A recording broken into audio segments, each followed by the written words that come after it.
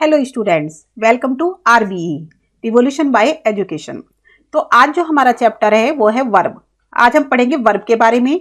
सबसे पहले इसको हम एक डेफिनेशन के थ्रू वर्ब की समझेंगे कि वर्ब होता क्या है, और उसके बाद हम इसके टाइप्स के बारे में बात करेंगे और इसको हम ग्रामर में कैसे यूज करते हैं वो सीखेंगे। तो सबसे पहले देख लेते हैं डेफिनेशन। तो वर्ब का मतलब होता है क्रिया। हम इसको हिंदी में बोलते हैं क्रिया। क्रिया मतलब होता है कोई भी कार्य, जो भी कार्य किसी सब्जेक्ट के द्वारा किया जाता है, यानी कि सब्जेक्ट प्लस वर्ब, यानी कि कोई भी सब्जेक्ट जब किसी कार्य को करता है तो वो हमारा कार्य क्या कहलाता है, वो कार्य हमारा वर्ब कहलाता है, वो क्रिया हमारी वर्ब कहलाती है। अभी इसकी देख लेते हैं डेफिनेशन कि वो वर्ड्स यानी कि वे शब्द, वर्ड्स मतलब शब्द, विच माने जो कि, शो करते हैं एक्शन या फिर स्टेट ऑफ बीइंग, यानी कि ये हमें क्या बताता है, कार्य का करना या होना। या तो हम कोई कार्य कर रहे हैं या फिर हो रहा है कार्य, तो कार्य का करना या होना यानी कि किसी भी चीज के होने की स्थिति बताता है कि वो कोई चीज है, एग्जिस्टेंस में है, अस्तित्व में है, तो होने की स्थिति को बताता है ये।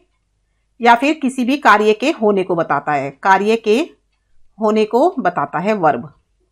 तो आई थिंक ये क्लियर हो गया होगा कि वर्ब क्या होता है, यानी कि कोई भी एक्शन परफॉर्म करना। कोई भी सब्जेक्ट है मान लिया और वो किसी एक्शन को परफॉर्म कर रहा है तो वो एक्शन वर्ब होगा।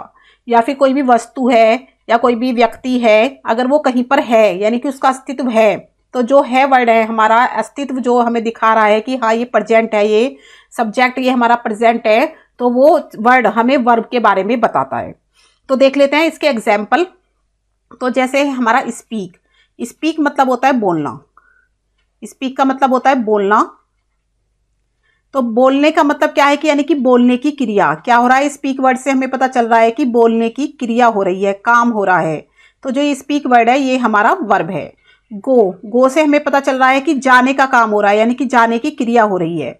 जाने की क्रिया हो रही है कि वो व्यक्ति जा रहा है, सब्जेक्ट जा रहा है। तो इस जाने वर्ड से हमें पता चलता है कि ये वर्ब है, वर्ब का मतलब एक्शन हो रहा है, यहाँ पे जाने का एक्शन हो रहा है, प्ले खेलने का एक्शन हो रहा है। इज हमें बताता है होने की स्थिति, यानी कि कोई भी चीज अस्तित्व में है, तो ये हमें होने के बारे में बताता है। इज MR वॉज वर्ब, ये सब हमें बताते हैं कि हो रहा है, यानी कि कोई भी काम हो रहा है, कोई भी ऑब्जेक्ट या कोई भी थिंग हमारे अस्तित्व में है, इस वक्त वो मौजूद है। तो ये हमें बताते हैं, इज MR से हमें पता चलता है। और वॉज वर्ड से हमें क्या पता चलता है कि कोई भी चीज अस्तित्व में थी। ठीक है, इससे में पास्ट टेंस का भाव होता है। वॉज वर्ड से हमें पता चलता है पास्ट टेंस के बारे में, पास्ट टेंस के बारे में पता चलता है। तो ये आपको समझ में आ गया होगा कि वर्ब क्या होता है और वर्ब कैसे होते हैं, ये आपने देख लिया। अभी हम देखेंगे कि वर्ब होते कितने टाइप के हैं। वर्ब की डेफिनेशन आई थिंक आपको समझ में आ गई होगी। और एक चीज और देख लेते हैं यहाँ पे हम,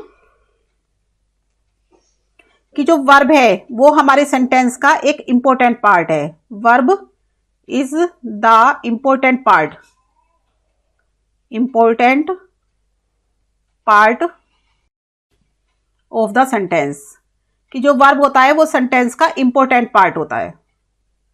ठीक है, verb is the important part of the sentence. कैसे, तो समझ लेते हैं। क्योंकि कोई भी सेंटेंस हमारा कैसे शुरू होता है, पहले हमारा सब्जेक्ट आता है, फिर हमारा वर्ब आता है और उसके बाद हमारा ऑब्जेक्ट आता है। तो अभी ऑब्जेक्ट हो या ना हो इससे कुछ फर्क नहीं पड़ता है, हमारा ऑब्जेक्ट का होने या ना होने से इस सेंटेंस के ऊपर कोई फर्क नहीं पड़ेगा। ऑब्जेक्ट होगा तो कोई दिक्कत नहीं है, नहीं होगा तो भी कोई दिक्कत नहीं है। तो इसको हम समझ लेते हैं, जैसे ही प्लेज, कि वह खेलता है, तो ये हमारा सेंटेंस कंप्लीट है। ही प्लेज, वह खेलता है। लेकिन अगर हम यहाँ पे लगा देते हैं कि वो क्या खेलता है, फुटबॉल, कि ही प्लेज फुटबॉल, वह फुटबॉल खेलता है, तो हमने यहाँ पे क्या लगा दिया, ऑब्जेक्ट लगा दिया। तो ऑब्जेक्ट लगाया या नहीं लगाया तो इससे सेंटेंस के कंप्लीट होने पे कुछ फर्क नहीं पड़ा। बट अगर हम यहाँ से वर्ब को हटा देंगे तो सेंटेंस हमारा अस्तित्व में रहेगा ही नहीं, कोई एग्जिस्टेंस नहीं रहेगा। अगर हम यहाँ से सब्जेक्ट को हटा देंगे कि फुटबॉल खेलता है, तो यहाँ पे हमारा सेंटेंस कंप्लीट नहीं होता। ये पे हो जाएगा खेलता है फुटबॉल। खेलता है फुटबॉल से हमारा कोई सेंटेंस की कोई भाव प्रकट नहीं हो रहा, कोई हमारा सेंटेंस का एग्जिस्टेंस हमारा यहाँ पे नहीं दिख रहा है कि वे सेंटेंस क्या कहना चाहता है, तो सेंटेंस इनकम्प्लीट है। यानी कि सब्जेक्ट और वर्ब ये दो चीजें हमारी सेंटेंस में बहुत जरूरी है। सब्जेक्ट भी हमें बहुत इंपॉर्टेंट है और हमारा वर्ब भी बहुत इंपॉर्टेंट है। इन दोनों के बिना कोई भी सेंटेंस नहीं बन सकता। ठीक है, तो लेकिन ऑब्जेक्ट का हमारा इतना फर्क नहीं पड़ता है। ऑब्जेक्ट हो भी सकता है तो भी कोई दिक्कत नहीं पड़ती, नहीं भी हो तो भी कोई दिक्कत नहीं है। तो ऑब्जेक्ट के बिना हमारा सेंटेंस कंप्लीट हो सकता है, बट वर्ब के बिना हमारा सेंटेंस कंप्लीट नहीं हो सकता है। तो ये आपको समझ में आ गया होगा कि भाई वर्ब हमारे लिए क्यों इंपॉर्टेंट है, वर्ब किसी भी सेंटेंस के लिए क्यों इंपॉर्टेंट है, क्योंकि बिना एक्शन के कोई भी सेंटेंस, कोई भी वाक्य पूर्ण नहीं होता है। तो अभी देख लेते हैं हम वर्ब के टाइप्स के बारे में। टाइप्स ऑफ वर्ब, जो वर्ब्स के टाइप होते हैं यानी कि वर्ब्स के जो प्रकार होते हैं, तो वो होते हैं दो टाइप के। एक तो होता है मेन वर्ब्स और दूसरा होता है ऑक्सिलरी वर्ब्स। मेन वर्ब्स क्या होते हैं, इनको हम एक्शन वर्ड भी कहते हैं, एक्शन वर्ड भी बोलते हैं हम, यानी कि जो हमारे मेन वर्ब हैं वो हमें बताते हैं कि क्या एक्शन हुआ है। जैसे अभी मैंने आपको बताया था गो, प्ले, स्पीक, लाफ। तो इन सारे देखो ये जितने भी हमने वर्ड यहाँ पे लिखे हैं, इनसे हमें पता चल रहा है एक्शन के बारे में कि क्या काम हुआ है। गो मतलब जाने का काम हुआ है, प्ले मतलब खेलने का काम हुआ है, स्पीक मतलब बोलने का काम हुआ है, लाफ मतलब हंसने का काम हुआ है, एक्सेट्रा। तो ये बहुत सारे होते हैं क्योंकि क्रियाएं तो बहुत सारी होती हैं, एक्शन बहुत सारे टाइप के होते हैं। तो मेन वर्ब हमारा एक्शन वर्ड होता है, जो मेन वर्ब होता है वो हमारे एक्शन वर्ड होते हैं। अभी देखते हैं ऑक्सिलरी। जो ऑक्सिलरी वर्ब्स होते हैं उनको हम हेल्पिंग वर्ब भी कहते हैं, हेल्पिंग वर्ब भी कहते हैं, यानी कि ये हेल्प करते हैं मेन वर्ब की, सेंटेंस को पूरा करने में हेल्प करते हैं। ऑक्सिलरी वर्ब किसकी, मेन वर्ब की हेल्प करते हैं। तो इनको हमेशा मेन वर्ब के साथ लगाया जाता है। तो ये हम आगे समझेंगे कि भाई कैसे लगाया जाता है। फिर हम देखते हैं कि जो मेन वर्ब्स है वो भी दो टाइप के होते हैं, मेन वर्ब ट्रांसिटिव और इंट्रांसिटिव। ट्रांसिटिव को हम बोलते हैं सकर्मक, हिंदी में इसको बोलते हैं हम सकर्मक, और इंट्रांसिटिव को हम बोलते हैं अकर्मक। तो इसके बारे में अभी हम आगे समझने वाले हैं डेफिनेशन के थ्रू। और जो हमारे ऑक्सिलरी वर्ब होते हैं वो भी दो टाइप के होते हैं, प्राइमरी और मोडाल। प्राइमरी को बोलते हैं हम प्राथमिक और मोडाल को बोलते हैं हम रूपांतरण। तो ये समझ में आ गया होगा कि हमारे जो मेन वर्ब है वो भी दो टाइप के होते हैं और जो हमारे ऑक्सिलरी वर्ब है वो भी दो टाइप के होते हैं। और इनका कैसे यूज करना है, इनको हमें कहाँ पर यूज करना है, तो इनको हम समझेंगे आगे अपनी वीडियो के अंदर ही। तो देख लेते हैं अभी हम सबसे पहले मेन वर्ब। मेन वर्ब को डेफिनेशन के थ्रू समझ लेते हैं। आई थिंक वैसे मेन वर्ब आपको क्लियर हो गया होगा क्योंकि ये एक्शन वर्ड होते हैं, फिर भी इसको हम एक डेफिनेशन के थ्रू यहाँ पर समझ लेते हैं। दोज वर्ब, जो वर्ब दैट एक्सप्रेस, देखो एक्सप्रेस करते हैं यानी कि बताते हैं एक एक्शन के बारे में। एक्शन मैंने बता दिए कौन से होते हैं। एंड अकरेंस, कोई घटना घटित हुई हो, कुछ हो रहा हो, अकरेंस के बारे में। और ए स्टेट या फिर स्टेट ऑफ बीइंग के बारे में बताते हैं। तो मेन वर्ब्स हमें तीन चीजों के बारे में बताते हैं, action, occurrence and state of being के बारे में।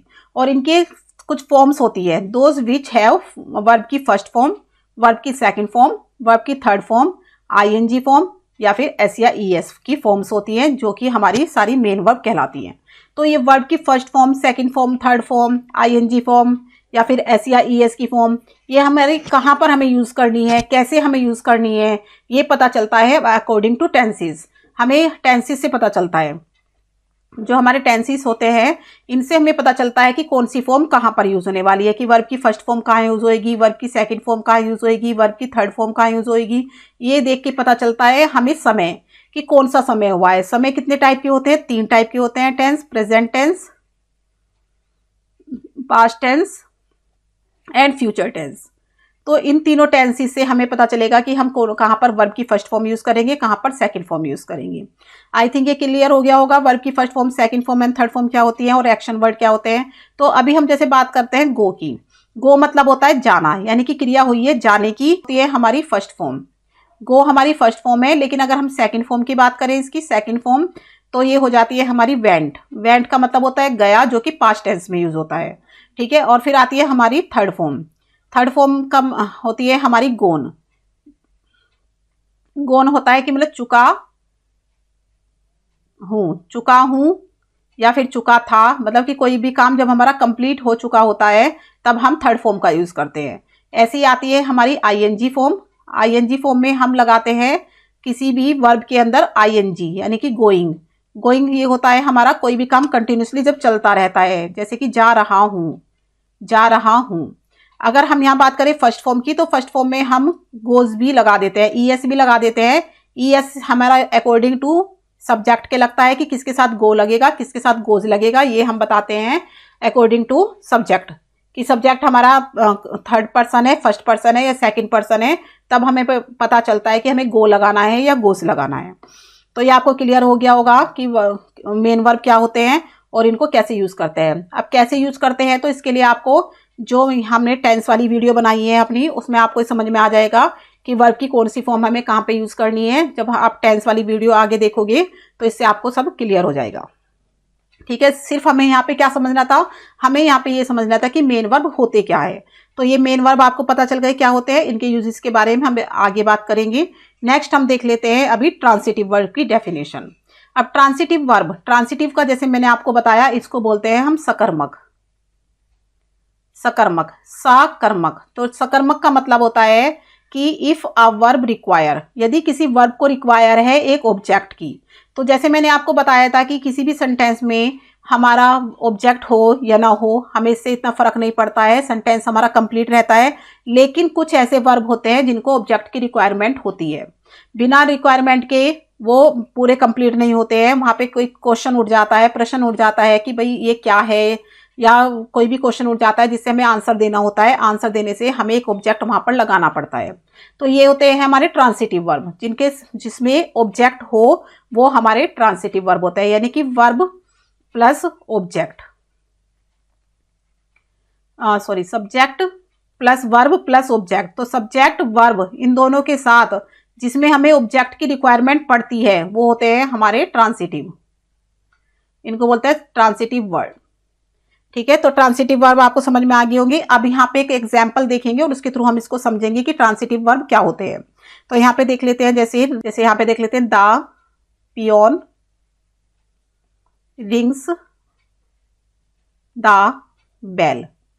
तो यहाँ पे जो हमारा सेंटेंस लिखा है कि the peon rings the bell, कि जो पियोन है, चपरासी है, वो घंटी बजाता है। रिंग का मतलब होता है बजाना, तो यहाँ पे हमने एस लगा दिया है इसमें, तो ये बन गया है rings. Peon rings the bell. अभी हमने लिखा है कि चपरासी बजाता है। तो अब जब चपरासी बजाता है तो यहाँ पे एक क्वेश्चन उठता है कि क्या बजाता है। यहाँ पे क्वेश्चन उठता है कि क्या बजाता है। तो इसका आंसर देने के लिए हमें किसकी रिक्वायरमेंट होगी, ऑब्जेक्ट की। तो हम आंसर देंगे द बेल, कि चपरासी घंटी बजाता है। तो इससे हमें पता चला कि भाई यहाँ पे ऑब्जेक्ट की रिक्वायरमेंट है, क्योंकि हमने वोट लगा के आंसर हमें मिला है। तो जब किसी सेंटेंस के अंदर वोट लगा के या हुम लगा के आंसर मिलता है तो वो हमारा ट्रांसिटिव होता है। तो इसकी जो पहचान होती है, एक तो यहाँ पे हमें वोट लगा के आंसर पाना होता है और एक हमें हुम लगा के आंसर पाना होता है। यानी कि हम किसी भी, यानी कि हमें क्या या किसको लगा के जो आंसर मिलता है वो हमारा क्या होता है, ट्रांसिटिव वर्ब होता है। आई थिंक आपको ये क्लियर हो गया होगा ट्रांसिटिव वर्ब क्या होते हैं। अभी बात कर लेते हैं इंट्रांसिटिव वर्ब की। तो जैसे कि हमने देखा ट्रांसिटिव का मतलब होता है सकर्मक, बट इंट्रांसिटिव का मतलब होता है अकर्मक।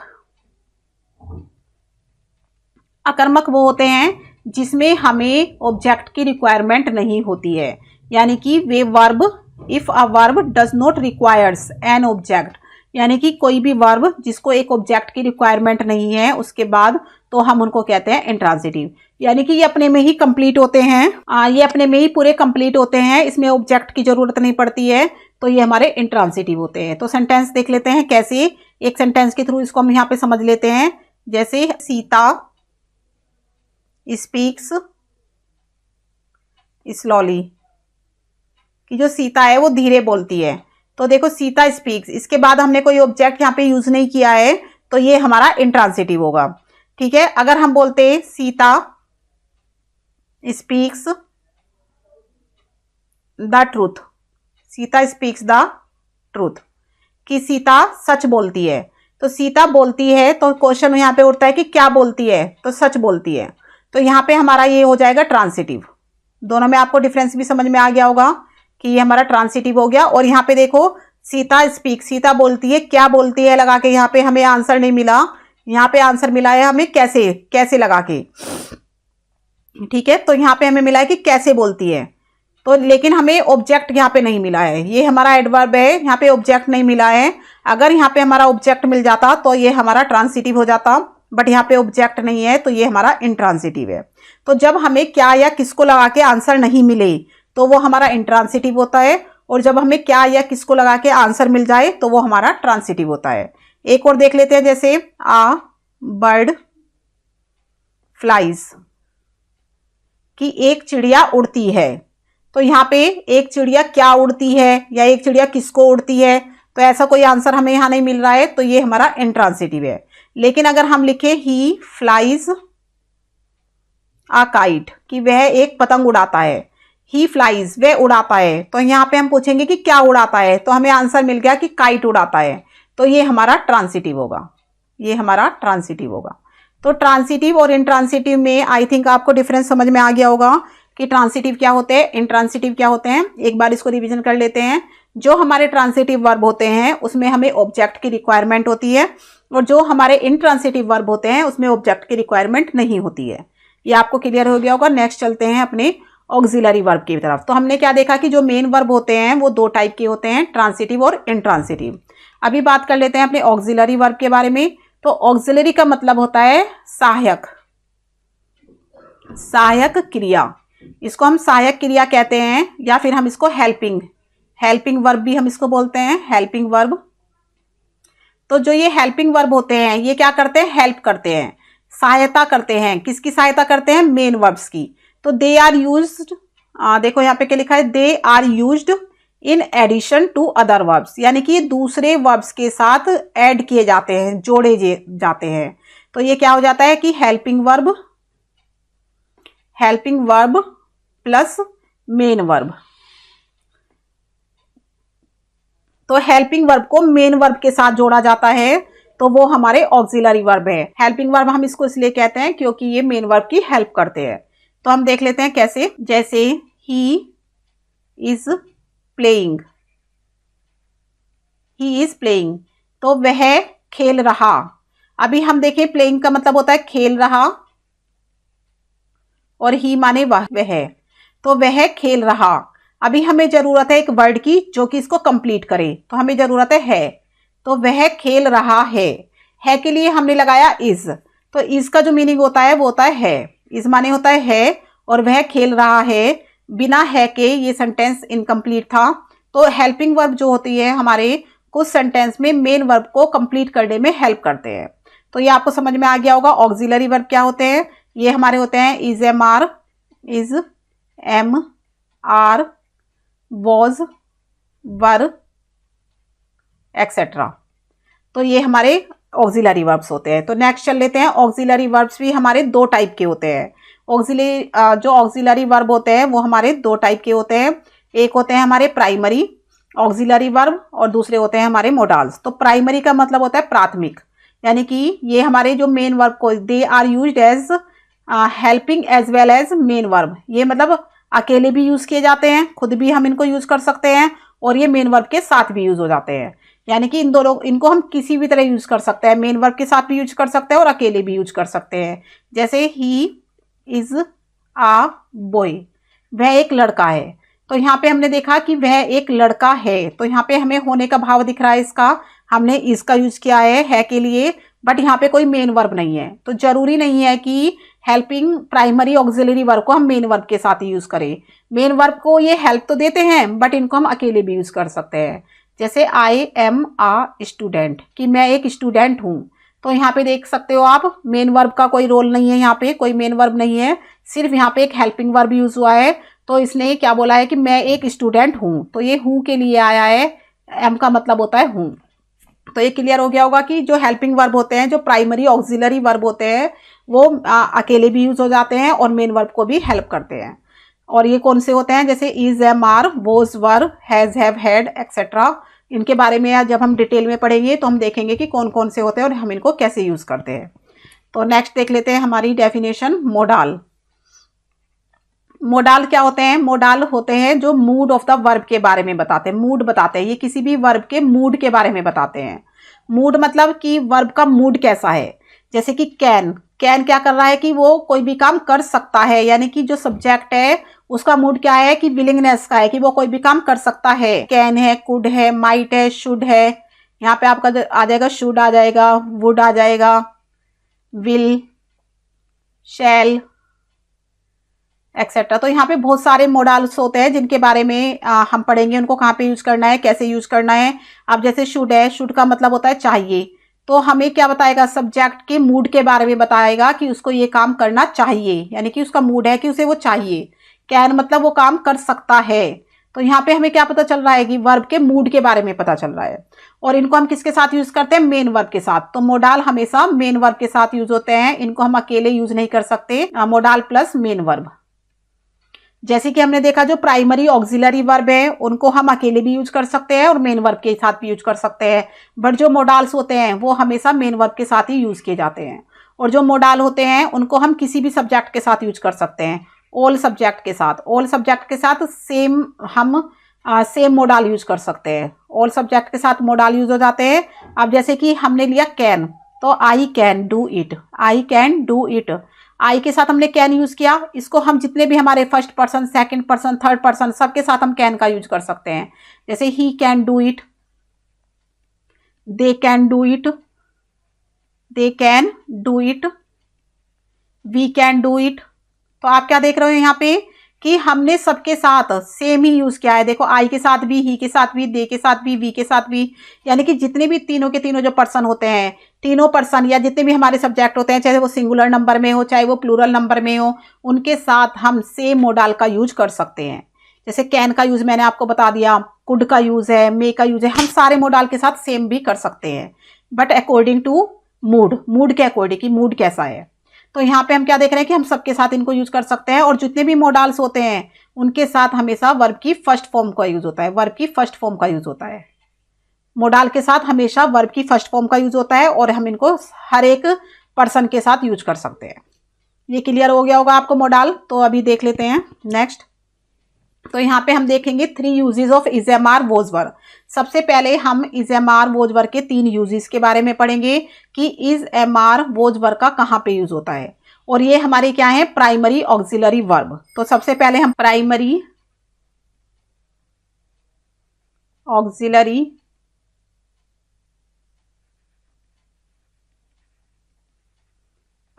ऑक्सिलरी वर्ब के बारे में पढ़ेंगे।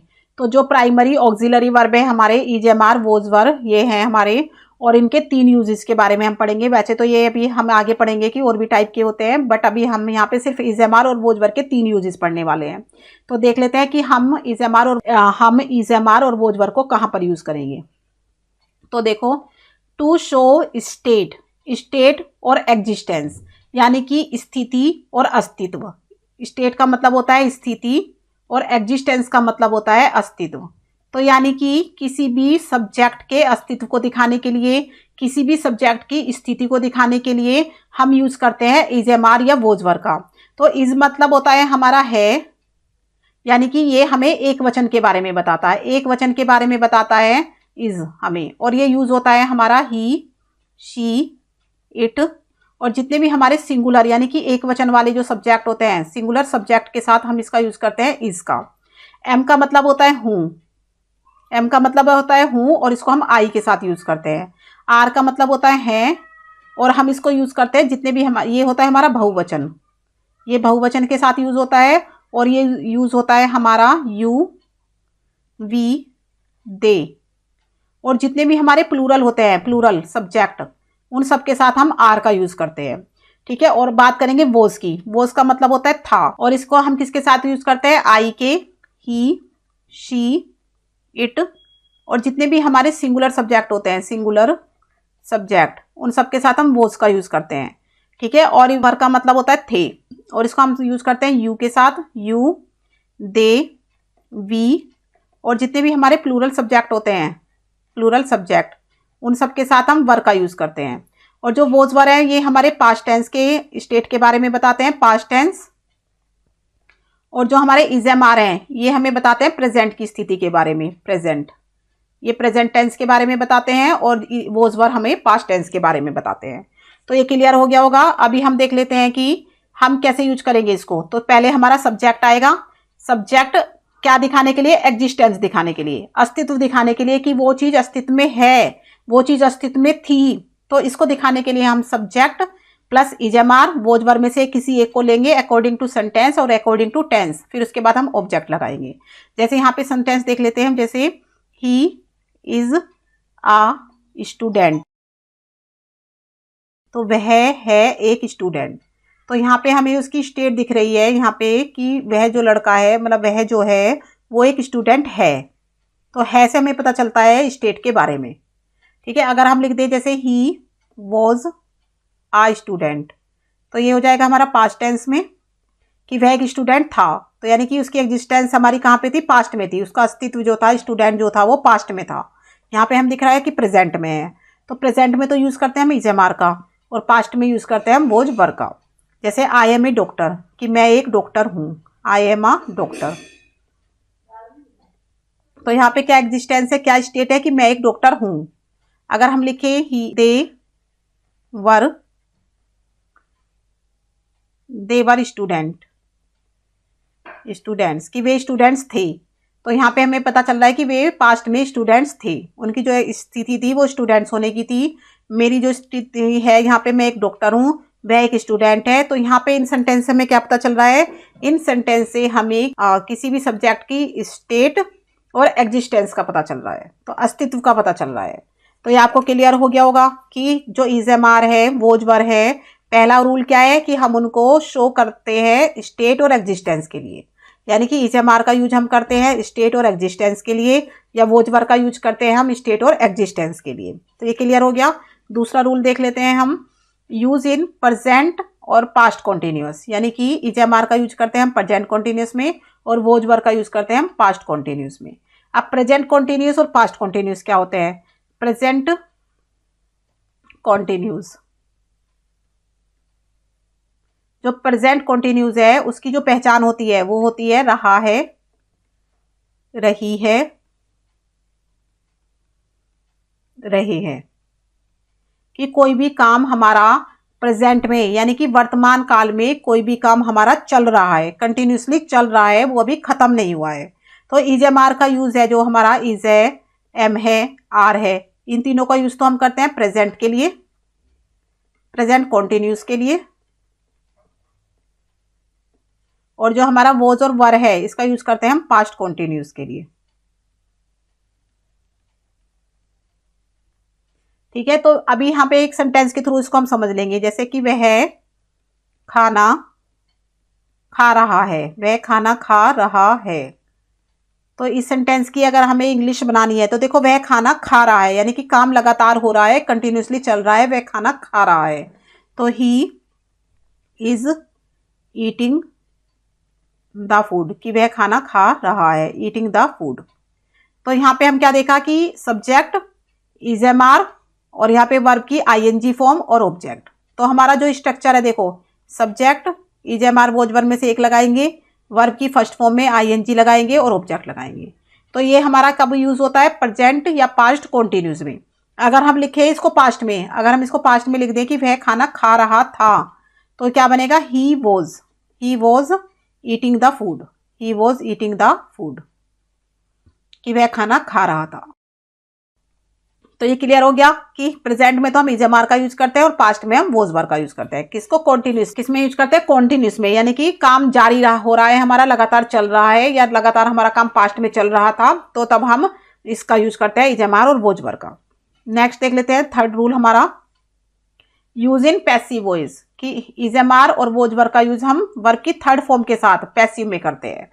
वर्ब की थर्ड फॉर्म के साथ पैसिव वॉइस में हमेशा वर्ब की थर्ड फॉर्म का यूज होता है। तो जैसे हमने देख लिया कि subject plus verb plus object, तो ये तो हम होता है हमारा एक्टिव वॉइस, इसको तो हम बोलते हैं एक्टिव। ठीक है, लेकिन हमें अगर पैसिव बनाना है तो पैसिव बनाने के लिए ये ऑब्जेक्ट हमारा यहाँ पर आ जाएगा और सब्जेक्ट हमारा इधर चला जाएगा। तो जो ऑब्जेक्ट है वो तो हमारा बन जाएगा न्यू सब्जेक्ट, और जो सब्जेक्ट है वो हमारा बन जाएगा न्यू ऑब्जेक्ट, और जो ये है हमारा वर्ब वो यहीं पर रहेगा। तो अभी हम क्या करेंगे, एक सेंटेंस के थ्रू समझ लेंगे इसको कि इज एम आर और वोज वर्ब का यूज वर्ब की थर्ड फॉर्म के साथ कैसे करते हैं। और वर्ब की हमेशा इसमें थर्ड फॉर्म का यूज होता है, ये हमें ध्यान रखना है कि वर्ब की हमेशा थर्ड फॉर्म का यूज होता है पैसिव वॉइस में। जैसे हमने लिखा ही प्लेज क्रिकेट, कि वह क्रिकेट खेलता है। तो अभी मैंने क्या कहा था, क्रिकेट इधर आ जाएगा और ही इधर आ जाएगा। तो क्रिकेट आ जाएगा यहाँ पर, क्रिकेट। अब प्लेज की थर्ड फॉर्म यानी कि प्लेड। ही का हम ही को ऐसे ही की रूप में नहीं रखेंगे, इसको हम ऑब्जेक्टिव रूप में रखेंगे, यानी कि इसका हिम बना देंगे। तो ये यहाँ पे आ जाएगा क्रिकेट प्लेड हिम। लेकिन क्या होगा, ये कोई सेंटेंस तो बन ही नहीं रहा। तो पैसिव बनाने के लिए जो हिम है हमारा, इससे पहले हम बाय का यूज करते हैं।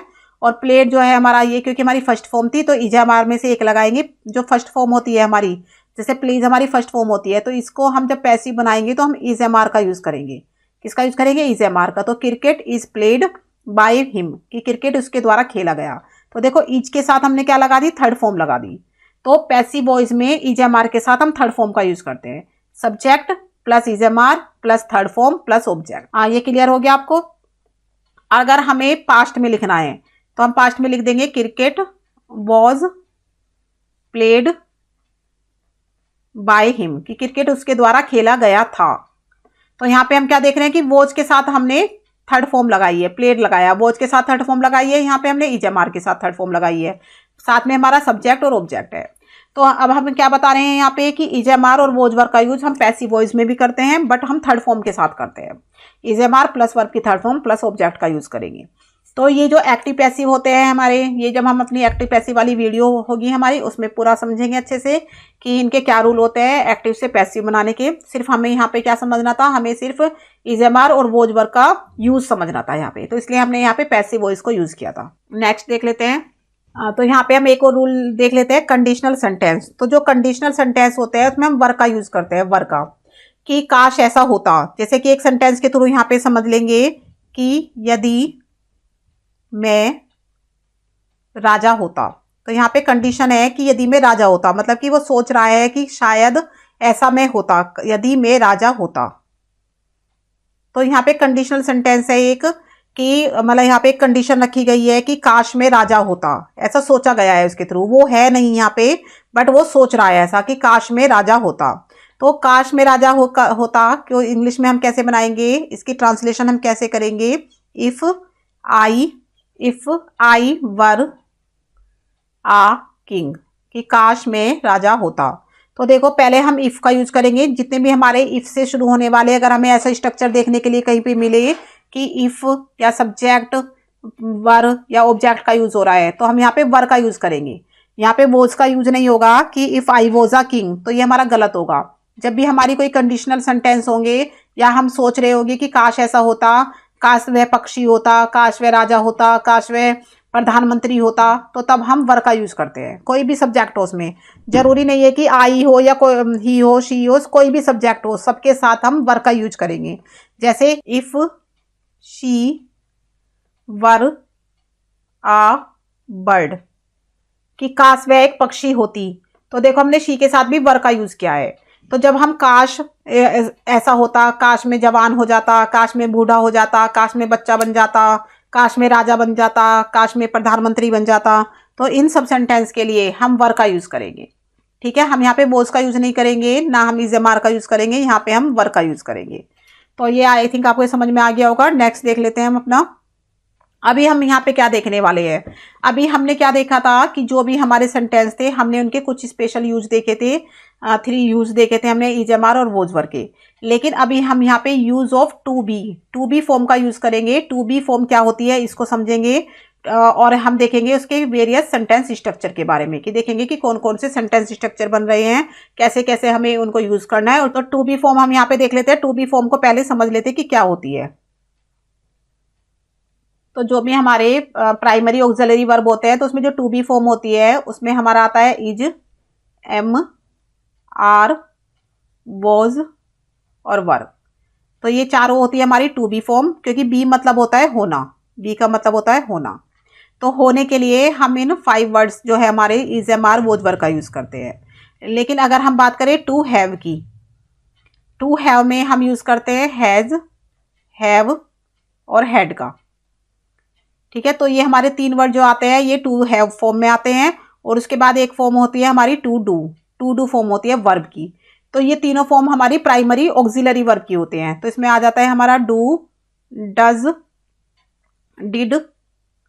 ये सब आती है हमारी टू डू फॉर्म में। तो ये हमारे सारे हेल्पिंग वर्ब होते हैं, ये जितने भी हैं हमारे, ये सारे हमारे हेल्पिंग वर्ब है, हेल्पिंग वर्ब होते हैं ये। और इनको हम प्लस मेन वर्ब के साथ भी यूज करते हैं, मेन वर्ब के साथ भी यूज करते हैं हम इनको। और ये होते हैं हमारे प्राइमरी ऑक्सिलरी वर्ब,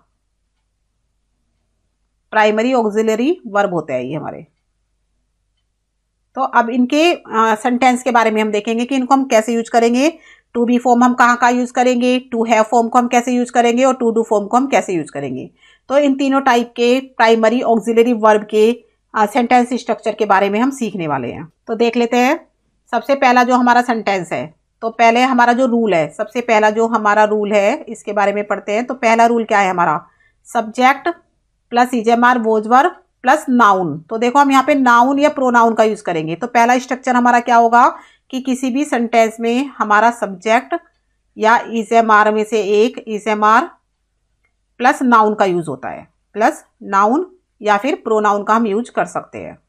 इसमें हमारा क्या नहीं होता, मेन वर्ब नहीं होता। यहाँ पे आप देख सकते हो मेन वर्ब का यूज नहीं है यहाँ पे। तो जैसे he is a boy, he is a boy, तो यहाँ पे हमने क्या देखा, ही सब्जेक्ट है हमारा, इज हमारा बी फॉर्म है, और आ बॉय हमारा नाउन है। ठीक है, जैसे लिख दिया हमने I am a student, I am a student, कि मैं एक विद्यार्थी हूँ। तो आई क्या है, मेरा सब्जेक्ट है, एम मेरे बी फॉर्म है, और आ स्टूडेंट हमारा नाउन है। या हम देख लेते हैं जैसे दिस बुक इज माइन, की है बुक मेरी है। तो यहाँ पे हमने देखा दिस बुक क्या है, दिस बुक हमारा सब्जेक्ट है, और इज हमारा बी फॉर्म है, और माइन क्या है, हमारा प्रोनाउन है, ये हमारा प्रोनाउन है। तो हम क्या देख रहे हैं कि जो हमारा स्ट्रक्चर है, कभी भी इज एमार या वोज वर्ब के साथ देखे तो इस फॉर्म में भी होता है हमारा। तो हमारा सब्जेक्ट और बी फॉर्म और plus noun, subject be form plus pronoun, तो इस फॉर्म में भी हमें देखने को मिलता है। तो ये बात करी थी हमने इज एमार की, और हम बात करते हैं सब्जेक्ट प्लस वोज वर्ब, यानी कि पास्ट टेंस। वोज वर्ब का जो यूज होता है वो पास्ट में होता है, प्लस नाउन या फिर प्रोनाउन। तो यहाँ पे जैसे मैंने लिखा था ही इज ए बॉय, तो हम लिख देंगे ही वॉज अ स्टूडेंट, कि वह एक स्टूडेंट था। तो यहाँ पे हमने क्या देखा, ही हमारा सब्जेक्ट है, वॉज हमारी बी फॉर्म है, और आ स्टूडेंट हमारा नाउन है। तो आई थिंक ये आपको क्लियर हो गया होगा कि जो फर्स्ट रूल है इज एम आर और वोज वर्ब, यानी कि टू बी फॉर्म का, टू बी फॉर्म बोलते हैं इसको। हमारी जो is am are was verb है, ये पूरी जो है हमारी, ये टू बी फॉर्म है। ठीक है, बी फॉर्म है ये। तो हम क्या देख रहे हैं यहाँ पे कि subject plus be form plus noun, ऐसे भी हमारा सेंटेंस बन सकता है, या फिर subject plus be form plus pronoun, तो ऐसे भी हमारा सेंटेंस बन सकता है। ठीक है, तो दोनों तरह का स्ट्रक्चर हमें देखने को मिल सकता है। नेक्स्ट देख लेते हैं, नेक्स्ट रूल क्या है हमारा, सेकंड रूल है हमारा, कोई भी WH word, is am are और सब्जेक्ट, तो ये स्ट्रक्चर भी हमें देखने को मिलता है। WH वर्ड जो कि हमारे क्वेश्चन वर्ड होते हैं, क्वेश्चन वर्ड, और हमारा इज एम आर यानी कि बी फॉर्म, और हमारा सब्जेक्ट। तो सेंटेंस देख लेते हैं हम, व्हाट इज दैट, कि वह क्या है, what is that, question mark. तो यहाँ पे हमने क्या देखा, यहाँ पे हमारा आया वोट, यानी कि WH वर्ड आया ये हमारा, साथ में हमारा इज यानी कि बी फॉर्म आ गई हमारी, और दैट हमारा सब्जेक्ट हो गया। तो इस स्ट्रक्चर में हमें सेंटेंस देखने को मिलता है। या फिर हम देखेंगे व्हाट एज इज ही, कि उसकी एज क्या है। तो देखो व्हाट हमारा WH वर्ड आया, इज आ गया हमारा, और सब्जेक्ट आ गया। या हम देख सकते हैं हु इज दैट, कि वह क्या है। तो यहाँ पर भी हम देख रहे हैं कि हमारा सब्जेक्ट आ गया, बी फॉर्म आ गई, और उसके बाद हमारा सब्जेक्ट आ गया। तो ये आपको क्लियर हो गया होगा सेकंड रूल, कि ये जो हमारी बी फॉर्म है हम उसको कहाँ पर यूज कर सकते हैं, WH word plus is am are plus subject के साथ हम इसका यूज कर सकते हैं। नेक्स्ट देख लेते हैं हम यहाँ पे, थर्ड रूल है हमारा, सब्जेक्ट इजेमार वोज वर्ब में से कोई भी, और एडजेक्टिव, यानी कि इसको हम एडजेक्टिव के साथ भी यूज करते हैं। इजेमार वोज वर्ब का हम जो हमारी बी फॉर्म है उसको हम एडजेक्टिव के साथ भी यूज करते हैं। एडजेक्टिव का मतलब होता है विशेषण। विशेषण की मैं अपनी पूरी क्लास ले चुकी हूँ एक, तो उसमें आप जाके देख सकते हैं एडजेक्टिव के बारे में, वहां से समझ सकते हैं। तो यहाँ पे हम क्या देख रहे हैं कि जैसे she is a beautiful beautiful girl, कि वह एक सुंदर लड़की है। तो यहाँ पे हमने देखा शी यानी कि सब्जेक्ट, इज हमारी बी फॉर्म, आ ब्यूटीफुल यानी कि एक ये ब्यूटीफुल हमारा एडजेक्टिव हो गया और गर्ल हमारा नाउन हो गया। तो यहाँ पे हम क्या कर सकते हैं कि एडजेक्टिव प्लस नाउन का भी यूज कर सकते हैं, एडजेक्टिव प्लस नाउन भी हमारा यहाँ पे लग सकता है। ठीक है, तो यहाँ पे हमने देखा she is a beautiful girl, या फिर हम लिख देंगे it was dark, it was dark यानी कि अंधेरा था। तो यहाँ पे आप देख सकते हो सब्जेक्ट, फिर हमारी बी फॉर्म और फिर हमारा एडजेक्टिव। फिर हम देख सकते हैं, या फिर एक सेंटेंस और देख लेते हैं, द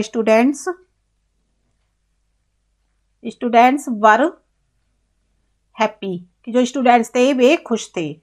तो यहाँ पे हमने देखा स्टूडेंट्स हमारा क्या है, यहाँ पे सब्जेक्ट है, वर हमारा यहाँ पे क्या है बी फॉर्म है, और हैप्पी यहाँ पे हमारा एडजेक्टिव है। तो आई थिंक आपको समझ में आ गया होगा कि सब्जेक्ट प्लस ईजेएमआर वोज वर का यूज हम एडजेक्टिव के साथ भी कर सकते हैं और एडजेक्टिव प्लस नाउन के साथ भी कर सकते हैं। ठीक है, तो ये आपको क्लियर हो गया होगा। नेक्स्ट रूल देख लेते हैं, हमारा रूल नंबर 4। तो रूल नंबर 4 हमारा क्या कहता है, रूल नंबर 4 हमारा क्या कहता है कि सब्जेक्ट ईजेएमआर वोज वर यानी कि हमारी बी फॉर्म प्लस हम इसके साथ प्रीपोजिशन लगाते हैं, प्रीपोजिशन प्लस एडजेक्टिव या फिर पॉजेसिव प्रोनाउन। कोई भी प्रीपोजिशन के साथ हम एडजेक्टिव लगा देंगे या फिर कोई भी प्रीपोजिशन के साथ हम पॉजेसिव नाउन लगा देंगे। तो हम दोनों का ही एक एक एग्जाम्पल देख लेते हैं यहाँ पे। तो यहाँ पे देख लेते हैं, जैसे this gift is for you. तो यहाँ पे हम क्या देख रहे हैं कि दिस गिफ्ट ये हमारा सब्जेक्ट हो गया और इज हमारी बी फॉर्म हो गई एंड फॉर हमारी प्रीपोजिशन हो गई एंड यू हमारा क्या हो गया पॉजेसिव प्रोनाउन हो गया। ये क्लियर हो गया कि ये जो गिफ्ट है ये आपके लिए है। तो ये हमने क्या देखा कि सब्जेक्ट प्लस ईजेएमआर वोज वर्ब में से कोई भी एक हमने ले लिया यहाँ पे वर्ब, और उसके साथ हम प्रीपोजिशन प्लस एडजेक्टिव या प्रीपोजिशन प्लस पॉजेसिव प्रोनाउन का भी हम यहाँ पे यूज करते हैं। से एक और देख लेते हैं, I M in good condition, मैं अच्छी कंडीशन में हूँ, मैं अच्छी कंडीशन में हूँ। तो आई हमारा सब्जेक्ट हो गया, एम हमारी बी फॉर्म हो गई, इन हमारी प्रीपोजिशन हो गई एंड गुड कंडीशन, गुड मतलब एडजेक्टिव, गुड एडजेक्टिव हो गया हमारा। तो ये आपको क्लियर हो गया होगा कि हम इसको कैसे यूज कर सकते हैं। ये स्ट्रक्चर आपको अच्छे से समझ में आ गया होगा कैसे इसको सेंटेंस बनाना है हमें इस स्ट्रक्चर से रिलेटेड। तो नेक्स्ट देख लेते हैं कि जो सब्जेक्ट है हमारा, सब्जेक्ट को हम to be form, to be यानी कि टू बी के रूप में यूज करते हैं सब्जेक्ट को, और फिर हम इसके साथ टू इनफाइनाइट का भी यूज कर सकते हैं, यानी कि जो ऑक्सिलरी वर्ब है हमारे टू बी, टू इनफाइनाइट के साथ भी यूज कर सकते हैं। तो सेंटेंस देख लेते हैं, जैसे he is to come on Sunday, he is to come on Sunday. तो यहाँ पे जो सेंटेंस है he is to come on Sunday, कि उसे रविवार को आना है, इसका मतलब है कि उसे संडे को आना है। तो यहाँ पे देखो हमने सब्जेक्ट का यूज किया, फिर हमने टू बी फॉर्म का यूज किया यहाँ पे, और उसके बाद हमने टू इनफाइनाइट, यानी कि किसी भी वर्ब की फॉर्म से पहले अगर हम टू को लगा देते हैं तो वो हमारा इनफाइनाइट वर्ब बन जाता है।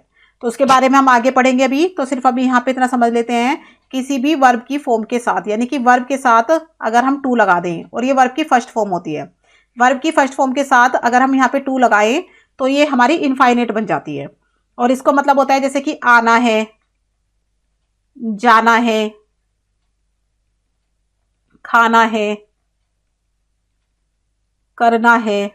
तो ऐसे सेंस निकलती है हमारी जो सेंटेंस में, ऐसी सेंटेंस निकलती है जैसे उसे संडे को आना है। तो अगर हमारी सेंटेंस के अंदर कुछ इस तरह की सेंस निकले, उसे संडे को आना है, मुझे ये कार्य पूरा करना है, तो यहाँ पे देख लेते हैं, जैसे मुझे यह कार्य पूरा करना है, पूरा करना है। तो यहाँ पे देखो करना है, तो यहाँ पे हमारी क्या है, ये टू इनफाइनाइट है, करना है के लिए टू इनफाइनाइट का यूज करेंगे। तो जैसे I am to complete this work, कि मुझे ये काम पूरा करना है। तो टू कंप्लीट हमारी क्या है, टू इनफाइनाइट फॉर्म है, वर्ब की टू इनफाइनाइट फॉर्म है और एम हमारी टू बी फॉर्म है। ये तो हमारी टू बी फॉर्म है और ये हमारी टू इनफाइनेटिव फॉर्म है। तो ये आपको समझ में आ गया इनफाइनेटिव क्या होते हैं। तो टू इनफाइनेट वो होते हैं जो वर्ब की फर्स्ट फॉर्म से पहले टू का यूज हो जाए, और इनकी जो सेंस होती है हमारी आना है, जाना है, खाना है, खेलना है, करना है, तो ऐसे ही हमारी सेंस निकलती है। हम कोई भी सेंटेंस जैसे सोच रहे हैं कि उसे दिल्ली जाना है, वह दिल्ली जाता है। देखो यहाँ पे मैं ये बता देती हूँ आपको, जैसे हमने लिखा वह दिल्ली जाता है, तो हम इसकी इंग्लिश क्या बनाएंगे। तो अगर हम सिंपल सेंटेंस हम इसमें टू इनफाइनेटिव का यूज नहीं करते हैं तो हम इसको बनाते हैं ही गोज टू दिल्ली, कि वह दिल्ली जाता है, he goes to Delhi. But अगर हम इसको लिखे कि उसे दिल्ली जाना है, उसे दिल्ली जाना है, तो उसे दिल्ली जाना है के लिए बनेगा ही इज टू गो। तो देखो यहाँ पे he is to go to Delhi, तो यहाँ पे हमने इज लगाया यानी कि टू बी फॉर्म का यूज किया और साथ में टू इनफाइनेटिव का यूज किया यहाँ पे। तो ये सेंटेंस ऐसे बनेगा, उसे दिल्ली जाना है, he is to go to Delhi. अगर हम लिख के वह दिल्ली जाता है तो he goes to Delhi. But इसको अगर हम जाना है कि सेंस में बनाए तो ये क्या बन जाएगा, इनफाइनेटिव वर्ड आ जाएंगे यहाँ पे। तो टू गो का यूज हो जाएगा यहाँ पे। तो ये क्लियर हो गया होगा आपको। नेक्स्ट देख लेते हैं। तो सिक्स्थ रूल हमारा क्या कहता है। रूल में है कि जैसे देयर के साथ हम कोई भी टू बी फॉर्म का यूज करेंगे और उसके बाद सब्जेक्ट देयर के साथ। तो देयर जो हमारा there plus to be form plus subject जो होता है कि वहां पे हमें ये पता चलता है कि वहां कोई चीज है। जैसे हमने देखा कि वहां एक गाय है, वहां एक गाय है, तो इसको हमें पता चला कि वहां पर कोई चीज है यानी कि वहां एक गाय है। तो हम यहाँ पे कैसे बनाएंगे कि there is a cow, there is a cow, कि वहां एक गाय है। या फिर हम लिख दें जैसे कि वहां बहुत भीड़ है, वहां बहुत भीड़ है। तो हमें किसी चीज के होने का पता चल रहा है कि वहां पर कुछ है, वहां पर बहुत भीड़ है, तो लिख देंगे हम there is a large crowd, there is a large crowd. तो इन वाले जो सेंटेंस होते हैं जो देयर से शुरू होते हैं, जो ये वाले सेंटेंस होते हैं जो देयर से शुरू होते हैं, तो जो उसमें स्ट्रक्चर बनता है वो बनता है there plus to be form plus subject बनता है देयर से शुरू होने वाले में। और जो देयर होता है वो किस लिए यूज होता है कि वहां पर कोई चीज है ये बताने के लिए। जैसे हमने बताया कि वहां 3 आदमी थे, वहां 3 आदमी थे, तो देखो वहां पे हमें पता चल रहा है कि वहां पे कुछ था यानी कि वहां 3 आदमी थे। तो हम बनाएंगे यहाँ पे देयर वर 3 पर्सन्स, तो देयर वर 3 पर्सन। तो यहाँ पे पता चला कि वहां पे 3 आदमी थे। तो जो ये देयर वाला जो सेंटेंस होते हैं वहां पे हमें क्या पता चलता है कि वहां पे किसी के होने का भाव होता है, वहां पर किसी के होने का पता चलता है, तो तब हम देयर का यूज करते हैं। दूसरा स्ट्रक्चर इसका देख लेते हैं कि देयर के साथ इज एम आर वोज वर यानी टू बी फॉर्म, फिर सब्जेक्ट, फिर यहाँ पे देखो एडवर्बल एडजंक्ट।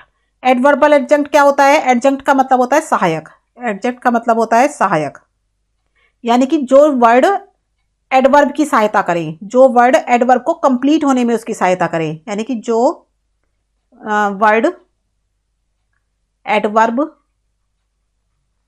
को कंप्लीट होने में, एडवर्ब को कंप्लीट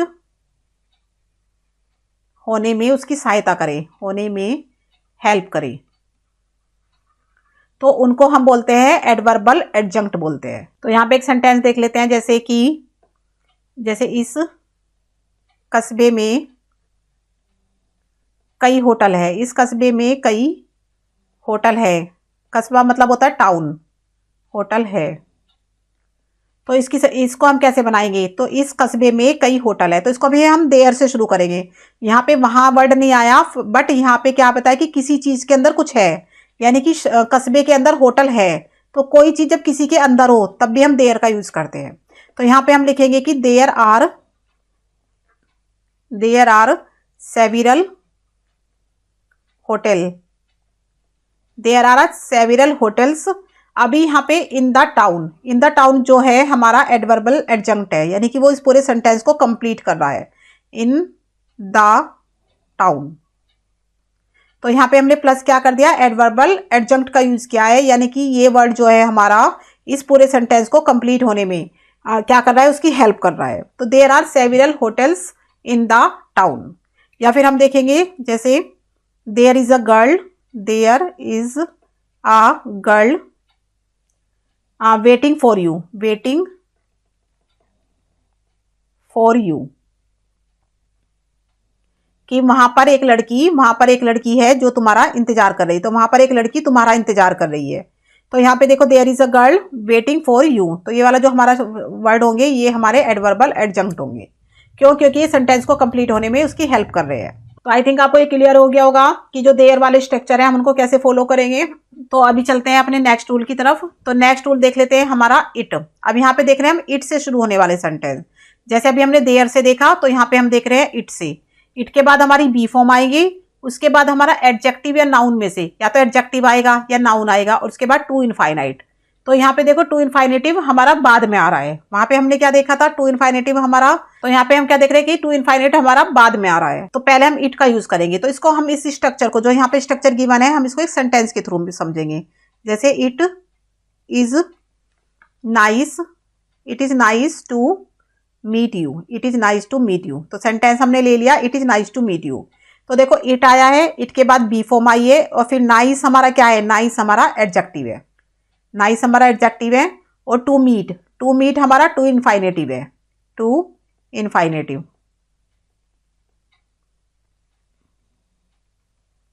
तो ये हमारा टू इनफाइनेटिव है। तो ये आपको क्लियर हो गया कि हम सेंटेंस को कैसे बना सकते हैं, it plus be form plus adjective plus to infinitive. या फिर हम इसको ऐसे बना सकते हैं कि इट वॉज, क्योंकि बी फॉर्म में इजेमआर और वॉज वर्ड पांचों आ जाते हैं। हमारे जितने भी वर्ड है 5 के 5 वो सारे हमारे बी फॉर्म के अंदर आते हैं। तो हम इसको प्रेजेंट में भी बना सकते हैं और हम इसको पास्ट में भी बना सकते हैं।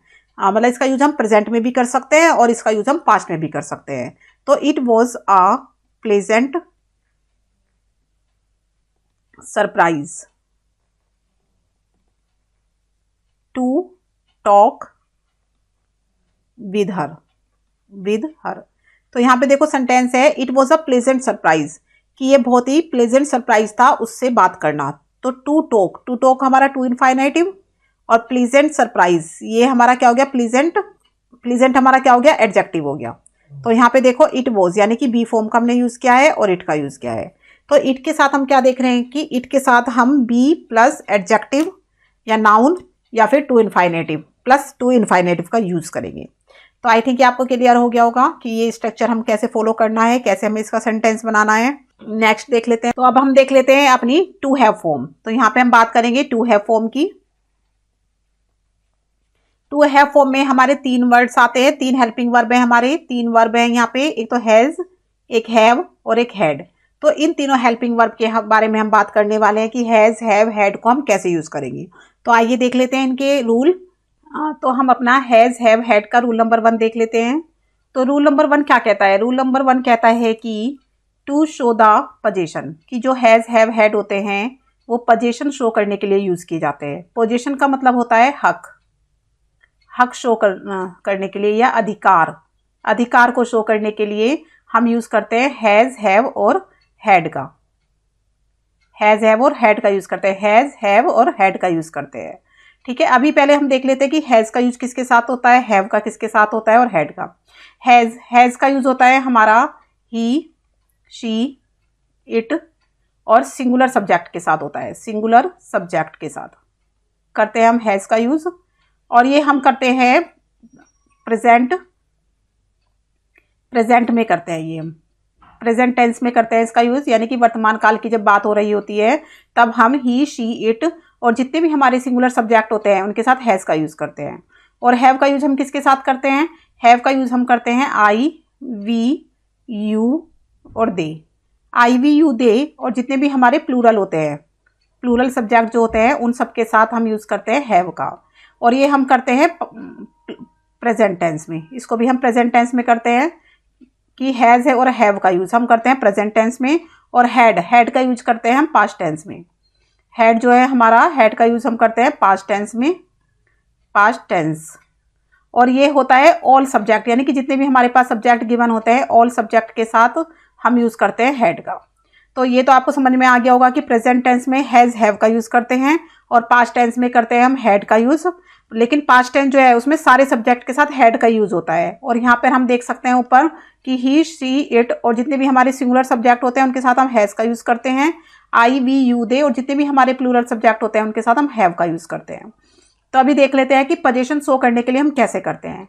जैसे कोई चीज़ किसी के पास है, कि जैसे आई हैव 2 कार, कि मेरे पास 2 कार हैं। तो आई हैव 2 कार, तो ये जो 2 कार है इनके ऊपर मेरा क्या है, हक है, इनके ऊपर मेरा अधिकार है, इनके ऊपर मेरा हक है। तो ये हमारा क्या हो गया कि हमने हैव का यूज़ किया। जो हैव वर्ड है वो क्या शो कर रहा है, दोनों कारों के ऊपर पोजीशन शो कर रहा है। जो हमारी 2 कार्स हैं उनके ऊपर पोजीशन शो कर रहा है। तो आई हैव 2 कार्स। अब देख लेते हैं हम, जैसे he has a beautiful house, कि उसके पास एक सुंदर घर है। तो यहाँ पे हमने क्या देखा कि जो हैज़ वर्ड है उसने क्या शो किया है, पोजीशन शो किया है एक सुंदर घर के ऊपर, यानी कि उसके पास एक सुंदर घर है, उस घर के ऊपर उसका अधिकार है, उसका हक है। तो यहाँ पे हमें क्या पता चला इन दोनों सेंटेंस से कि जो हैज़ और हैव हैं वो किसी ऑब्जेक्ट के ऊपर अपना अधिकार दिखाने के लिए यूज़ किए जाते हैं। ठीक है, जैसे आई, या हम लिख लेते हैं दे हैव 2 ब्रदर्स, कि उसके 2 भाई हैं, उनके 2 भाई हैं। तो दे मतलब वे, उनके पास है 2 भाई। तो यहाँ पे हमें क्या दिखाया है कि हैव जो है वो दोनों भाइयों पे हक दिखा रहा है अपना, कि उसके पास 2 भाई हैं, कि उनके पास 2 भाई हैं। तो ये आपको क्लियर हो गया होगा। अभी हम देख लेते हैं पास्ट टेंस। तो इसको अगर हम पास्ट में कन्वर्ट कर दें तो पास्ट में क्या आ जाएगा, आई हैड 2 कार्स, कि मेरे पास 2 कार्स थी। तो यहाँ पे आ गया थी, कि मेरे पास 2 कार थी बट अब नहीं है। तो यहाँ पे ऐसा शो कर रहा है कि आई हैड 2 कार, मेरे पास 2 कार थी। या फिर हम देख लेते हैं he had a beautiful house, कि उसके पास एक सुंदर घर था, ब्यूटीफुल हाउस, कि उसके पास सुंदर घर था। यानी कि हैड का मतलब हो गया यहाँ पे था। ठीक है, तो था, थे, थी के लिए हम हैड का यूज करेंगे यानी कि पास्ट टेंस में, और है के लिए हम करेंगे हैज और हैव का। तो ये आपको क्लियर हो गया होगा कि हैज हैव को हम कहाँ पर यूज कर सकते हैं। हैज हैव को हम यूज कर सकते हैं पोजीशन शो करने के लिए किसी भी ऑब्जेक्ट के ऊपर, किसी भी थिंग के ऊपर, किसी भी पर्सन के ऊपर। और जो इसका स्ट्रक्चर होता है यहाँ पे लिख देती हूँ मैं, जो इसका स्ट्रक्चर होता है वो होता है subject plus has have plus object, plus object. Object में हमारा नाउन भी हो सकता है, ऑब्जेक्ट में हमारा प्रोनाउन भी हो सकता है। ठीक है, या फिर हम लिख सकते हैं subject plus head plus object. तो ये आपको क्लियर हो गया कि हम क्या, हमारा स्ट्रक्चर क्या बनेगा, subject plus has have plus object. Object में हमारा क्या है, नाउन भी हो सकता है और हमारा प्रोनाउन भी हो सकता है। तो ये आपको क्लियर हो गया। तो यहाँ पे हमने क्या देखा कि पोजीशन शो करने के लिए हम हैज हैव हैड का यूज करते हैं। और हम कहाँ पर हैज हैव हैड का यूज करते हैं, देख लेते हैं हमारा रूल नंबर 2। तो रूल नंबर 2 में क्या लिखा है, रूल नंबर 2 में लिखा है कि परफेक्ट टेंस, परफेक्ट टेंस में हम यूज करते हैं हैज हैव हैड का वर्ब की थर्ड फॉर्म के साथ। परफेक्ट में कौन से परफेक्ट हो गए, हमारे 2 परफेक्ट हो गए। एक तो हो गए हमारा present perfect, present perfect tense, और दूसरा हो गया हमारा पास्ट परफेक्ट। तो पास्ट परफेक्ट और प्रेजेंट परफेक्ट। पहले तो स्ट्रक्चर देख लेते हैं। तो subject plus has have plus verb की थर्ड फॉर्म प्लस ऑब्जेक्ट, ये तो है हमारा प्रेजेंट परफेक्ट का, क्योंकि मैंने आपको बताया कि प्रेजेंट में हम हैज हैव का यूज करते हैं। तो subject plus has have plus verb की थर्ड फॉर्म प्लस ऑब्जेक्ट। तो ये तो हो गया हमारा प्रेजेंट परफेक्ट का स्ट्रक्चर। और इसकी जो पहचान है, इसकी पहचान है प्रेजेंट परफेक्ट की, चुका है, चुकी है, चुके हैं। या फिर हम इसको लिख सकते हैं लिया है, दिया है, गया है, लिया है, दिया है, गया है, एक्सेट्रा। तो इस तरह के वर्ड हमें देखने के लिए मिलते हैं, इसकी ये पहचान है। तो इसको एक सेंटेंस के थ्रू यहाँ पे समझ लेते हैं हम कि वह अपना कार्य पूरा कर चुका है, वह अपना कार्य पूरा कर चुका है, पूरा कर चुका है। तो ये सेंटेंस है, तो इसको कैसे बनाएंगे? According to structure, he has, पूरा करना, पूरा करने को बोलते हैं complete. He has completed his work, कि वह अपना कार्य पूरा कर चुका है। तो आप देख सकते हो कि हमने क्या यूज किया है? हैज प्लस वर्ब की थर्ड फॉर्म का यूज किया है। तो यानी कि परफेक्ट टेंस में भी हैज हैव का यूज किया जाता है। और प्रेजेंट परफेक्ट की बात हो रही है यहाँ पे। प्रेजेंट परफेक्ट में हम हैज हैव का यूज करते हैं। या फिर हम लिख सकते हैं I have completed my work, मैंने अपना काम पूरा कर लिया है। I have completed my work. Clear हो गया? अगर यही बात करें हम पास्ट परफेक्ट में, पास्ट परफेक्ट में ही हम सेम इस सेंटेंस को फॉलो करें, तो पास्ट परफेक्ट में जो स्ट्रक्चर बनेगा वो बनेगा subject plus head plus verb की थर्ड फॉर्म और प्लस ऑब्जेक्ट। तो यहाँ पे जो काम है वो पूरा हो चुका था, तो यहाँ पे हमारी जो पहचान होगी वो होगी चुका था, चुकी थी, चुके थे। यानी कि काम पूरा हो चुका था, काम पूरा कर लिया गया था, या लिया था, दिया था और गया था। लिया, दिया, गया, था और लगा देते हैं यहाँ पर।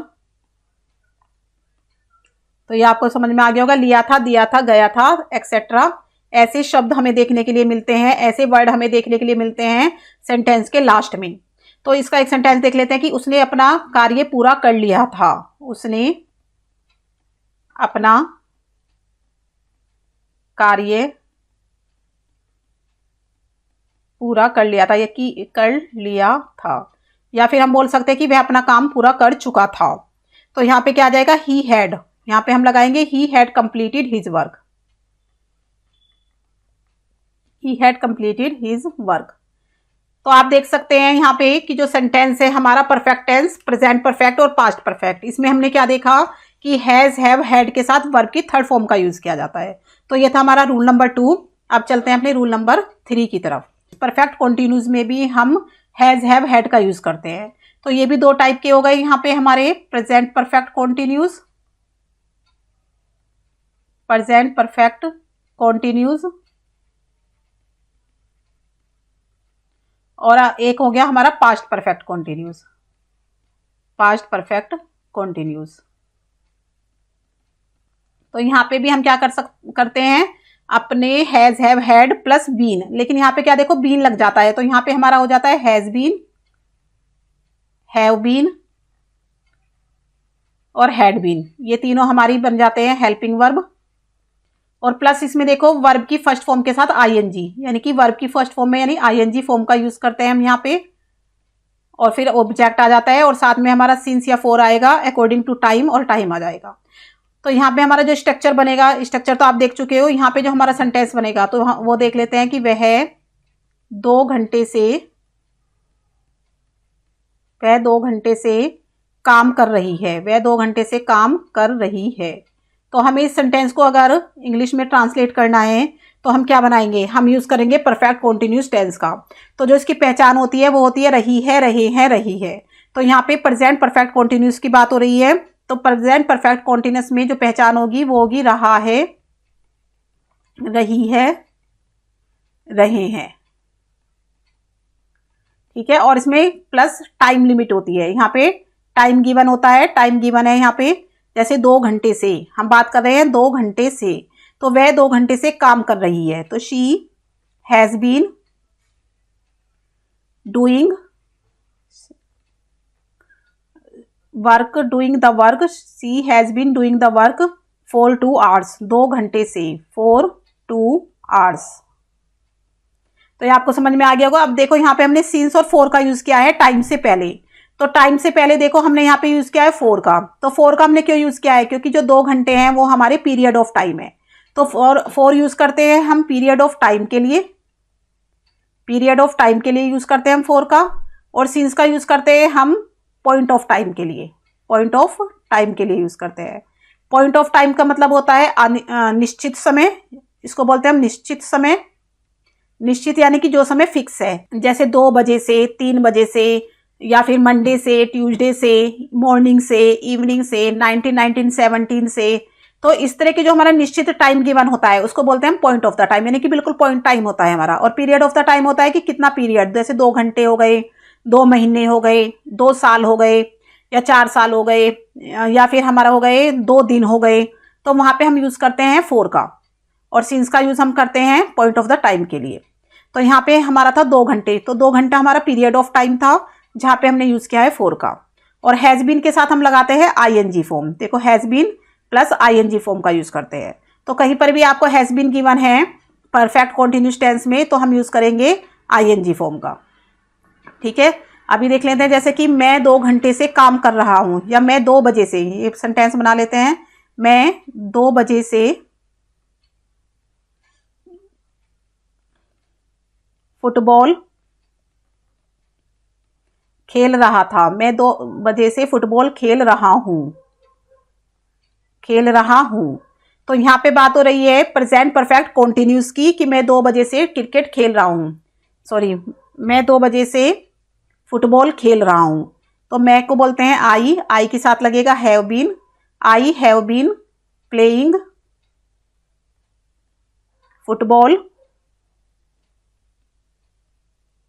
अब यहां पे हो रही है 2 बजे से, यानी कि पॉइंट ऑफ द टाइम की बात हो रही है, तो हम सिंस लिख देंगे, सिंस 2 o'clock, सिंस 2 o'clock, क्योंकि यहां बात हो रही है पॉइंट ऑफ टाइम की, यानी कि बिल्कुल निश्चित समय दिया गया है, 2 बजे का समय दिया गया है, जो कि बदल नहीं सकता। 2 घंटे तो कभी के भी हो सकते हैं, दोपहर के भी हो सकते हैं, सुबह के भी हो सकते हैं, शाम के भी हो सकते हैं, लेकिन 2 बजे हमारा जो है वो निश्चित टाइम है। 2 घंटे हमारा पीरियड ऑफ टाइम है। तो यहाँ पे आपने देख लिया कि I have been plus ING form का यूज किया गया है प्रेजेंट परफेक्ट टेंस के लिए, प्रेजेंट परफेक्ट कॉन्टिन्यूस टेंस के लिए। ऐसे ही यहाँ पर has been plus ING form का यूज किया गया है प्रेजेंट परफेक्ट कॉन्टिन्यूस टेंस के लिए। अगर हम इसी को बात करें पास्ट की, past perfect continuous tense, past perfect continuous,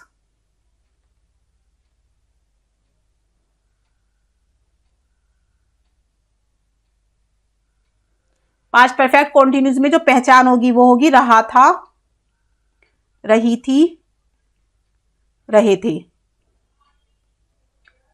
रहा था, रही थी, रहे थे होगा। और यहां पर क्या होगा, टाइम तो गिवन है ही दोनों में, क्योंकि परफेक्ट कॉन्टिन्यूस में टाइम गिवन होता है। ठीक है, और यहां पे क्या लगेगा, हैड लगेगा, हैड बीन का यूज करेंगे। पास्ट में हम हैड बीन का यूज करेंगे, प्रेजेंट में हम हैज हैव का यूज करेंगे। तो इसका सेंटेंस देख लेते हैं यहाँ पे, राम 4 दिन से कपड़े धो रहा था। राम 4 दिन से कपड़े धो रहा था। तो ये सेंटेंस है हमारा। तो इसकी इंग्लिश हम कैसे बनाएंगे, इसको कैसे ट्रांसलेट करेंगे हम, तो राम, अब राम है हमारा, राम के साथ यूज करेंगे हम हैड बीन। इसमें ये तो होता नहीं है, इस टेंस में जो होता है हमारा पास्ट परफेक्ट टेंस में सिर्फ एक ही हेल्पिंग वर्ब होता है, हैड। तो चाहे हमारा कोई भी सब्जेक्ट हो, हम उसके साथ हैड बीन का यूज करेंगे। तो Ram had been washing the clothes, washing the clothes. अब यहां पे लिखा है 4 दिन से, यानी कि पीरियड ऑफ टाइम की बात हो रही है, तो हम लगाएंगे 4 डेज, 4 डेज, यानी कि 4 दिन से राम कपड़े धो रहा था। तो ये आपको समझ में आ गया होगा कि जो हैज बीन और हैव बीन और हैड बीन का हम यूज कहां पे करते हैं, कैसे करते हैं। उसके साथ हम आईएनजी फॉर्म लगाते हैं, फिर बाद में ऑब्जेक्ट आता है, और इसका यूज किया जाता है परफेक्ट कॉन्टिन्यूस टेंस के लिए। नेक्स्ट चलते हैं रूल नंबर 4 की तरफ। तो रूल नंबर 4 हमारा क्या है, पैसिव वॉइस, यानी कि अगर हमें कहीं पर भी पैसिव वॉइस का यूज हो रहा है, तो हम यूज करेंगे subject has have had been plus verb की थर्ड फॉर्म लगाएंगे। तो देखो हमने क्या किया था कि जो प्रेजेंट परफेक्ट कॉन्टिन्यूस था और जो पास्ट परफेक्ट कॉन्टिन्यूस था, हमने उसमें हैज बीन, हैड बीन और हैड बीन, तीनों के साथ हमने क्या लगाया था, वहां पे आईएनजी फॉर्म का यूज किया था, आईएनजी फॉर्म का यूज किया था। लेकिन जो हमारा ये है यहाँ पर पैसिव वॉइस, अगर हमारी पैसिव वॉइस में हमें सेंटेंस दिख रहा है, तो हम हैड बीन, हैज बीन और हैव बीन के साथ वर्ब की थर्ड फॉर्म का यूज करेंगे, आईएनजी फॉर्म का यूज नहीं करेंगे, हम वर्ब की थर्ड फॉर्म का यूज करेंगे। और यहाँ पे क्या देखो, बाय से आप समझ जाओगे कि वो पैसिव वॉइस है या एक्टिव वॉइस है। एक्टिव है तो आईएनजी फॉर्म का यूज होगा, और पैसिव है तो वहां पर बाय लगा हुआ है, तो वहां पर हमारा यूज होगा थर्ड फॉर्म का। तो सेंटेंस देख लेते हैं यहाँ पे, जैसे he has finished his work. तो सेंटेंस है हमारा he has finished his work, उसने अपना काम खत्म कर लिया है, उसने अपना काम खत्म कर लिया है। तो जो ये हमारा टेंस है ये हमारा एक्टिव वॉइस में है, एक्टिव वॉइस में है। तो अगर हम इसकी पैसिव बनाते हैं तो पैसिव बनाने के लिए आएगा his work has been finished by him. तो यहां पे आप देख सकते हो कि हमने कैसे हैज बीन के साथ वर्ब की थर्ड फॉर्म का यूज किया है।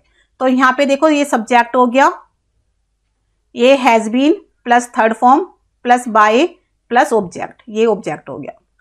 तो ये हमारा जो स्ट्रक्चर बनेगा has been plus third form plus by का यूज होगा यहाँ पे, और ये हमारी पैसिव वॉइस होगी, यानी कि जब कोई काम किसी के द्वारा किया जाता है तो वो हमारी पैसिव वॉइस होती है। तो यहाँ पे नेक्स्ट देख लेते हैं एक और, the thief had been caught by the police, by the police. तो यहाँ पे आप सेंटेंस देख सकते हैं कि जो चोर था उसको पकड़ लिया गया था पुलिस के द्वारा, तो वो पकड़ा जा चुका था पुलिस के द्वारा।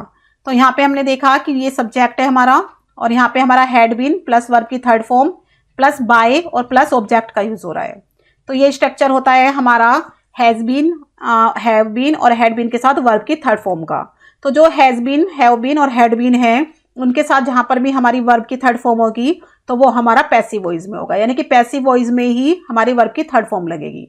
लेकिन अगर आईएनजी फॉर्म आपको वहां पर दिख रही है तो वो हमारा पैसिव वॉइस नहीं होगा, वो होगा परफेक्ट कॉन्टिन्यूस टेंस होगा। तो आई थिंक आपको ये क्लियर हो गया होगा। तो अभी हम पढ़ने वाले हैं मोडाल्स के बारे में। अभी हमने भी क्या पढ़े थे, अपने जितने भी हमारे ऑक्सिलरी वर्ब्स थे, प्राइमरी ऑक्सिलरी वर्ब्स जो थे उनको हम पढ़ चुके हैं। अभी हमारे जो सेकंड नंबर के होते हैं ऑक्सिलरी वर्ब, मैंने आपको बताए थे दो टाइप के होते हैं, एक तो प्राइमरी और एक होते हैं मोडाल्स। तो अब हम मोडाल्स के बारे में पढ़ेंगे। मोडाल्स क्या होते हैं, मूड ऑफ द वर्ब के बारे में बताते हैं। ये मैं आपको पहले भी बता चुकी हूँ डेफिनेशन।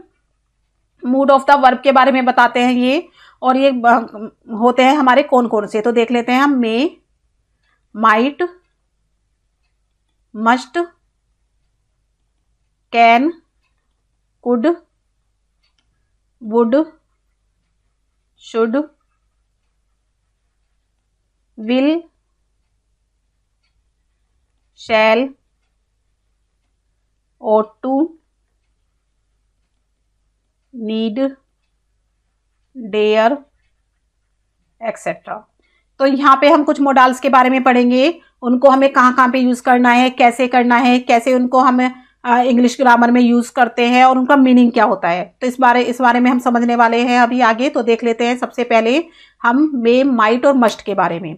तो यहाँ पे हम पढ़ने वाले हैं मे, माइट और मस्ट के रूल को फॉलो करेंगे। तो जो हमारा मे वर्ड होता है, मे का मतलब होता है, मे वर्ड का मतलब होता है सकना,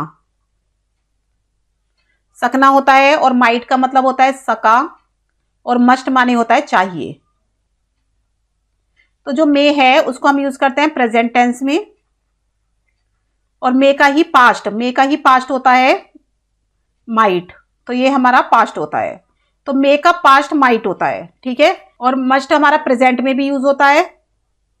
मस्ट जो है हमारा प्रेजेंट और पास्ट दोनों में यूज होता है। तो मस्ट हमारी प्रेजेंट फॉर्म भी है और मस्ट हमारा पास्ट में भी यूज होता है। और ये हमारे क्या है, हेल्पिंग वर्ब है। इनके बाद हम मेन वर्ब का यूज करते हैं। तो इनको हम as a main verb use नहीं करते, हम इनके बाद मेन वर्ब का यूज करते हैं।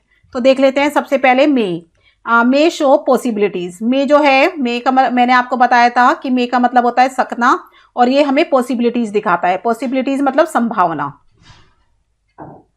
जहां पर भी किसी भी सेंटेंस में संभावना व्यक्त हो रही हो तो वहां पे हमें पता चल जाता है कि हम मे का यूज कर रहे हैं।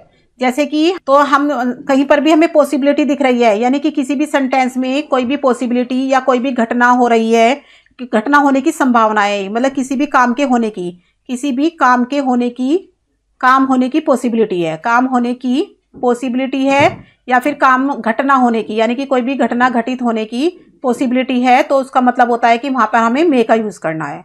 तो यहां पर हम सेंटेंस देख लेते हैं, जैसे the news may be true. तो ये जो सेंटेंस है हमारा, इससे हमें क्या पता चलता है कि जो न्यूज़ है वो सही हो सकती है। तो सकती है का मतलब संभावना।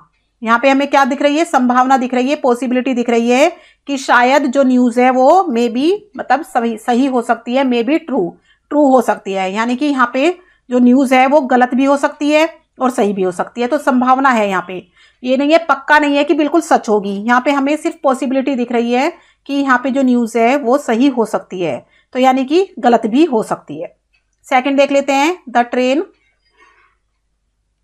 मे बी लेट, कि जो ट्रेन है वो लेट हो सकती है। तो वही हमें सेम पॉसिबिलिटी दिख रही है कि ट्रेन क्या हो सकती है? लेट हो सकती है और नहीं भी हो सकती है। जरूरी नहीं शायद ट्रेन लेट हो, जरूरी नहीं है, पॉसिबिलिटी है कि शायद ट्रेन लेट हो। इट मे रेन टुडे, कि आज बारिश हो सकती है। तो यहाँ पे भी देखो हमें क्या दिख रही है? पॉसिबिलिटी दिख रही है कि शायद आज बारिश होने की संभावना है, शायद आज बारिश हो सकती है। तो जरूरी नहीं है कि होगी, बट पॉसिबिलिटी दिख रही है। या हम एक और देख लेते हैं, ही मे बी एंग्री, कि शायद वह गुस्सा हो सकता है, शायद वह गुस्सा है या वह गुस्सा हो सकता है। पॉसिबिलिटी है, पक्का नहीं है, सिर्फ एक संभावना व्यक्त हो रही है यहाँ पे। एक और देख लेते हैं, राम में कम टुडे, कि राम शायद आ सकता है। तो राम में कम टुडे, राम आज आ सकता है। तो सेम हमें क्या दिख रही है? पॉसिबिलिटी दिख रही है। तो आपने यहाँ पे कुछ सेंटेंस देखे जिसमें हमने क्या देखा है कि पॉसिबिलिटी व्यक्त हो रही है, यानी कि संभावना हमें दिख रही है, पॉसिबिलिटी हमें दिख रही है कि कोई काम हो सकता है, जरूरी नहीं है हो सकता है। इसका स्ट्रक्चर देख लेते हैं, सब्जेक्ट प्लस मे प्लस हमारी वर्ब की फर्स्ट फॉर्म का यूज किया जाता है, वर्ब की फर्स्ट फॉर्म प्लस ऑब्जेक्ट। तो ये स्ट्रक्चर बनेगा हमारा मे का, सब्जेक्ट प्लस मे प्लस वर्ब की फर्स्ट फॉर्म प्लस ऑब्जेक्ट। और ये हम देख रहे हैं कि यहाँ पे पॉसिबिलिटी के लिए इसको यूज किया जा रहा है, ठीक है। और हम इसके साथ मे बी का भी यूज कर सकते हैं। मे बी हमारा होने को व्यक्त करता है, संभावना को व्यक्त करता है, मे या फिर मे बी, दोनों को हम यूज कर सकते हैं यहाँ पे। नेक्स्ट देख लेते हैं, मे एक्सप्रेस विलिंगनेस, मे क्या दिखाता है? इच्छा को दिखाता है, विश को दिखाता है, विश को दिखाता है किसी भी ऑप्टेटिव सेंटेंस में। तो मे को हम एक्सप्रेस करते हैं विलिंगनेस के लिए, विश के लिए, कि इच्छा प्रकट करने के लिए। किसके लिए लिखते हैं? इच्छा प्रकट करने के लिए, यानी कि हमें इच्छा प्रकट करनी है, अपनी विश बतानी है, तब हम मे का यूज करेंगे। तो हम यहाँ पे देख सकते हैं sentence, may you live long. तो यहाँ पे हमने इच्छा प्रकट की है कि मे यू लिव लॉन्ग, कि आप दीर्घायु हो, यानी आप की उम्र लंबी हो। मे यू लिव लॉन्ग, आपकी उम्र लंबी हो, ऐसी विलिंगनेस है, ऐसी इच्छा है, ऐसी विश है। नेक्स्ट देख लेते हैं यहाँ पर, may God help you, may God help you, कि भगवान आपकी सहायता करे। तो यहाँ पे भी हम क्या दिखा रहे हैं? विश दिखा रहे हैं, विलिंगनेस दिखा रहे हैं, अपनी इच्छा दिखा रहे हैं यहाँ पे। तो इच्छा दिखाने के लिए हम मे का यूज करते हैं। और इसका जो स्ट्रक्चर बनता है, मे का यूज पहले किया जाता है, सब्जेक्ट से पहले किया जाता है। मे का यूज देखो सब्जेक्ट से पहले रखा जाता है, पहले मे आएगा, फिर सब्जेक्ट आएगा, फिर ऑब्जेक्ट आएगा। तो यहाँ पे भी आप देख सकते हो, मे का यूज पहले रखा जाता है, मे फिर सब्जेक्ट फिर वर्ब की फर्स्ट फॉर्म और फिर ऑब्जेक्ट का यूज होगा। तो यहाँ पे हम देख चुके हैं कि मे को हम एक्सप्रेस करते हैं, मे को हम यूज करते हैं विलिंगनेस एक्सप्रेस करने के लिए। नेक्स्ट देख लेते हैं हम, मे शो रिस्पेक्ट। तो मे जो है रिस्पेक्ट और रिक्वेस्ट के लिए यूज किया जाता है, यानी कि आज्ञा मांगने के लिए हम इसको यूज करते हैं। आज्ञा मांगना हो, किसी की रिस्पेक्ट करनी हो, तब हम इसको यूज करते हैं। It also used in interrogative form, और इसको हम इंटेरोगेटिव फॉर्म में भी यूज करते हैं जब हमें किसी से रिक्वेस्ट करनी हो। तो सेंटेंस देख लेते हैं, जैसे मे आई कम इन, क्या मैं अंदर आ सकता हूँ? मे आई कम इन।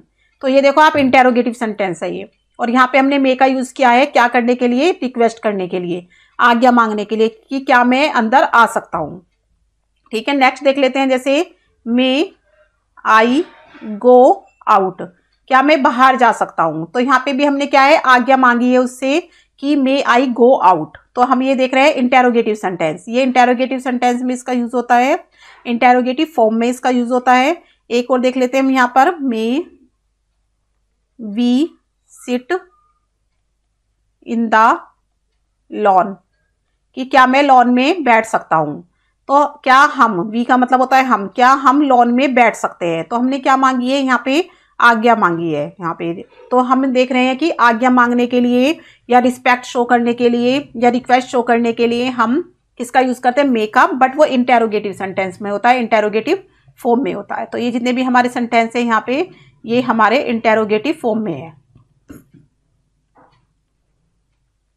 इंटेरोगेटिव फॉर्म में हमें शो हो रहे हैं यहाँ पे। यहाँ पे हमने देख लिया कि जो मे है वो हमारे रिस्पेक्ट और रिक्वेस्ट के लिए शो हो रहे हैं, लेकिन अगर हमें परमिशन देनी हो तो give permission, to give permission के लिए भी हम मे का यूज करते हैं, टू गिव परमिशन। तो अभी तो हमने क्या यहाँ पे परमिशन मांगी है, और अगर हमें परमिशन देनी हो तो हम क्या यूज करेंगे? तो अभी हम मे का यूज करेंगे। तो जैसे हमने क्वेश्चन पूछा था, मे आई कम इन, क्या मैं अंदर आ सकता हूं? तो यहाँ पे जो आंसर होगा यू मे कम इन, तुम अंदर आ सकते हो, यू मे कम इन। तो यहाँ पे क्या हुआ? परमिशन दे दी गई है कि तुम अंदर आ सकते हो। नेक्स्ट देख लेते हैं यहाँ पे कि क्या मैं बाहर जा सकता हूं? तो यहाँ पे हम लिख देंगे यू मे गो आउट, कि तुम बाहर जा सकते हो। तो हमने क्या यहाँ पर भी देखा कि परमिशन हमें दे दी गई है कि तुम बाहर जा सकते हो। तो ये आपने देख लिया होगा कि परमिशन लेने के लिए और परमिशन देने के लिए दोनों में ही हम मे का यूज करते हैं। तो नेक्स्ट चलते हैं अपने रूल नंबर 4 की तरफ, जो है हमारा मस्ट। मस्ट मतलब होता है चाहिए, मस्ट का मतलब होता है चाहिए।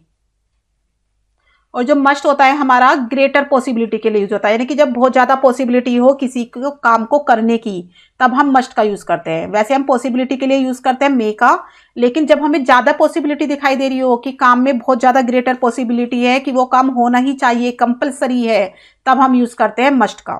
जैसे तुम्हें वहां जाना ही पड़ेगा, मतलब कंपलसरी है जाना, तुम मना नहीं कर सकते, तुम्हें वहां जाना ही पड़ेगा, तो you must go there, you must go there, तुम्हें वहां जाना पड़ेगा। तो जब हमें सेंटेंस में हमें दिखाई दे पड़ेगा, कोई काम करना हमें पड़ेगा, तब हम मस्ट का यूज कर सकते हैं। अगर हम लिख रहे हैं यू मे गो देयर, तुम वहां जा सकते हो, यू मे गो देयर, कि तुम वहां जा सकते हो, तो इसमें हमारा कंपल्सन नहीं दिख रहा। यहाँ पे मे शब्द जो है, यहाँ पे पॉसिबिलिटी तो है, बट यहाँ पे ग्रेटर पॉसिबिलिटी नहीं है। पॉसिबिलिटी तो हमें दिख रही है, बट ये पॉसिबिलिटी कैसी है? ग्रेटर नहीं है, कि वो जा भी सकता है, नहीं भी, जरूरी नहीं है। बट अगर हम मस्ट लगा दें किसी काम के लिए तो वो काम होगा ही होगा, उसको करना ही पड़ेगा, बिकॉज यहाँ ग्रेटर पॉसिबिलिटी है, कंपल्सन है। तो यहाँ पे आ जाएगा यू मस्ट गो देयर। तो आई थिंक ये आपको समझ में आ गया होगा कि ग्रेटर पॉसिबिलिटी का मतलब जब कोई काम करना ही पड़ेगा तब हम मस्ट का यूज करते हैं। नेक्स्ट देख लेते हैं, must is used to denote, command के लिए, कंपल्सन के लिए एंड ऑर्डर के लिए, यानी कि कोई कमांड दे रहा है, कंपल्सन है, या जैसे कि मैंने आपको बताया कि कोई काम करना कंपल्सरी है, या ऑर्डर के लिए हम यूज करते हैं मस्ट का। तो यहाँ पे हम देखते हैं कि जो कमांड है, कमांड देने के लिए यानी कि निर्देश देने के लिए, और कंपल्सन, कंपल्सन मतलब होता है दबाव बनाने के लिए, दबाव बनाने के लिए, और ऑर्डर मतलब होता है आदेश, आदेश देने के लिए हम यूज करते हैं मस्ट का। तो यहाँ पे सेंटेंस के थ्रू इसको देख लेते हैं, जैसे सोल्जर्स,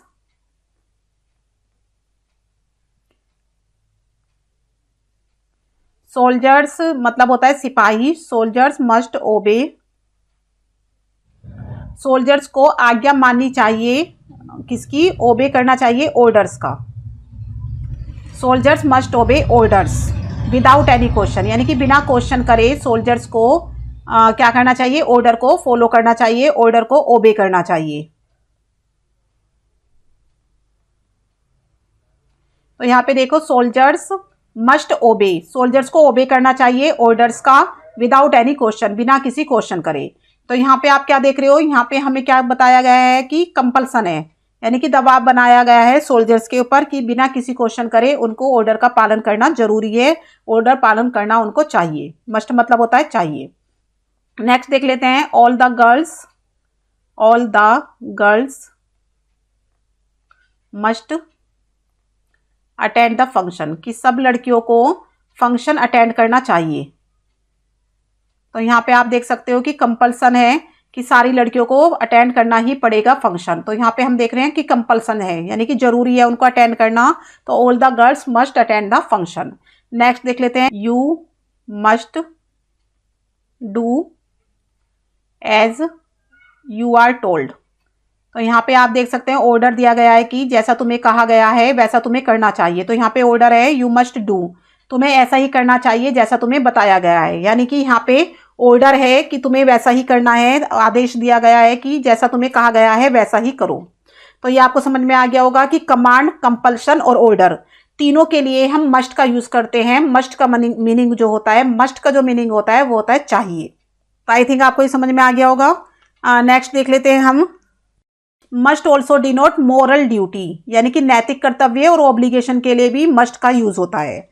मस्ट का यूज होता है मोरल ड्यूटी। मोरल ड्यूटी मतलब होता है नैतिक कर्तव्यों के लिए। तो मस्ट का यूज हम करते हैं मोरल ड्यूटी के लिए और ऑब्लिगेशन के लिए। तो यहाँ पे हम समझेंगे एग्जाम्पल के थ्रू। यहाँ पे तो we must respect our elders. तो यहाँ पे देखो आप, नैतिक शिक्षा, जैसे कहते हैं ना नैतिक शिक्षा, यानी कि मोरल ड्यूटी है कि हमें अपने एल्डर्स की रिस्पेक्ट करनी चाहिए। तो चाहिए किसकी? एल्डर्स बड़ों की रिस्पेक्ट करना मोरल ड्यूटी होती है सभी की। तो हमें अपने एल्डर्स की रिस्पेक्ट करनी चाहिए। तो चाहिए के लिए हमने मस्ट का यूज किया है। ठीक है, नेक्स्ट देख लेते हैं। We must help our friends. हमें अपने फ्रेंड्स की हेल्प करनी चाहिए इन नीड, जरूरत आने पर। ठीक है, तो यहाँ पर भी हमारी मोरल ड्यूटी बनती है। मोरल ड्यूटी क्या है कि किसी भी फ्रेंड को अगर जरूरत है, नीड है, तो हमें उसकी हेल्प करनी चाहिए। तो हमने किसका यूज किया है? यहाँ पर मस्ट का यूज किया है। मस्ट का यहाँ पर यूज किया गया है। ऑब्लिगेशन भी कर्तव्य को ही कहते हैं। तो एक सेंटेंस और देख लेते हैं यहाँ पे, जिससे हमें ऑब्लिगेशन दिखाई देता है कि we must defend our country, कि हमें अपने देश की रक्षा करनी चाहिए। हमें अपने देश की रक्षा करनी चाहिए। तो यहाँ पे भी हमें क्या दिख रहा है कि यहाँ पे भी हमारी क्या है? ये ड्यूटी है, हमारा ऑब्लिगेशन है। ऑब्लिगेशन का मतलब भी क्या होता है? कर्तव्य। और ड्यूटी का मतलब भी होता है कर्तव्य। तो यहाँ पे जो भी हमें कर्तव्य करने हैं, चाहे वो मोरल हो, चाहे वो देश के प्रति हो, तो वहां पे हम यूज करेंगे मस्ट का। तो आई थिंक ये क्लियर हो गया होगा आपको। नेक्स्ट देख लेते हैं। Must express strong possibility. जब पॉसिबिलिटी बहुत ज्यादा स्ट्रॉन्ग हो जाए तो भी हम मस्ट का यूज करते हैं। स्ट्रॉन्ग पॉसिबिलिटी दिखाने के लिए, किसी भी दबाव डालने के लिए। प्रोबेबिलिटी कैसी है? बहुत ही ज्यादा स्ट्रॉन्ग है, संभावना बहुत ही ज्यादा स्ट्रॉन्ग है कि वो काम होगा ही होगा। तो यहाँ पे क्या है कि वो जो हमारी प्रोबेबिलिटी है, जो हम संभावना व्यक्त कर रहे हैं, तो वो हमारी स्ट्रॉन्ग है। यहाँ पे में हमारी स्ट्रॉन्ग नहीं थी, उसमें वो काम हमारा मतलब गलत भी साबित हो सकता था। बट यहाँ पे हमारा काम गलत साबित नहीं होगा। जो हम सोच रहे हैं, जो हम प्रोबेबिलिटी लगा रहे हैं, संभावना व्यक्त कर रहे हैं, वो बिल्कुल स्ट्रॉन्ग है। तो अगर स्ट्रॉन्ग है तो हम मस्ट का यूज करेंगे। तो सेंटेंस देख लेते हैं, जैसे शी मस्ट बी 80 नाउ, कि अब वो 80 की हो जानी चाहिए, मतलब वो अब 80 की हो गई होगी। तो यहाँ पे देखो 80 ईयर की हो गई है वो। तो यहाँ पे प्रोबेबिलिटी कैसी है? स्ट्रॉन्ग है। अब यहाँ हम ये तो नहीं कह सकती कि नहीं वो 80 की नहीं हो सकती, यहाँ पे कि वो 20 की है या 30 की है। तो यहाँ पे 80 यानी कि प्रोबेबिलिटी काफी स्ट्रॉन्ग दिख रही है। 80 के आसपास ही है वो लेडी जिसकी भी बात हो रही है। यहाँ पे शी की जो बात हो रही है वो 80 के आसपास है, यानी कि वो 80 की हो चुकी है, 80 की हो गई होगी। तो हो गई होगी हमने प्रोबेबिलिटी लगाई है, तो हम मस्ट बी का यूज करेंगे जब हमारी प्रोबेबिलिटी काफी हद तक सही हो। एक और सेंटेंस देख लेते हैं यहाँ पे। Now it is 11 Ram must be in office. तो यहाँ पे देख सकते हैं कि अभी 11 बजे है। नाउ इट इज 11, अभी 11 बजे है, राम को ऑफिस में होना चाहिए। तो यहाँ पे हमारी प्रोबेबिलिटी क्या है? स्ट्रॉन्ग है। क्यों? क्योंकि 11 बजे का टाइम क्या है? ऑफिस का टाइम है, तो उसको ऑफिस में ही होगा। तो यहाँ पे स्ट्रॉन्ग है हमारी प्रोबेबिलिटी, यानी कि काफी हद तक हमारी बात सही है। हो सकता है 1% 2% गलत साबित हो जाए, बट प्रोबेबिलिटी स्ट्रॉन्ग है कि 11 बजे का जो टाइम है वो राम वहां हमें ऑफिस में ही मिलेगा। तो जब हमारी प्रोबेबिलिटी बहुत ज्यादा स्ट्रॉन्ग हो तो हम मस्ट बी का यूज करते हैं, और जब प्रोबेबिलिटी हमारी स्ट्रॉन्ग नहीं है तब हम मे का यूज करते हैं। तो आई थिंक आपको ये क्लियर हो गया होगा। मे और मस्ट में थोड़ा सा डिफरेंस आपको पता चल गया होगा कि मे और मस्ट में क्या डिफरेंस होता है। तो आई थिंक आपको ये क्लियर हो गया कि मे, माइट और मस्ट। माइट को हम यूज करते हैं, मे के साथ ही हम माइट का यूज कर लेते हैं। जो मे है हमारा प्रेजेंट टेंस में होता है और जो माइट है हमारा पास्ट टेंस में होता है। अगर बात हो रही है पास्ट टेंस की तो मे की जगह हमारा माइट आ जाता है। तो मे और माइट को समझाने की कोई जरूरत नहीं है। माइट को यहाँ पे हमें पूरा डिटेल में समझाने की कोई जरूरत नहीं है। क्यों नहीं है यहाँ पे माइट को? क्योंकि बिकॉज मे का जो पास्ट टेंस होता है वो माइट होता है। तो जहां जहां पे हमने मे को प्रेजेंट टेंस में यूज किया है, अगर वही बात पास्ट में हो रही है तो हम वहां पे माइट का यूज कर देंगे। तो आई थिंक ये आपको क्लियर हो गया होगा मे, मस्ट और माइट को हमें कैसे यूज करना है। तो नेक्स्ट चलते हैं अपने विल एंड शैल की तरफ। तो हम बात करेंगे विल एंड शैल, जिनका यूज करते हैं हम फ्यूचर टेंस में। फ्यूचर टेंस में हमारा यूज होता है विल और शैल के लिए। अगर कोई भी बात हमारा, कोई भी एक्शन हमारा, कोई भी सेंटेंस हमारा फ्यूचर टेंस में है, यानी कि हम आने वाले समय की बात कर रहे हैं, तब हम विल और शैल का यूज करेंगे। तो जो इसकी पहचान होती है वो होती है गा, गे और गी। यानी कि गा, गे, गी, यानी कि कोई भी जाएगा, खाएगा, पिएगा, हंसेगा, तो ऐसे यानी कि जो बात हो रही है फ्यूचर में, भविष्य काल के लिए हो रही है, तब हम विल और शैल का यूज करते हैं। तो देख लेते हैं इसके रूल्स। तो सबसे पहला जो रूल है शैल, शैल इज यूज्ड। शैल का यूज किया जाता है फर्स्ट पर्सन के लिए एंड विल का यूज किया जाता है सेकंड एंड थर्ड पर्सन के लिए। तो फर्स्ट पर्सन कौन से होते हैं? फर्स्ट पर्सन होते हैं हमारे आई और वी। आई और वी फर्स्ट पर्सन है, तो उनके साथ यूज करेंगे हम शैल का। और सेकंड पर्सन है हमारा यू एंड थर्ड पर्सन है हमारा ही, शी, इट और दे। तो ये हमारे थर्ड पर्सन है। तो थर्ड पर्सन और सेकंड पर्सन के साथ तो हम विल का यूज करेंगे और फर्स्ट पर्सन के साथ हम शैल का यूज करेंगे। और ये हमारा कहां पर होता है? फ्यूचर टेंस में हमारा इसका यूज किया जाता है। फ्यूचर टेंस में हमारा यूज किया जाता है। तो यहाँ पे सेंटेंस देख लेते हैं, जैसे आई शैल गो देयर, कि मैं वहां जाऊंगा। आई शैल गो देयर, तो देखो हमने आई के साथ शैल का यूज किया है। ठीक है, जैसे हम देख लेते हैं he will eat the food, कि वह खाना खाएगा। तो यहाँ पे हमने ही के साथ विल का यूज किया है। नेक्स्ट देख लेते हैं, जैसे I shall not buy the books, कि मैं बुक्स नहीं खरीदूंगा। तो यहाँ पे आई के साथ हमने शैल का यूज किया है। तो आई थिंक आपको क्लियर हो गया होगा कि आई वी के साथ हम शैल का यूज करते हैं, जो कि हमारे फर्स्ट पर्सन है। एंड जो बाकी हमारे सेकंड और थर्ड पर्सन है, या फिर जितने भी सब्जेक्ट है हमारे, ऑल सब्जेक्ट, जितने भी हमारे सब्जेक्ट है, चाहे वो प्लूरल हो या फिर चाहे सिंगुलर हो, तो प्लूरल हो या सिंगुलर हो, सबके साथ हम किसका यूज करेंगे? विल का ही यूज करेंगे। विल का यूज करेंगे। सिर्फ दो ही ऐसे वर्ड है जिनके साथ हम शैल का यूज करते हैं, आई और वी। सिर्फ आई और वी के साथ शैल का यूज करते हैं। बाकी जितने भी हमारे वर्ड हैं, जितने भी हमारे सब्जेक्ट हैं, चाहे सेकंड पर्सन है, थर्ड पर्सन है, चाहे प्लूरल है, चाहे सिंगुलर है, सबके साथ हम विल का यूज करते हैं। तो रूल नंबर 1 आपको क्लियर हो गया होगा। चलते हैं रूल नंबर 2 की तरफ। तो यहाँ पे क्या देख रहे हैं कि will is used first person. Will का यूज करते हैं हम फर्स्ट पर्सन के साथ एंड शैल का यूज करेंगे हम सेकंड और थर्ड पर्सन के साथ। तो अभी आप सोचोगे कि रूल नंबर 1 में तो बताया गया था कि शैल का यूज हम फर्स्ट पर्सन के साथ करते हैं, तो यहाँ पर विल का यूज फर्स्ट पर्सन के साथ क्यों लिखा है? ठीक है, और हमने फर्स्ट रूल में बताया था कि विल का यूज हम सेकंड और थर्ड पर्सन के साथ करते हैं, बट यहाँ पे शैल का यूज लिखा हुआ है। तो ऐसा क्यों? क्योंकि अगर हमारी डिटर्मिनेशन है, यानी कि कोई काम हमारा पक्का है, हमें करना ही करना है, तो जो हमारे हेल्पिंग वर्ब है वो चेंज हो जाएंगे। आई वी के साथ तो विल हो जाएगा और बाकी सबके साथ शैल हो जाएगा। यानी कि कोई थ्रीट कर रहा है, वार्निंग दे रहा है या प्रॉमिस कर रहा है, अगर हमें ऐसे भाव, ऐसे एक्सप्रेशन हमें देखने के लिए मिले सेंटेंस के अंदर, तो जो हमारे हेल्पिंग वर्ब है वो बिल्कुल उल्टे हो जाएंगे। आई वी के साथ तो हमारा विल हो जाएगा और बाकी जितने भी हमारे सब्जेक्ट हैं, ऑल सब्जेक्ट, जितने भी बाकी हमारे सब्जेक्ट हैं, उनके साथ यूज करेंगे हम शैल का। तो आप देखते ही समझ जाओगे कि अगर शैल का यूज हुआ है तो यानी कि यहाँ पे डिटर्मिनेशन की गई है, यानी कि यहाँ पे थ्रेट किया गया है या वार्निंग दी गई है या फिर प्रॉमिस किया गया है। तो सिर्फ इतना आपको समझना है। जैसे मैंने ये बोला था कि आई शैल गो, कि मैं जाऊंगा। आई शैल गो, मैं जाऊंगा। तो ये सेंटेंस पढ़ के हमारी यहाँ पे डिटर्मिनेशन नहीं दिखती है कि जरूरी नहीं है कि वो जाएगा ही जाएगा। लेकिन अगर मैं लिख दूं आई विल गो, मैं जाऊंगा, तो ये डिटर्मिनेशन होगा, यानी कि वो पक्का जाएगा। यहाँ पे वो कैंसिल नहीं कर सकता। आई विल गो अगर हम देखें तो वहां पे कैंसिल नहीं हो सकता उसका जाना, बट शैल गो में कैंसिल हो सकता है। तो यहाँ तो एक सिंपल सा सेंटेंस है, आई शैल गो, मैं जाऊंगा। बट आई विल गो, तो यहाँ पे हमारा डिटर्मिनेशन है। क्या है? डिटर्मिनेशन है। अगर आई के साथ हम क्या लगा देते हैं? विल लगा देते हैं। ठीक है, तो यहाँ पे जो सेंटेंस बनेगा कि आई विल गो, मैं अवश्य जाऊंगा, तो यहाँ पर अवश्य वर्ड लग जाएगा कि मैं अवश्य जाऊंगा। तो अवश्य के लिए यानी कि जरूरी जाएगा, डिटर्मिनेशन है, तो विल का यूज करेंगे। और यहाँ पे लिखेंगे मैं जाऊंगा, तो मैं जाऊंगा के लिए हम शैल लगाएंगे और मैं अवश्य जाऊंगा के लिए आई विल लगाएंगे। ठीक है, ये समझ गए होंगे आप, ये क्लियर हो गया होगा यहाँ पे आपको कि यहाँ पे विल और शैल का हम यूज कहाँ पे करेंगे और कैसे करेंगे, कि आई के साथ विल कहाँ यूज करना है और आई के साथ शैल कहाँ पर यूज करना है। जैसे वो यहाँ पे हम एक सेंटेंस और देख लेते हैं कि वह तुम्हारे भाई की सहायता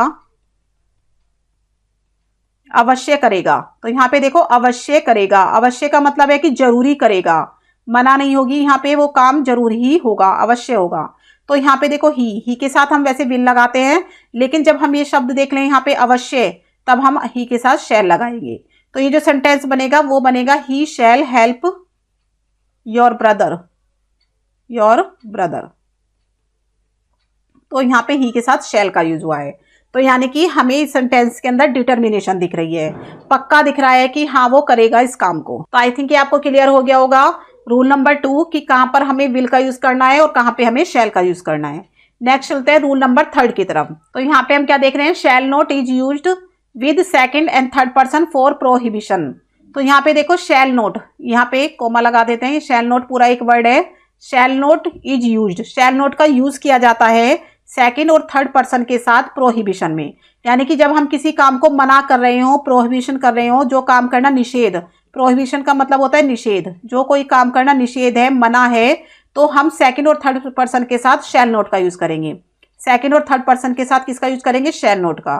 जैसे कि सेकंड पर्सन हमारा यू है और थर्ड पर्सन है हमारा ही, शी, इट और दे।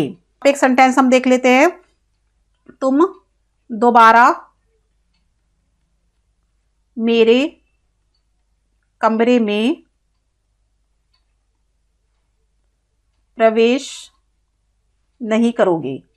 तो यहाँ पे उसको प्रोहिबिट कर दिया गया है, निषेध कर दिया गया है कि तुम दोबारा मेरे कमरे में प्रवेश नहीं करोगे, यानी कि तुम दोबारा मेरे कमरे में नहीं आओगे। तो यहाँ पे प्रोहिबिशन हो गई है। तो यहाँ पे हम यू के साथ विल नहीं लगाएंगे, हम यू के साथ शैल लगाएंगे। तो you shall note enter my room again, you shall not enter in my room again. तो यहाँ पे इनोड लगा लेते हैं, एंटर माई रूम भी कर सकते हैं, एंटर इन माई रूम भी कर सकते हैं। तो you shall not enter in my room again, कि तुम दोबारा मेरे कमरे में प्रवेश नहीं करोगे। तो यहाँ पे जो शैल नोट है उससे हमें क्या दिख रहा है कि प्रोहिबिशन दिख रही है। अगर यू के साथ विल नोट आता तो यहाँ पे हमें प्रोहिबिशन यानी कि बिल्कुल मना नहीं होती, वो जा भी सकता था और आ भी सकता था। बट अगर शैल नोट दिख रहा है, यू के साथ शैल नोट दिख रहा है, तो यहाँ पे बिल्कुल मना है, प्रोहिबिटेड है। प्रोहिबिटेड का मतलब होता है निषेध है, कि रूल को तोड़ा नहीं जा सकता। तो आई थिंक आपको क्लियर हो गया होगा। नेक्स्ट देख लेते हैं। नेक्स्ट है हमारा would and should, would and should. तो वुड और शुड का मतलब होता है दोनों का ही चाहिए, दोनों का ही मतलब होता है चाहिए। और विल का जो पास्ट टेंस होता है वुड होता है, विल का पास्ट टेंस वुड होता है, विल का पास्ट टेंस, विल को पास्ट टेंस में वुड कहते हैं और शैल को पास्ट टेंस में शुड कहते हैं। शैल का पास्ट टेंस शुड होता है, ठीक है। तो जो वुड है वो विल का पास्ट टेंस है और जो शुड है वो शैल का पास्ट टेंस है। तो हम सबसे पहले बात करेंगे, रूल नंबर हमारा 1 देख लेते हैं। Would, would is used for polite request. Would का यूज हमेशा पोलाइट रिक्वेस्ट के लिए और समवन डिजायर एंड विलिंगनेस के लिए किया जाता है, यानी कि किसी की इच्छा के लिए या फिर पोलाइट रिक्वेस्ट, जब हम बहुत ही पोलाइटली रिक्वेस्ट कर रहे हो। तो जब हम बहुत ज्यादा पोलाइटली रिक्वेस्ट तो हम करते हैं, बट रिक्वेस्ट करने के साथ साथ हम पोलाइटली, हमारी जो रिक्वेस्ट है बहुत ज्यादा पोलाइट है, तब हम वुड का यूज करते हैं। तो इसको एक सेंटेंस के थ्रू यहां पे समझ लेते हैं। Would you please, would you please do it, do it, क्या आप इस कार्य को करेंगे। तो यहाँ पे सेंटेंस है कि क्या प्लीज आप इस काम को करेंगे। तो यहाँ पे हम क्या देख रहे हैं कि बहुत ज्यादा प्लीज वर्ड लगाया है और बहुत ज्यादा पोलाइट रिक्वेस्ट हो रही है। तो वुड के साथ प्लीज वर्ड लगाना सही है। वुड के साथ अगर प्लीज वर्ड लगाते हैं तो ये बहुत ज्यादा पोलाइटनेस को दिखाता है, बहुत ज्यादा रिक्वेस्ट जो है बहुत ही हम्बल तरीके से की गई है। तो would you please do it, क्या आप इस काम को करेंगे। तो ये आपको समझ में आ गया होगा कि जब भी हम वुड का यूज कर रहे हैं तो हमें प्लीज भी लगाना है वहां पे, और जो हमारी रिक्वेस्ट है वो कैसी हो जाएगी, बहुत ही हम्बल हो जाएगी। और साथ में हम क्या देख रहे हैं, ये हमारा इंटेरोगेटिव सेंटेंस में यूज होता है। इंटेरोगेटिव सेंटेंस में यूज होगा वुड हमारा, अगर हमें रिक्वेस्ट दिख रही है, रिक्वेस्ट दिख रही है तो इंटेरोगेटिव सेंटेंस का वहां पे यूज होगा। एक और सेंटेंस देख लेते हैं। वुड यू प्लीज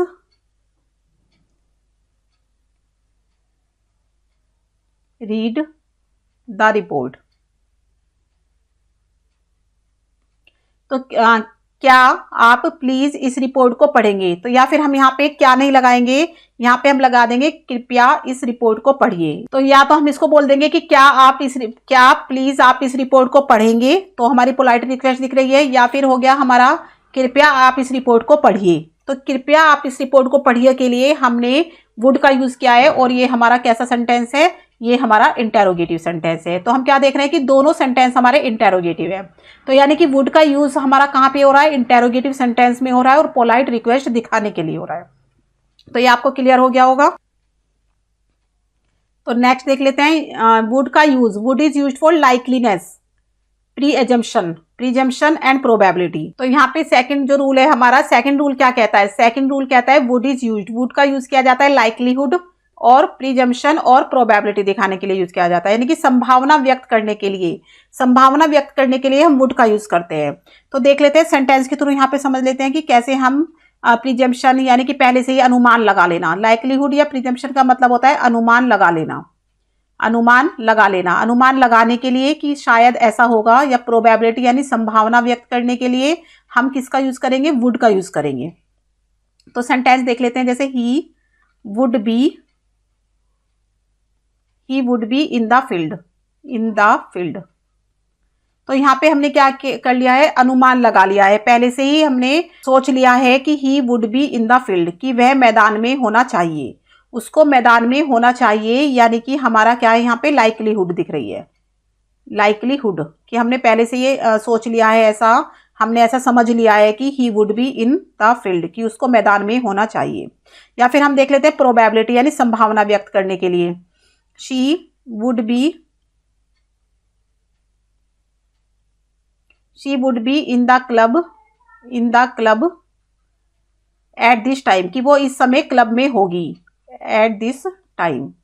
तो यहाँ पे हम क्या दिखा रहे हैं, यहाँ पे हम दिखा रहे हैं प्रोबेबिलिटी, संभावना व्यक्त कर रहे हैं कि शायद वह इस टाइम क्लब में होगी, तो उसको क्लब में होना चाहिए, वुड बी मतलब होना चाहिए, उसको अब क्लब में, इस टाइम क्लब में होना चाहिए, यानी कि संभावना दिख रही है हमारी यहाँ पे।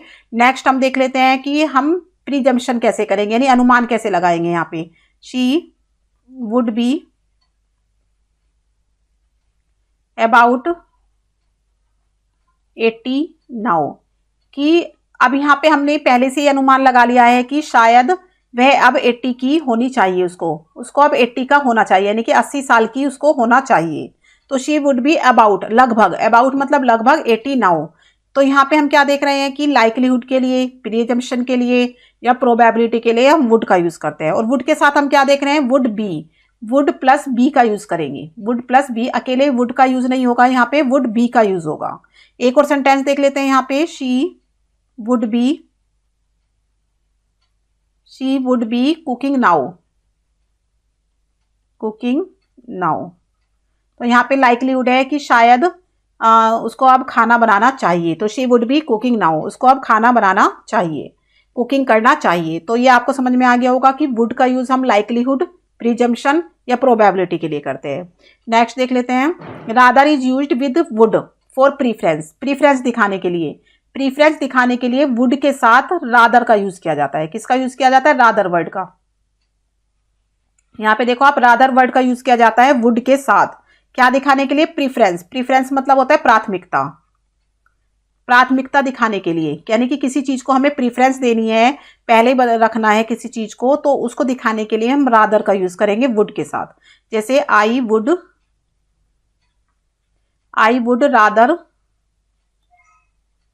Play than take rest. तो यहां पे आप देखो, I would rather play than take rest, यानी कि रेस्ट लेने से ज्यादा प्राथमिकता उसने किसको दी है, खेलने को, कि मैं खेलना पसंद करूंगा, मैं खेलना चाहूंगा, क्या करने से ज्यादा, टेक रेस्ट, यानी कि रेस्ट लेने से ज्यादा, टेक रेस्ट लेने से ज्यादा मैं खेलना चाहूंगा। तो यहाँ पे आप देखो कि वुड के साथ हमने रादर का यूज किया है, कब, जब हम किसी चीज को प्रीफरेंस दे रहे हैं। तो हमने किसको प्रीफरेंस दी है, किसको प्राथमिकता दी है, प्ले को हमने प्रीफरेंस दी है यहाँ पर। तो हमने क्या किया कि रेस्ट लेने की बजाय मैं खेलना प्रीफर करूंगा। ठीक है, तो ये समझ में आ गया होगा। नेक्स्ट देख लेते हैं यहाँ पर, आई वुड रादर रेस्ट नाउ, कि अब मैं रेस्ट करूँगा, तो मैं अब रेस्ट करना चाहूँगा। तो यहाँ पे हमने रेस्ट को ही प्रीफरेंस दिया है कि अब मैं रेस्ट करना चाहूँगा। तो हमने वुड के साथ रादर का यूज़ किया है जब हम किसी सेंटेंस में किसी भी काम को प्राथमिकता देते हैं, किसी भी काम को प्रीफरेंस देते हैं, तब हम वुड के साथ रादर लगाते हैं। दूसरा, अगर हमारी विश वर्ड आया है किसी सेंटेंस में, तो विश के साथ हम विल का यूज़ नहीं करेंगे, हम विश के साथ यूज़ करेंगे वुड का। ठीक है, हम वुड का यूज़ करेंगे जहां पर भी विश हमें दिख रहा है। कहीं पर आई विश, जैसे सेंटेंस समझ लेते हैं, I wish you would fight this election, you would fight this election. तो यहाँ पे आप देख सकते हो कि आई विश, कि मैं इच्छा करता हूं कि you would fight this election, यह इलेक्शन तुम्हें लड़ना पड़ेगा। तो यहाँ पे देखो विल का यूज नहीं किया, यू विल फाइट, हम यहाँ पे विल का यूज नहीं करेंगे। विल का अगर हम यूज करेंगे तो ये रोंग होगा। ठीक है, तो आई विश के साथ हम यूज करेंगे वुड का। एक और देख लेते हैं, जैसे आई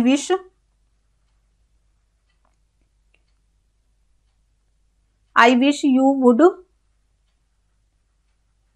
सपोर्ट हर फुली, कि तुम्हें उसे पूरी तरह से सपोर्ट करना चाहिए। तो यहाँ पे देखो हमने विल का यूज नहीं किया है, you will support her fully हमारा गलत होगा। आई विश, अगर हमारा विश वर्ड आ रहा है किसी भी सेंटेंस के अंदर, तो हम वुड का यूज करेंगे, विल का नहीं करेंगे, हम वुड का यूज करेंगे। तो विश के साथ हम किसका यूज करेंगे, वुड का। ये आपको क्लियर हो गया होगा। तो नेक्स्ट चल लेते हैं अभी शुड। तो should is used for duty, responsibility, advice, probability, expectation, presumption, moral obligation and mild comment के लिए किया जाता है। तो इन सब चीज़ों के लिए जो हमने यहाँ पे पढ़ी हैं, इन सब के लिए हमें किसका यूज करना है, शुड का यूज करना है। और शुड का मतलब होता है चाहिए, और जो कि शैल का पास्ट टेंस है, शैल का पास्ट है शुड। तो ये आपको क्लियर हो गया। तो यहाँ पर हम देख लेते हैं शुड के लिए। अब यहाँ पे एक एक सेंटेंस हम यहाँ पे देखते चलेंगे कि हमें कहाँ पर शुड का यूज करना है। तो जैसे हमें करना है ड्यूटी के लिए अगर हमें शुड का यूज करना है, ड्यूटी मतलब होता है कर्तव्य के लिए करना है, तो हम कैसे करेंगे, one should obey one's elders. तो किसी को भी अपने एल्डर को ओबे करना चाहिए। तो यहाँ पे देखो हमने ड्यूटी के लिए हमने क्या किया है, शुड का यूज किया है। और वन के साथ वंस आता है, हिज नहीं आता। कई बार हम देखते हैं कि कुछ बच्चे वन के साथ हिज लगा देते हैं अपने के लिए, किसके लिए, अपने के लिए। बट वन के साथ हिज नहीं आएगा, वन के साथ जो आएगा वंस आएगा। वंस का यूज करते हैं अपने के लिए। ठीक है, क्लियर हो गया। तो अभी हम देख लेते हैं मोरल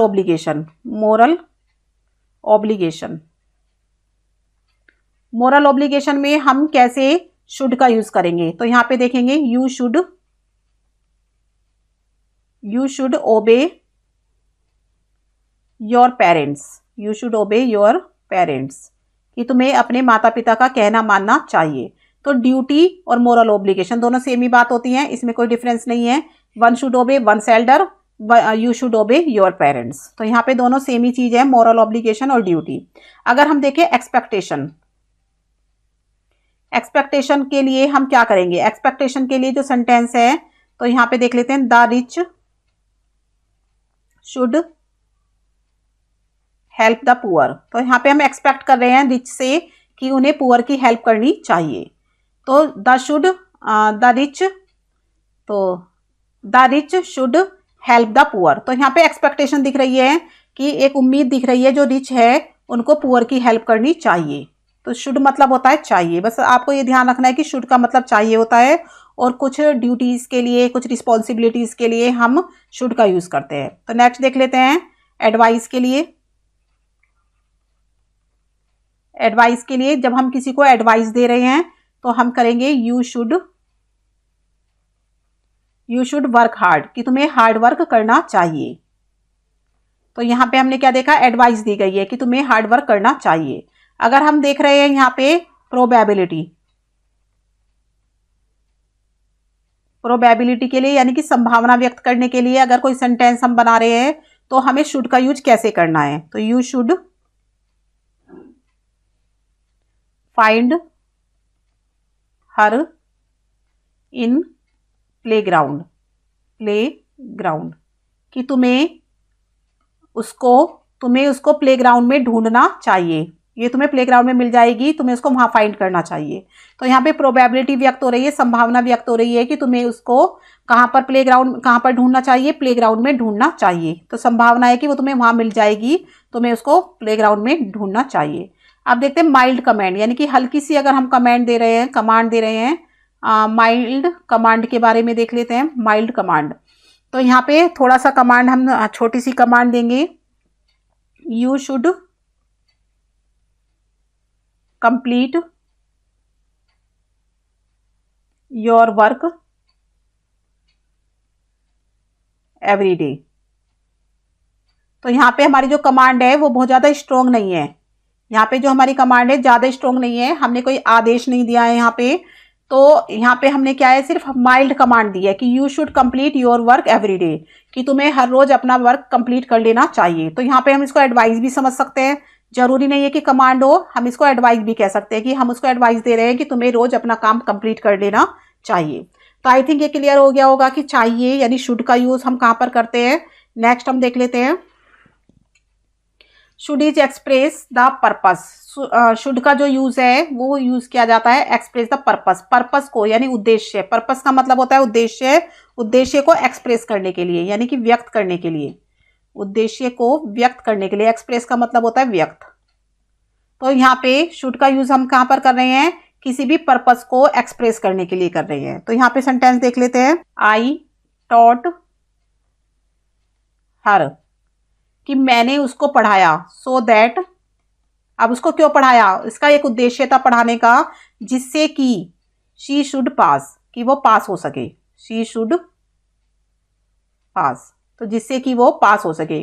तो आई टोट हर, मैंने उसको पढ़ाया, सो दैट, तो यहाँ पे पर्पस है कि जिससे कि वो पास हो सके।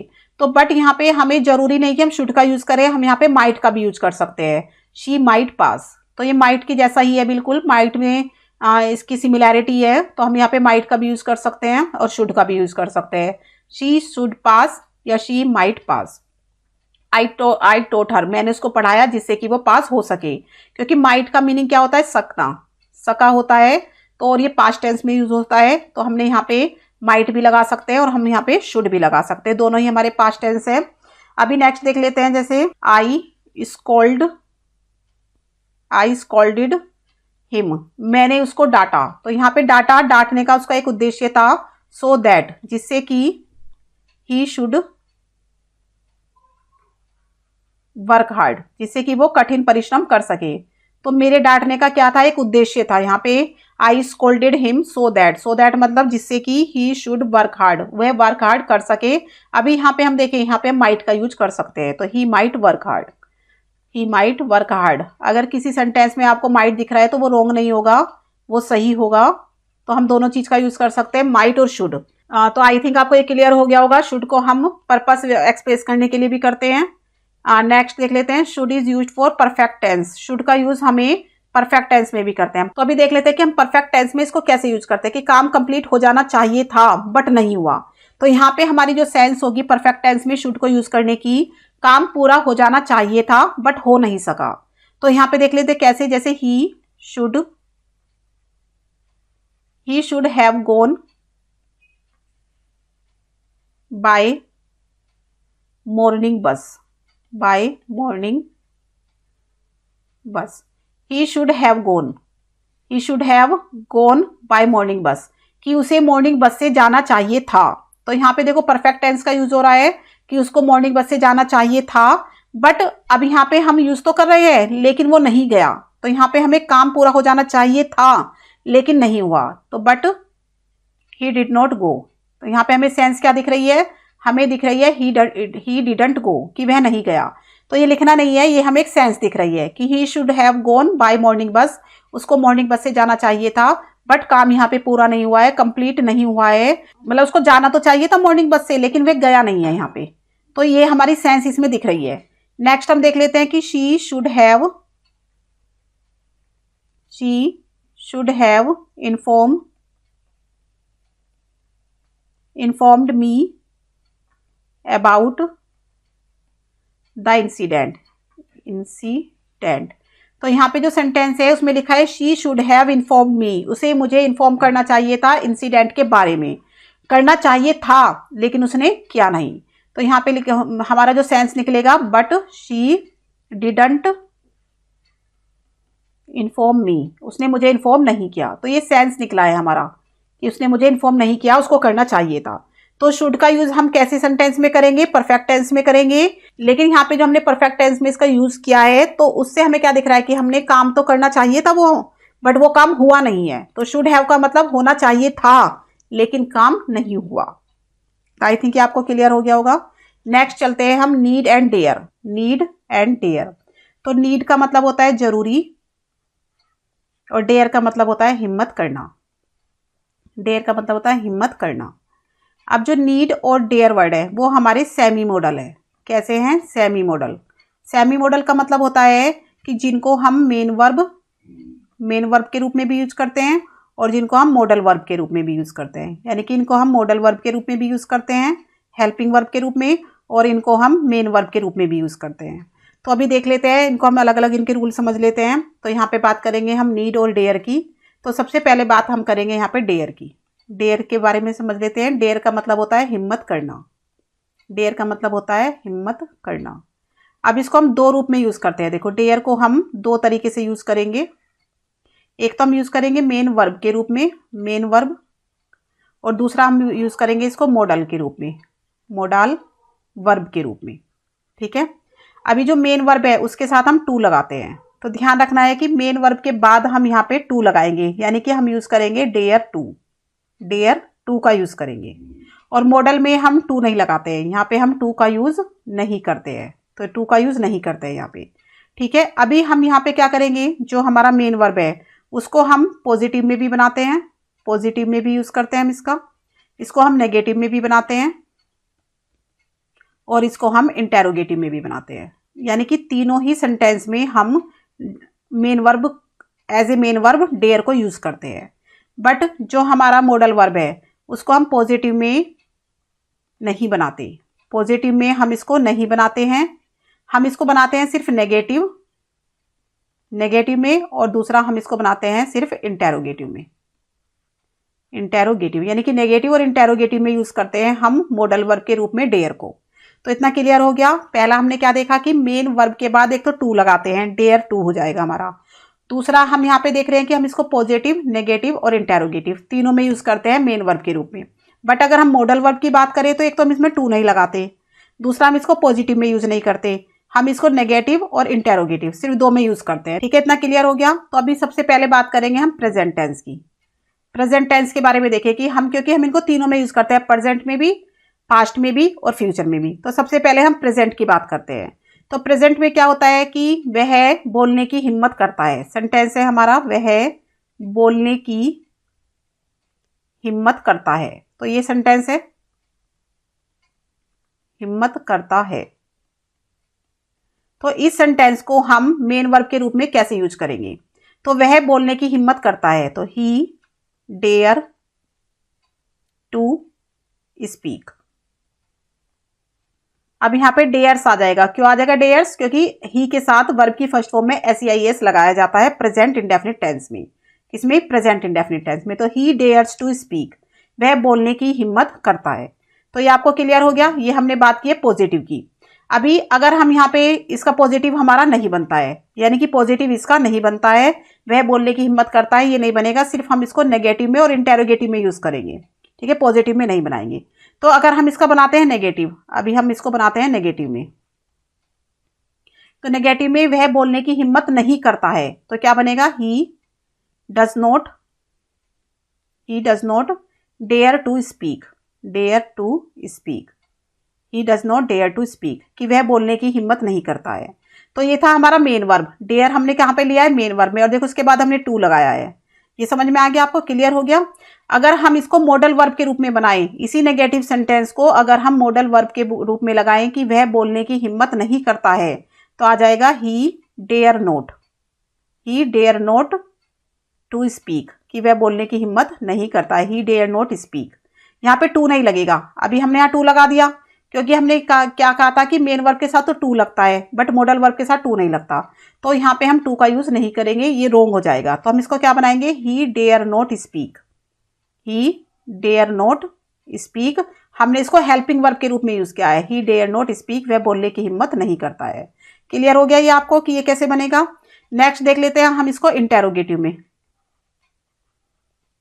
इंटेरोगेटिव में हमारा मेन वर्ब के रूप में कैसे बनेगा और मॉडल वर्ब के रूप में कैसे बनेगा।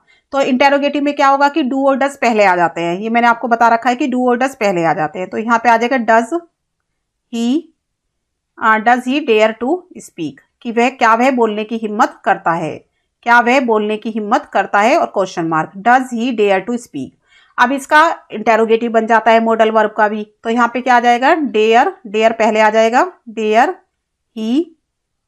ही स्पीक, क्या वह बोलने की हिम्मत करता है। डेयर ही स्पीक और फिर क्वेश्चन मार्क। डेयर कहाँ पे आया है, पहले आया है सब्जेक्ट के, तो यानी कि क्या से शुरू होने वाला सेंटेंस है ये। अब वो क्या वह बोलने की हिम्मत नहीं करता है, तो यहाँ पे आ जाएगा does he not dare to speak. Dare to speak, तो ये क्लियर हो गया आपको कि क्या वह बोलने की हिम्मत नहीं करता है। अगर हम इस सेंटेंस को मॉडल वर्ब के रूप में बताएं तो ये आ जाएगा डेयर ही नॉट स्पीक, क्या वह बोलने की हिम्मत नहीं करता है। Dare he not speak. अभी हम देखें अगर WH वर्ड है हमारे, यानी कि क्वेश्चन वर्ड जो हमारे होते हैं, WH वर्ड के बारे में अगर हम देखें कि वह बोलने की हिम्मत क्यों नहीं करता है। क्यों वर्ड आ गया है, WH फैमिली का वर्ड आ गया है, तो वाई पहले लगेगा। Why does he dare to speak, कि वह बोलने की हिम्मत क्यों करता है। तो हम देखेंगे कि why does he dare to speak, वह बोलने की हिम्मत क्यों करता है। अगर हम इसको मॉडल के रूप में बताएं, मॉडल वर्ब के रूप में, तो आ जाएगा हमारा वाई डेयर ही स्पीक, कि वह बोलने की हिम्मत क्यों करता है। क्लियर हो गया आपको। तो हमने क्या देखा कि डेयर का मतलब होता है हिम्मत करना। इसको हम दो तरीके से यूज करते हैं, मेन वर्ब के रूप में भी यूज करते हैं, मॉडल वर्ब के रूप में भी यूज करते हैं। मेन वर्ब के साथ इसमें टू आ जाता है और साथ में इसको पॉजिटिव, नेगेटिव, इंटेरोगेटिव तीनों तरीके से यूज कर सकते हैं। तो यहाँ पे हमने प्रेजेंट टेंस की बात की है। मॉडल वर्ब में क्या होता है, इसके साथ टू का यूज नहीं होता। इसको हम यूज करते हैं पॉजिटिव के साथ नहीं करेंगे, नेगेटिव और इंटेरोगेटिव दो रूपों में यूज करते हैं। अब यहाँ पे आप क्या देख रहे हैं, हमने यहाँ पे एक सेंटेंस लिया कि वह बोलने की हिम्मत करता है। तो एज ए मेन वर्ब और एज ए मॉडल वर्ब दोनों तरीके से हमने बना लिया। दोनों तरीके से हमने देख लिया कि कैसे इसको यूज करना है। आई थिंक आपको ये क्लियर हो गया होगा। तो नेक्स्ट अभी चलते हैं हम पास्ट की तरफ। तो ये तो था हमारा प्रेजेंट, हमने प्रेजेंट में देखा, और अब हम डेयर को देख लेते हैं पास्ट में। तो हम डेयर के बारे में ही अभी बात करेंगे पहले, और अभी हम इसको देखते हैं कि पास्ट टेंस में कैसे बनता है। अभी हमने देखा था इसको प्रेजेंट टेंस में, तो यहां हम देख लेते हैं पास्ट टेंस में। सेम होगा, पास्ट में भी हमारा पॉजिटिव, नेगेटिव और इंटेरोगेटिव तीनों में ही बनेगा। इंटेरोगेटिव तीनों में ही बनेगा। कौन सा, हमारा मेन वर्ब वाला। ये मेन वर्ब का है, मेन वर्ब और प्लस टू का यूज करेंगे। तो ये हमारा जो मेन वर्ब है वो तीनों में होगा, पॉजिटिव में भी होगा, इंटेरोगेटिव में भी होगा, नेगेटिव में भी होगा। तो पहले इसके हम लिख लेते हैं। और जो हमारा मॉडल है हमारा जो मॉडल वर्ब है उसके साथ हम टू नहीं लगाएंगे, टू का यूज नहीं कर रहे हैं हम यहाँ पे। और ये हमारा सिर्फ नेगेटिव और इंटेरोगेटिव सिर्फ दो में यूज होगा। ये हमारा पॉजिटिव में नहीं होगा, पॉजिटिव में हम इसको यूज नहीं करेंगे। तो दोनों चीजें क्लियर हो गई। तो पास्ट में देख लेते हैं कि हमें कैसे बनाना है। तो पहले हमें ये सेंटेंस हमने ले लिया, उसने बोलने की हिम्मत की। उसने बोलने की हिम्मत की। तो सेंटेंस हमारा पास्ट में है कि उसने बोलने की हिम्मत की, या उसने बोलने की हिम्मत की थी भी लगा देते हैं। उसने बोलने की हिम्मत की थी। तो यहां पे क्या बनेगा, ही डेयर्ड, क्योंकि पास्ट टेंस में सेकंड फॉर्म आती है। तो यहां पे आ जाएगा ही डेयर्ड टू स्पीक, उसने बोलने की हिम्मत की थी। तो यहाँ पे हो गया सब्जेक्ट प्लस वर्ब की सेकंड फॉर्म प्लस ऑब्जेक्ट। ठीक है, ये क्लियर हो गया आपको कि उसने बोलने की हिम्मत की थी। अब इसका नेगेटिव बना लेते हैं, he did not dare to speak, उसने बोलने की हिम्मत नहीं की थी। इसका हम इंटेरोगेटिव बना लेते हैं, did he did he dare to speak, क्या उसने बोलने की हिम्मत की। तो ये हो गया हमारा क्वेश्चन मार्क। अभी क्या उसने बोलने की हिम्मत नहीं की, तो ये बनेगा हमारा did he not dare to speak, did he not dare to speak, क्या उसने बोलने की हिम्मत नहीं की। तो ये क्लियर हो गया। तो अगर हम इसको, ये तो था हमारा मेन वर्ब, ये था हमारा मेन वर्ब प्लस टू का यूज किया यहाँ पे हमने। अभी हम एज ए मॉडल वर्ब देख लेते हैं, एज ए मॉडल वर्ब। तो मॉडल वर्ब में हम इन्हीं सेंटेंस को अगर बनाए तो हम कैसे बनाएंगे।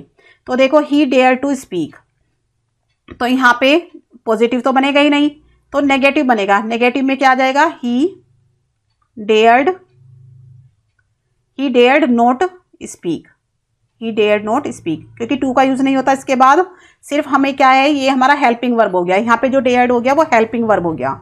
तो ही डेयर्ड नॉट स्पीक। अगर हम बात करें इंटेरोगेटिव की, तो डेयर्ड पहले आ जाएगा, डेयर्ड ही स्पीक, क्या उसने बोलने की हिम्मत की। क्या उसने बोलने की हिम्मत नहीं की, तो ये हो जाएगा हमारा डेयर्ड ही नॉट स्पीक, उसने बोलने की हिम्मत नहीं की। क्लियर हो गया आपको। तो ये पास्ट टेंस आपको क्लियर हो गया। तो अभी हम क्या करेंगे, इसका डेयर वाला ये भी हमारा चल रहा है, डेयर का ही। तो अभी हम बात करते हैं फ्यूचर की। यहाँ पे हम फ्यूचर में देख लेते हैं कि फ्यूचर में कैसे बनेगा। फ्यूचर की हम बात करेंगे यहाँ पे। तो फ्यूचर में जो है हमारा एज ए मेन वर्ब, पहले हम देखेंगे as a main verb,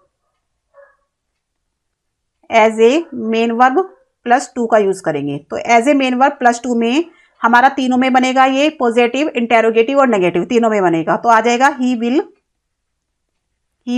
dare to speak, क्या वह बोलने की हिम्मत करेगा। तो यहाँ पे आ गया हमारा, वह बोलने की हिम्मत करेगा, वह बोलने की हिम्मत करेगा। तो ये सेंटेंस होगा हमारा बोलने की हिम्मत करेगा। तो इसको हम कैसे बनाएंगे, he will dare to speak, वह बोलने की हिम्मत करेगा। अब वह बोलने की हिम्मत नहीं करेगा, इसको नेगेटिव में बना लेते हैं, he will not dare to speak, कि वह बोलने की हिम्मत नहीं करेगा। तीसरा हम बना लेंगे, क्या वह बोलने की हिम्मत करेगा, will he dare to speak, क्या वह बोलने की हिम्मत करेगा। नेक्स्ट हम बना लेते हैं कि क्या वह बोलने की हिम्मत नहीं करेगा, will he not dare to speak, क्या वह बोलने की हिम्मत नहीं करेगा। तो आई थिंक ये आपको क्लियर हो गया होगा कि हमें एज ए मेन वर्ब हम टू का यूज करेंगे। एज ए मेन वर्ब तीनों ही सेंटेंस बनेंगे, पॉजिटिव भी बनेगा, नेगेटिव भी बनेगा एंड इंटेरोगेटिव भी बनेगा। लेकिन एज ए मॉडल वर्ब के रूप में हम इसके साथ एक तो टू का यूज नहीं करेंगे, ये हमारा क्योंकि हेल्पिंग वर्ब हो जाएगा, हम इसको हेल्पिंग वर्ब की तरह यूज करेंगे। और दूसरा हमारा ये पॉजिटिव में यूज नहीं होगा। तीसरा हमारा क्या होगा कि इसके साथ टू का यूज नहीं होगा। तो ये आपको क्लियर हो गया। ये सेंटेंस आपने देख लिया हमें कैसे यूज करना है। अभी फ्यूचर की बात हो रही थी, तो एज ए मॉडल वर्ब इसकी फ्यूचर नहीं बनती है, ना तो ये पॉजिटिव बनेगा, ना यहाँ पर इंटेरोगेटिव बनेगा और ना यहाँ पर नेगेटिव बनेगा। फ्यूचर में मॉडल वर्ब के रूप में डेयर का यूज नहीं होता है, ये आपको ध्यान रखना है कि फ्यूचर में as a modal verb dare का यूज नहीं होता है, सिर्फ प्रेजेंट और पास्ट में होता है, वो भी नेगेटिव और इंटेरोगेटिव में। आई थिंक डेयर के बारे में आपको सब कुछ क्लियर हो गया होगा। अभी चलते हैं हम नीड की तरफ। तो यहाँ पे हम देखते हैं नीड का मतलब होता है जरूरी, नीड का मतलब होता है जरूरी। तो जो नीड वर्ड है उसको भी हम दो तरीके से यूज करेंगे, क्योंकि ये भी सेमी मॉडल है, तो इसको भी हम दो तरह से यूज करेंगे। As a main verb use करेंगे और दूसरा हमको as a modal verb use करेंगे। इसको मॉडल मतलब हेल्पिंग वर्ब के रूप में यूज करेंगे, एज ए मॉडल वर्ब करेंगे। अब जब एज ए मेन वर्ब कर रहे हैं तो हम इसके साथ टू लगाएंगे, मेन वर्ब के साथ हम टू लगाएंगे, बट मॉडल वर्ब में हम इसको टू के साथ यूज नहीं करेंगे, यानी कि इसके साथ टू नहीं लगाएंगे। तो अभी हम बात करेंगे पहले सेम जैसे हमने डेयर में की थी, प्रेजेंट की बात करेंगे। तो अभी हम क्या देख रहे हैं, इसका हमारा पॉजिटिव भी बनता है, पॉजिटिव भी बनेगा, नेगेटिव भी बनेगा और हमारा इंटेरोगेटिव भी बनेगा, यानी कि हमें तीनों तरीके से एज ए मेन वर्ब हमारा बनेगा। बट मॉडल वर्ब में हमारा सिर्फ क्या बनेगा, नेगेटिव बनेगा और हमारा सिर्फ इंटेरोगेटिव बनेगा। मतलब दो ही तरीके से बनेगा, नेगेटिव और इंटेरोगेटिव, दो तरीके से यहां पर बनेगा। तो ये क्लियर हो गया होगा आपको। तो अभी यहाँ पे हम एक सेंटेंस देख लेंगे प्रेजेंट का। प्रेजेंट में देख लेंगे she needs to talk to me, talk to me. तो यहाँ पे जो सेंटेंस है she needs to talk to me, कि उसका मुझसे बात करना जरूरी है, उसका मुझसे बात करना जरूरी है। तो सेंटेंस क्या बनेगा, she needs to talk to me. अब ये पॉजिटिव है तो इसकी पॉजिटिव नहीं बनेगी, यानी कि मॉडल वर्ब में हम इसको यूज नहीं करेंगे। अगर हम इसको नेगेटिव में बनाते हैं तो ये आ जाएगा she does not need to talk to me, कि उसका मुझसे बात करना जरूरी नहीं है। She does not need to talk to me. अब देखो नीड के साथ हमने टू लगाया है, क्यों, क्योंकि मेन वर्ब है। अब ये बात हो रही है हमारी यहाँ पे पॉजिटिव की और यहाँ हो रही है नेगेटिव की, यानी कि दोनों में बन गया ये। लेकिन अगर हम मॉडल वर्ब में देखें नेगेटिव का, तो ये क्या बनेगा, शी नीड नॉट, उसको जरूरी नहीं है मुझसे बात करना, टॉक टू मी, उसका मुझसे बात करना जरूरी नहीं है, तो she need not talk to me. तो देखो नीड के बाद हमने टू का यूज नहीं किया, सिर्फ हमने नीड नोट किया बिकॉज ये हमारा हेल्पिंग वर्ब है यहाँ पे। आई थिंक क्लियर हो गया होगा। अगर हम बात करें इंटेरोगेटिव की, इंटेरोगेटिव में डज पहले आ जाएगा, डज शी, कि क्या उसका मुझसे बात करना जरूरी है। Does she need to talk to me, क्या उसका मुझसे बात करना जरूरी है। यहाँ पे क्वेश्चन मार्क लगा देंगे। तो अब इसकी इंटेरोगेटिव भी बनती है, मॉडल वर्ब के रूप में इसकी इंटेरोगेटिव भी बनती है। तो आ जाएगा need she talk to me, क्या उसका मुझसे बात करना जरूरी है। तो she talk to me. Clear हो गया। तो अभी हम क्या देख रहे हैं कि इसकी हमारी पॉजिटिव भी बनती है, नेगेटिव भी बनती है, इंटेरोगेटिव भी बनती है। बट यहाँ पे हमारी पॉजिटिव नहीं बनती, नेगेटिव बनती है और इंटेरोगेटिव बनती है, और इसके साथ टू का यूज नहीं होता और इसके साथ टू का यूज होता है। क्लियर हो गया इतना। अभी हम यहाँ पे डज मतलब क्या नहीं वाले या WH वाले भी सेम जैसे हमने डेयर में किए थे, सेम ऐसे हम यहाँ पे फॉलो कर सकते हैं। नेक्स्ट देख लेते हैं हम पास्ट के बारे में। यहाँ पे हम देख लेते हैं पास्ट टेंस, नीड की बात हो रही है अभी यहाँ पे हमारी, नीड की हम बात कर रहे हैं और हम बात कर रहे हैं यहाँ पे पास्ट की। तो हम क्या देख रहे हैं कि पास्ट में एज ए मेन वर्ब हम यहाँ पे प्लस टू का यूज करेंगे, और मोडाल्स जो हमारे मॉडल वर्ब है उसमें हम टू का यूज नहीं करेंगे। ठीक है। अभी इसकी क्या बनती है, इसकी पॉजिटिव भी बनेगी, यहाँ पे नेगेटिव भी बनेगी यहाँ पे इसकी, और यहाँ पे इसकी इंटेरोगेटिव भी बनेगी। बट हमारे मॉडल वर्ब में यहाँ पे पॉजिटिव नहीं बनेगी, नेगेटिव बनेगी और इंटेरोगेटिव बनेगी। तो सेंटेंस देख लेते हैं पहले पॉजिटिव का। उसका बात करना जरूरी है, हमारा सेंटेंस है उसका बात करना जरूरी था, बात करना जरूरी था। तो ये सेंटेंस है कि उसका बात करना जरूरी था। तो पास्ट की बात हो रही है तो हम लिखेंगे शी नीडिड टू टॉक, उसका बात करना जरूरी था। She needed to talk. तो यहाँ पे हमारी पॉजिटिव नहीं बनी है इसकी। बट अगर हम इसको नेगेटिव में बनाएं तो शी डिड नॉट, कि उसका बात करना जरूरी नहीं था। She did not need to talk, उसका बात करना जरूरी नहीं था। तो इसकी हमारी क्या नेगेटिव बन जाएगी। तो हम यहाँ लिख देंगे she needed not talk, she needed not talk. आगे हम टू मी या मुझसे बात करना, तो यहाँ पे हम लगा देते हैं उसका मुझसे बात करना जरूरी नहीं था, तो टू मी भी लगा देते हैं यहाँ पे, टू मी, कि उसका मुझसे, यहाँ पे लिख देते हैं मुझसे, उसका मुझसे बात करना जरूरी था। अब यहाँ पे उसका मुझसे बात करना जरूरी नहीं था, तो she needed not talk to me. तो देखो नीडिड नॉट को हमने एज ए हेल्पिंग वर्ब लिया है, यहाँ पे क्या लिया है, हेल्पिंग वर्ब। तो यहाँ हमारा हेल्पिंग वर्ब है ये, तो इसके साथ हमने टू का यूज नहीं किया। ठीक है। नेक्स्ट देख लेते हैं interrogative. Did she need to talk to me, कि क्या उसका मुझसे बात करना जरूरी था, क्या उसका मुझसे बात करना जरूरी था। तो इसकी हमारी इंटेरोगेटिव बन जाएगी। तो यहाँ पे आ जाएगा needed she talk to me, she talk to me, क्या उसका मुझसे बात करना जरूरी था। तो ये क्लियर हो गया आपको। अभी यहाँ पे हम क्या देख रहे हैं कि जो हमारा फ्यूचर, यहाँ पे हम फ्यूचर की भी बात कर लेते हैं। फ्यूचर टेंस में जो नीड और डेयर है फ्यूचर टेंस में, उसमें क्या होगा कि इसकी तीनों बनेगी हमारी, पॉजिटिव भी बनेगी, नेगेटिव भी बनेगी, इंटेरोगेटिव भी बनेगी। लेकिन जो मॉडल वर्ब है उसकी फ्यूचर नहीं बनेगी। मॉडल वर्ब में नीड की फ्यूचर नहीं बनती है, सिर्फ हमारी मेन वर्ब में बनती है। तो हम लिख लेंगे शी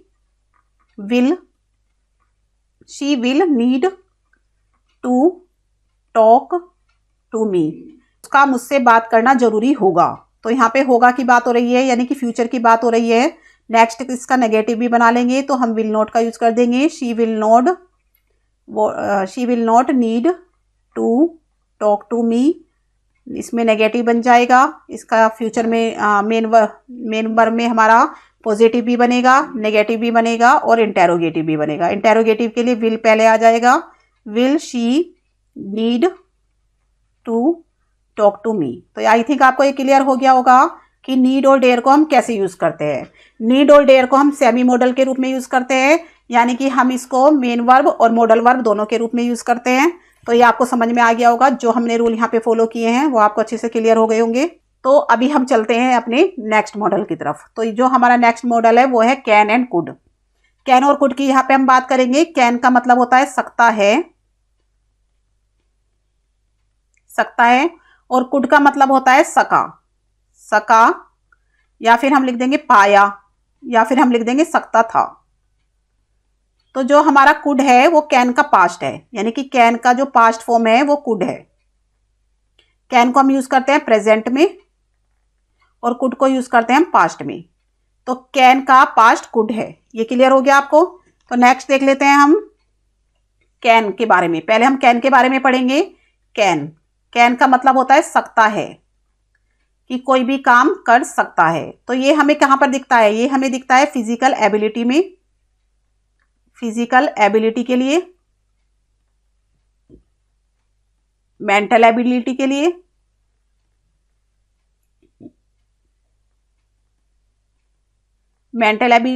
और कैपेबिलिटी। तो इन तीनों में, फिजिकल एबिलिटी, मेंटल एबिलिटी और कैपेबिलिटी, तीनों में ही हमें कैन का यूज करना है यहाँ पे। तो तीन जगह हम कैन का यूज कर सकते हैं। फिजिकल एबिलिटी दिखाने के लिए कि वह ये काम कर सकता है फिजिकली, मेंटली ये काम कर सकता है, वह काम करने के कैपेबल है, योग्य है। इसका मतलब होता है योग्य। कैपेबल मतलब योग्य, मेंटल एबिलिटी मतलब कि मानसिक तरीके से, फिजिकल मतलब शारीरिक तरीके से वो एबल है, काम करने के योग्य है। तो इसको एक सेंटेंस के थ्रू यहाँ पे हम समझ लेते हैं। I can solve this problem, कि मैं इस प्रॉब्लम को सोल्व कर सकता हूं। I can solve this problem. तो देखो यहाँ पे क्या है कि सकता हूं, मैं एबल हूं इस काम करने के, तो मैं इस प्रॉब्लम को सोल्व कर सकता हूं। तो I can solve this problem. यहाँ पे हम देख लेते हैं पॉजिटिव और नेगेटिव। तो ये हमारा पॉजिटिव, इसको हम पॉजिटिव में भी यूज करते हैं। पॉजिटिव में जो इसका स्ट्रक्चर बनेगा वो बनेगा subject plus can plus verb की फर्स्ट फॉर्म। तो यानी कि कैन के साथ वर्ब की फर्स्ट फॉर्म का यूज होता है प्लस ऑब्जेक्ट का यूज होता है। तो हम क्या कर रहे हैं, सब्जेक्ट के साथ कैन लगाएंगे। कैन मतलब प्रेजेंट टेंस में यूज होगा और वर्ब की फर्स्ट फॉर्म आएगी और ऑब्जेक्ट आएगा। अगर हम नेगेटिव में यूज करें इसका, नेगेटिव में, तो हमारा स्ट्रक्चर बनेगा सब्जेक्ट प्लस कैन नोट। तो यहाँ पे हम कैन नोट का यूज करेंगे और प्लस हमारी वर्ब की फर्स्ट फॉर्म आएगी और उसके बाद हम ऑब्जेक्ट का यूज करेंगे।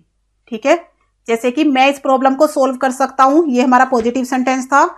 अगर हम लिखे कि मैं इस प्रॉब्लम को सोल्व नहीं कर सकता, तो I can not solve this problem, कि मैं इस प्रॉब्लम को सोल्व नहीं कर सकता, दिस प्रॉब्लम। क्लियर हो गया आपको? अगर हम इसकी इंटेरोगेटिव की बात करें, इंटेरोगेटिव यानी कि प्रश्नवाचक, तो इंटेरोगेटिव में हम क्या करेंगे, हमारा जो स्ट्रक्चर बनेगा वो बनेगा can plus subject plus verb की फर्स्ट फॉर्म और प्लस ऑब्जेक्ट का बनेगा। तो क्या मैं इस प्रॉब्लम को सोल्व कर सकता हूं। अब ये है हमारा क्या से शुरू होने वाला, ये सेंटेंस जो है हमारा क्या से शुरू होने वाला है, क्या से शुरू। तो क्या मैं इस प्रॉब्लम को सोल्व कर सकता हूं के लिए कैन पहले आ जाएगा। तो आ जाएगा can I solve this problem, कि मैं इस प्रॉब्लम को सोल्व कर सकता हूं, क्या मैं इस प्रॉब्लम को सोल्व कर सकता हूं। अगर हम बात करें WH फैमिली के जो वर्ड होते हैं, यानी कि क्या, क्यों, कब, कहाँ, कैसे, जब वाक्य के बीच में आते हैं तो तब हम यूज करते हैं WH वर्ड का। तो पहले हमारा WH वर्ड आ जाएगा, प्लस कैन आएगा, प्लस सब्जेक्ट आएगा, प्लस वर्ब की हमारी फर्स्ट फॉर्म आ जाएगी और प्लस ऑब्जेक्ट का यूज करेंगे, प्लस ऑब्जेक्ट का यूज करेंगे। तो यहाँ पे आप देख सकते हो कि पहले WH वर्ड आएगा। तो मैं इस प्रॉब्लम को सोल्व क्यों कर सकता हूं, तो पहले वाई आएगा, why can I solve this problem. ये क्लियर हो गया आपको कि हमें कैसे यूज करना है, कैसे स्ट्रक्चर बनाना है इसका, पॉजिटिव कैसे बनेगा, नेगेटिव कैसे बनेगा, इंटेरोगेटिव कैसे बनेगा और WH वर्ड वाला हमारा कैसे बनेगा, ये भी इंटेरोगेटिव है। अभी हम इसको एक तरीके से और बना सकते हैं, इंटेरोगेटिव नेगेटिव। कैसे बना सकते हैं, इंटेरोगेटिव नेगेटिव में। इंटेरोगेटिव नेगेटिव क्या होते हैं कि जो हमारे सेंटेंस प्रश्नवाचक भी हो और नकारात्मक भी हो, इंटेरोगेटिव नेगेटिव। क्या मैं इस क्वेश्चन को सोल्व नहीं कर सकता, तो can I note solve this question. क्या मैं इस क्वेश्चन को सोल्व नहीं कर सकता, दिस प्रॉब्लम को सोल्व नहीं कर सकता। तो ये हो गया क्लियर कि कैन से शुरू होने वाले सेंटेंस में नोट को हम कहां पे लगाएंगे, सब्जेक्ट के बाद में लगाएंगे। ठीक है, अभी हमने बात की थी कि फिजिकल एबिलिटी, मेंटल एबिलिटी। तो फिजिकल एबिलिटी ये हमारी हो गई मेंटल एबिलिटी की बात। अभी देख लेते फिजिकल एबिलिटी। तो ही कैन रीड, कि वह पढ़ सकता है। कैसे, विदाउट ग्लासेस, यानी कि बिना चश्मे के, विदाउट ग्लासेस, कि वह बिना चश्मे के पढ़ सकता है। तो समझ में आ गया आपको, आपको ये समझ में आ गया होगा, he can read without glasses, यानी कि फिजिकल एबिलिटी की बात हो रही है कि बिना चश्मे के भी वह पढ़ सकता है। यहाँ पे हम दिखा रहे हैं उसकी कैपेबिलिटी दिखा रहे हैं, योग्यता दिखा रहे हैं इन सेंटेंसेस में। अभी हम बोल सकते हैं इसको ऐसे भी कि कैन यू स्पीक, हम यहाँ पे ये भी समझ सकते हैं कि कैन यू स्पीक फ्रेंच, कि क्या तुम फ्रेंच बोल सकते हो, क्या तुम फ्रेंच बोल सकते हो। तो यहाँ पे हम दिखाया है हमने कैपेबिलिटी कि क्या तुम फ्रेंच बोल सकते हो। तो यहाँ पे अगर वो आंसर दे रहा है तो यस आई कैन, हाँ मैं बोल सकता हूँ। तो आंसर देने के लिए भी हम कैन का यूज करते हैं। तो हमें क्या पता चला कि जो कैन है उसका मतलब होता है सकता हूँ। कहीं पर भी सकता है, सकती है, सकता हूँ, अगर ऐसे वर्ड आ रहे हैं, सकता है, सकती है, या फिर सकता हूँ, कि मैं ये काम कर सकता हूँ, वह ये काम कर सकती है, तो वहां पर हम कैन का यूज करेंगे। आई थिंक ये आपको क्लियर हो गया होगा कि कैन का यूज हम कहाँ करेंगे। तो अभी नेक्स्ट देख लेते हैं। अभी हम बात कर रहे हैं कैन की, तो हम देख रहे हैं कि कैन का यूज हम रिक्वेस्ट के लिए भी करते हैं। किसके लिए करते हैं, रिक्वेस्ट। जब हमें किसी से रिक्वेस्ट करनी हो तो भी हम कैन का यूज कर सकते हैं। तो देख लेते हैं सेंटेंस कैसे, can you give me your book. तो यहाँ पे भी आपने ये देख लिया कि can you give me your book, क्या आप मुझे अपनी बुक दे सकते हो। तो यहाँ पे भी क्या आ गया, सकते हो। तो यानी कि हमें क्या देखना है, सिर्फ सकता है, सकती है, सकता हूं, सकते हो। तो क्या आप मुझे अपनी बुक दे सकते हो, तो हम यहाँ से रिक्वेस्ट कर रहे हैं उससे कि तो यहाँ पे हमने कैन का यूज किया है। या फिर आ सकता है कि कैन आई टेक, यहाँ पे हम परमिशन ले रहे हैं, can I take your pencil, कि क्या मैं आपकी पेंसिल ले सकता हूँ। Can I take your pencil, क्या मैं आपकी पेंसिल ले सकता हूं। तो यहाँ पे हम क्या कर रहे हैं, उसे रिक्वेस्ट कर रहे हैं। तो रिक्वेस्ट करने के लिए भी हम किसका यूज कर रहे हैं, कैन का यूज कर रहे हैं। ठीक है, ये समझ में आ गया होगा आपको। अगर हमें कहीं पर गुस्सा दिख रहा है, एंगर दिख रहा है, एंगर है, या बेचैनी दिख रही है, इम्पेशेंट है, इम्पेशेंस दिख रहा है हमें, या फिर हमें एस्टोनिशमेंट का मतलब होता है आश्चर्य। कहीं पर भी हमें एंगर, इम्पेशेंस, एस्टोनिशमेंट दिख रहा है तो भी हम कैन का यूज करेंगे। कैसे, व्हाट कैन ही डू। तो यहाँ पे देखो वह ये कैसे कर सकता है, व्हाट कैन ही डू, वह ये क्या कैसे कर सकता है। तो हमें यहाँ दिख रहा है थोड़ा सा यहाँ पे इम्पेशेंस, यानी बेचैनी फील हो रही है कि वह ये कैसे कर सकता है। या फिर हाउ कैन ही रिजाइन, कि वह कैसे रिजाइन कर सकता है। तो यहाँ पे भी हमें क्या हो रहा है, बेचैनी फील हो रही है, इम्पेशेंस दिख रहा है। या फिर वेयर कैन ही गो, कि वह कहाँ जा सकता है।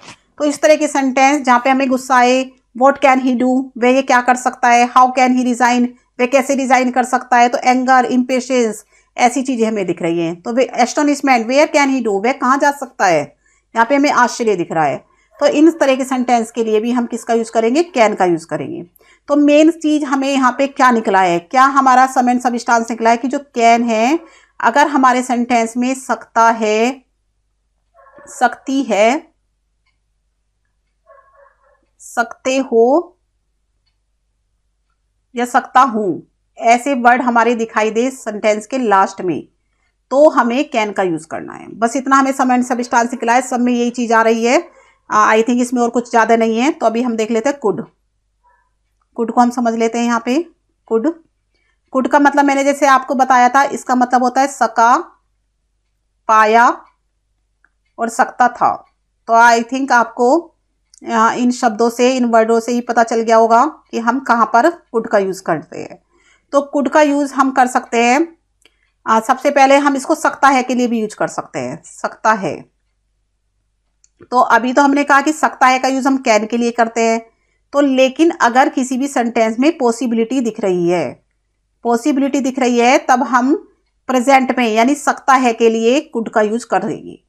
तो यानी कि हम इसको यूज करेंगे प्रेजेंट में भी, पास्ट में भी और फ्यूचर में भी। तो यानी कि तीनों जगह पर हम इसको यूज कर सकते हैं पॉसिबिलिटी के लिए। पॉसिबिलिटी दिखाने के लिए हम कुड का यूज प्रेजेंट, पास्ट और फ्यूचर तीनों में कर सकते हैं। तो कैसे देखते हैं, जैसे it could rain, it could rain today, कि आज बारिश हो सकती है, आज बारिश हो सकती है। तो यहाँ पे हमने क्या दिखाया, पॉसिबिलिटी।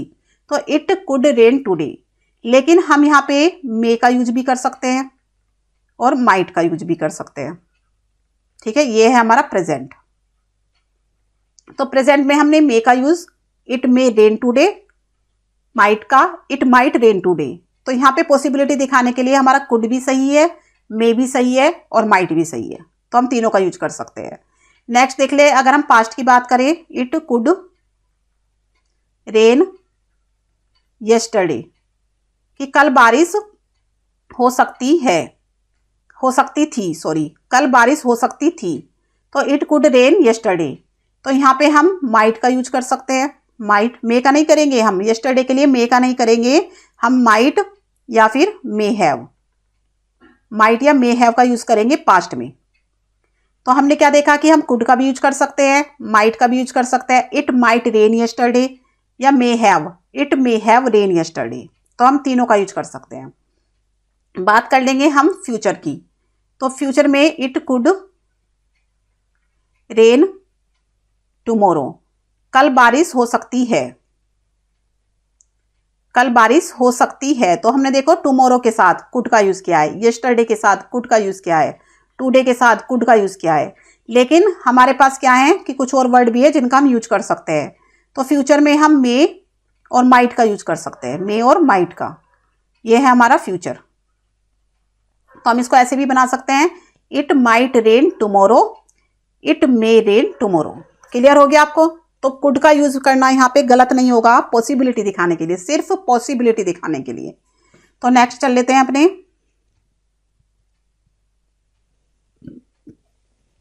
तो अभी हमें नेक्स्ट क्या दिखाना है, हमें कुड का यूज करना है रिक्वेस्ट। तो अभी हम बात कर रहे हैं कि रिक्वेस्ट की। यहाँ पे अभी तो हमने कहा था कि रिक्वेस्ट के लिए हम कैन का यूज करते हैं, बट हम यहाँ पे रिक्वेस्ट के लिए कुड का भी यूज करेंगे। लेकिन रिक्वेस्ट हमारी कैसी होनी चाहिए, पोलाइट। अगर हमारी रिक्वेस्ट पोलाइट है तो हम कुड का यूज करेंगे, अगर रिक्वेस्ट ज्यादा पोलाइट नहीं है तो हम कैन का यूज करेंगे। तो यहाँ पे हम एग्जाम्पल देखेंगे कि पोलाइट रिक्वेस्ट हमारी कैसी होगी, कैसे हम पोलाइटली बोलेंगे। तो देखो, could you land me your book. तो कुड लगाते ही जो हमारी रिक्वेस्ट है ये हमारी कैसी हो गई, पोलाइट हो गई। Could you land me your book, क्या आप मुझे अपनी बुक दे सकते हैं। तो यहाँ पे हमने क्या देखा कि कुड लगाया, तो can you land me your book, क्या आप मुझे अपनी बुक दे सकते हो। तो यहाँ पे हमारी जो रिक्वेस्ट होगी वो पोलाइट फील नहीं होगी। कुड लगाते ही ये हमारी कैसी हो गई, यहाँ पर पोलाइट हो गई। क्यों हो गई ये पोलाइट, क्योंकि हमने कुड का यूज किया है। तो जब हमें पोलाइटली बोलना हो किसी से, बहुत ही हम्बल रिक्वेस्ट करनी हो, तो हम कुड का यूज करेंगे। तो एक और देख लेते हैं यहाँ पे, could I sit here please, कि क्या मैं यहाँ बैठ सकता हूँ प्लीज। तो ये हमारा क्या है, हमने रिक्वेस्ट की है बट हमारा कुड लगा के थोड़ा पोलाइटली हो गया, तो वो सामने वाला हमारा समझेगा कि हम उससे पोलाइटली बोल रहे हैं अगर हम वहाँ पे कुड लगा देते हैं। एक नेक्स्ट और देख लेते हैं, could I talk to you, कि क्या मैं आपसे बात कर सकता हूँ। तो यहाँ पे देखो आप, हमारी जितनी भी हमारी यहाँ पे रिक्वेस्ट है वो सारी कैसी हैं, हमारी पोलाइटली है। कुड लगा के हमारा जो वर्ड सेंटेंस बना वो पोलाइट हो गया है, हम्बल हो गया है। ठीक है, ये आपको क्लियर हो गया होगा। और यहाँ पे हम क्या देख रहे हैं, ये इंटेरोगेटिव में है। तीनों जो सेंटेंस हमने बनाए हैं वो इंटेरोगेटिव है। तो यहाँ पे हम जब इंटेरोगेटिवली क्या लगा के क्वेश्चन करें कि क्या मैं आपकी हेल्प कर सकता हूँ, क्या मैं यहाँ बैठ सकता हूँ, क्या मैं आपसे बात कर सकता हूँ, तो तब हम कुड का यूज करेंगे यहाँ पे। अब क्या होगा यहाँ पे, परमिशन, परमिशन के लिए भी कुड का यूज होता है कि अभी हमने उससे क्या किया, रिक्वेस्ट की है, तो वो हमें क्या दे रहा है, परमिशन दे रहा है। तो उसने कहा कि हाँ आप मुझसे बात कर सकते हो, तो you could talk to me, कि आप मुझसे बात कर सकते हो, क्योंकि हमने क्या था, कुड लगा के क्वेश्चन पूछा था, तो उसने भी कुड लगा के आंसर किया है। तो you could talk to me, या फिर you could go with me, कि आप मेरे साथ जा सकते हो। तो यहाँ पे भी क्या हो गया कि थोड़ी सी कुड लगा के पोलाइटनेस आ जाती है, with me, you could go with मी। तो कुड लगा के यू कैन गो विद मी भी हो सकता है कि तुम मेरे साथ जा सकते हो, बट जब हमने उसे पोलाइटली रिक्वेस्ट की है, क्वेश्चन हमने कुड लगा के पूछा है, तो आंसर भी हमारा कुड लगा के ही आएगा। परमिशन हमें जो मिलेगी वो कुड लगा के मिलेगी। समझ में आ गया। नेक्स्ट हम देख लेते हैं एबिलिटी। एबिलिटी के लिए हम किसका यूज करेंगे, कुड का, लेकिन एबिलिटी कैसी होनी चाहिए, पास्ट, पास्ट में एबिलिटी होनी चाहिए कि जो बीत चुका है उसमें एबिलिटी। तो यहाँ पे हम देखते हैं सकता था, यहाँ पे हम देखते हैं सकता था और पाया, ऐसे कुछ सेंटेंस हमें देखने के लिए मिलेंगे। पहले तो हम देखते हैं सकता था, क्योंकि पास्ट की बात हो रही है कि व्हेन आई वॉज यंग, जब मैं छोटा था, व्हेन आई वॉज यंग, कि जब मैं छोटा था, तो आई कुड प्ले गिटार, कि मैं गिटार बजा सकता था, तो आई कुड प्ले गिटार, कि मैं गिटार बजा सकता था, गिटार को प्ले कर सकता था। तो ये पास्ट की एबिलिटी की बात हो रही है, प्रेजेंट की एबिलिटी की नहीं, पास्ट की एबिलिटी की बात हो रही है कि जब मैं छोटा था तो मैं गिटार प्ले कर सकता था। तो यहाँ पे आ गया सकता था।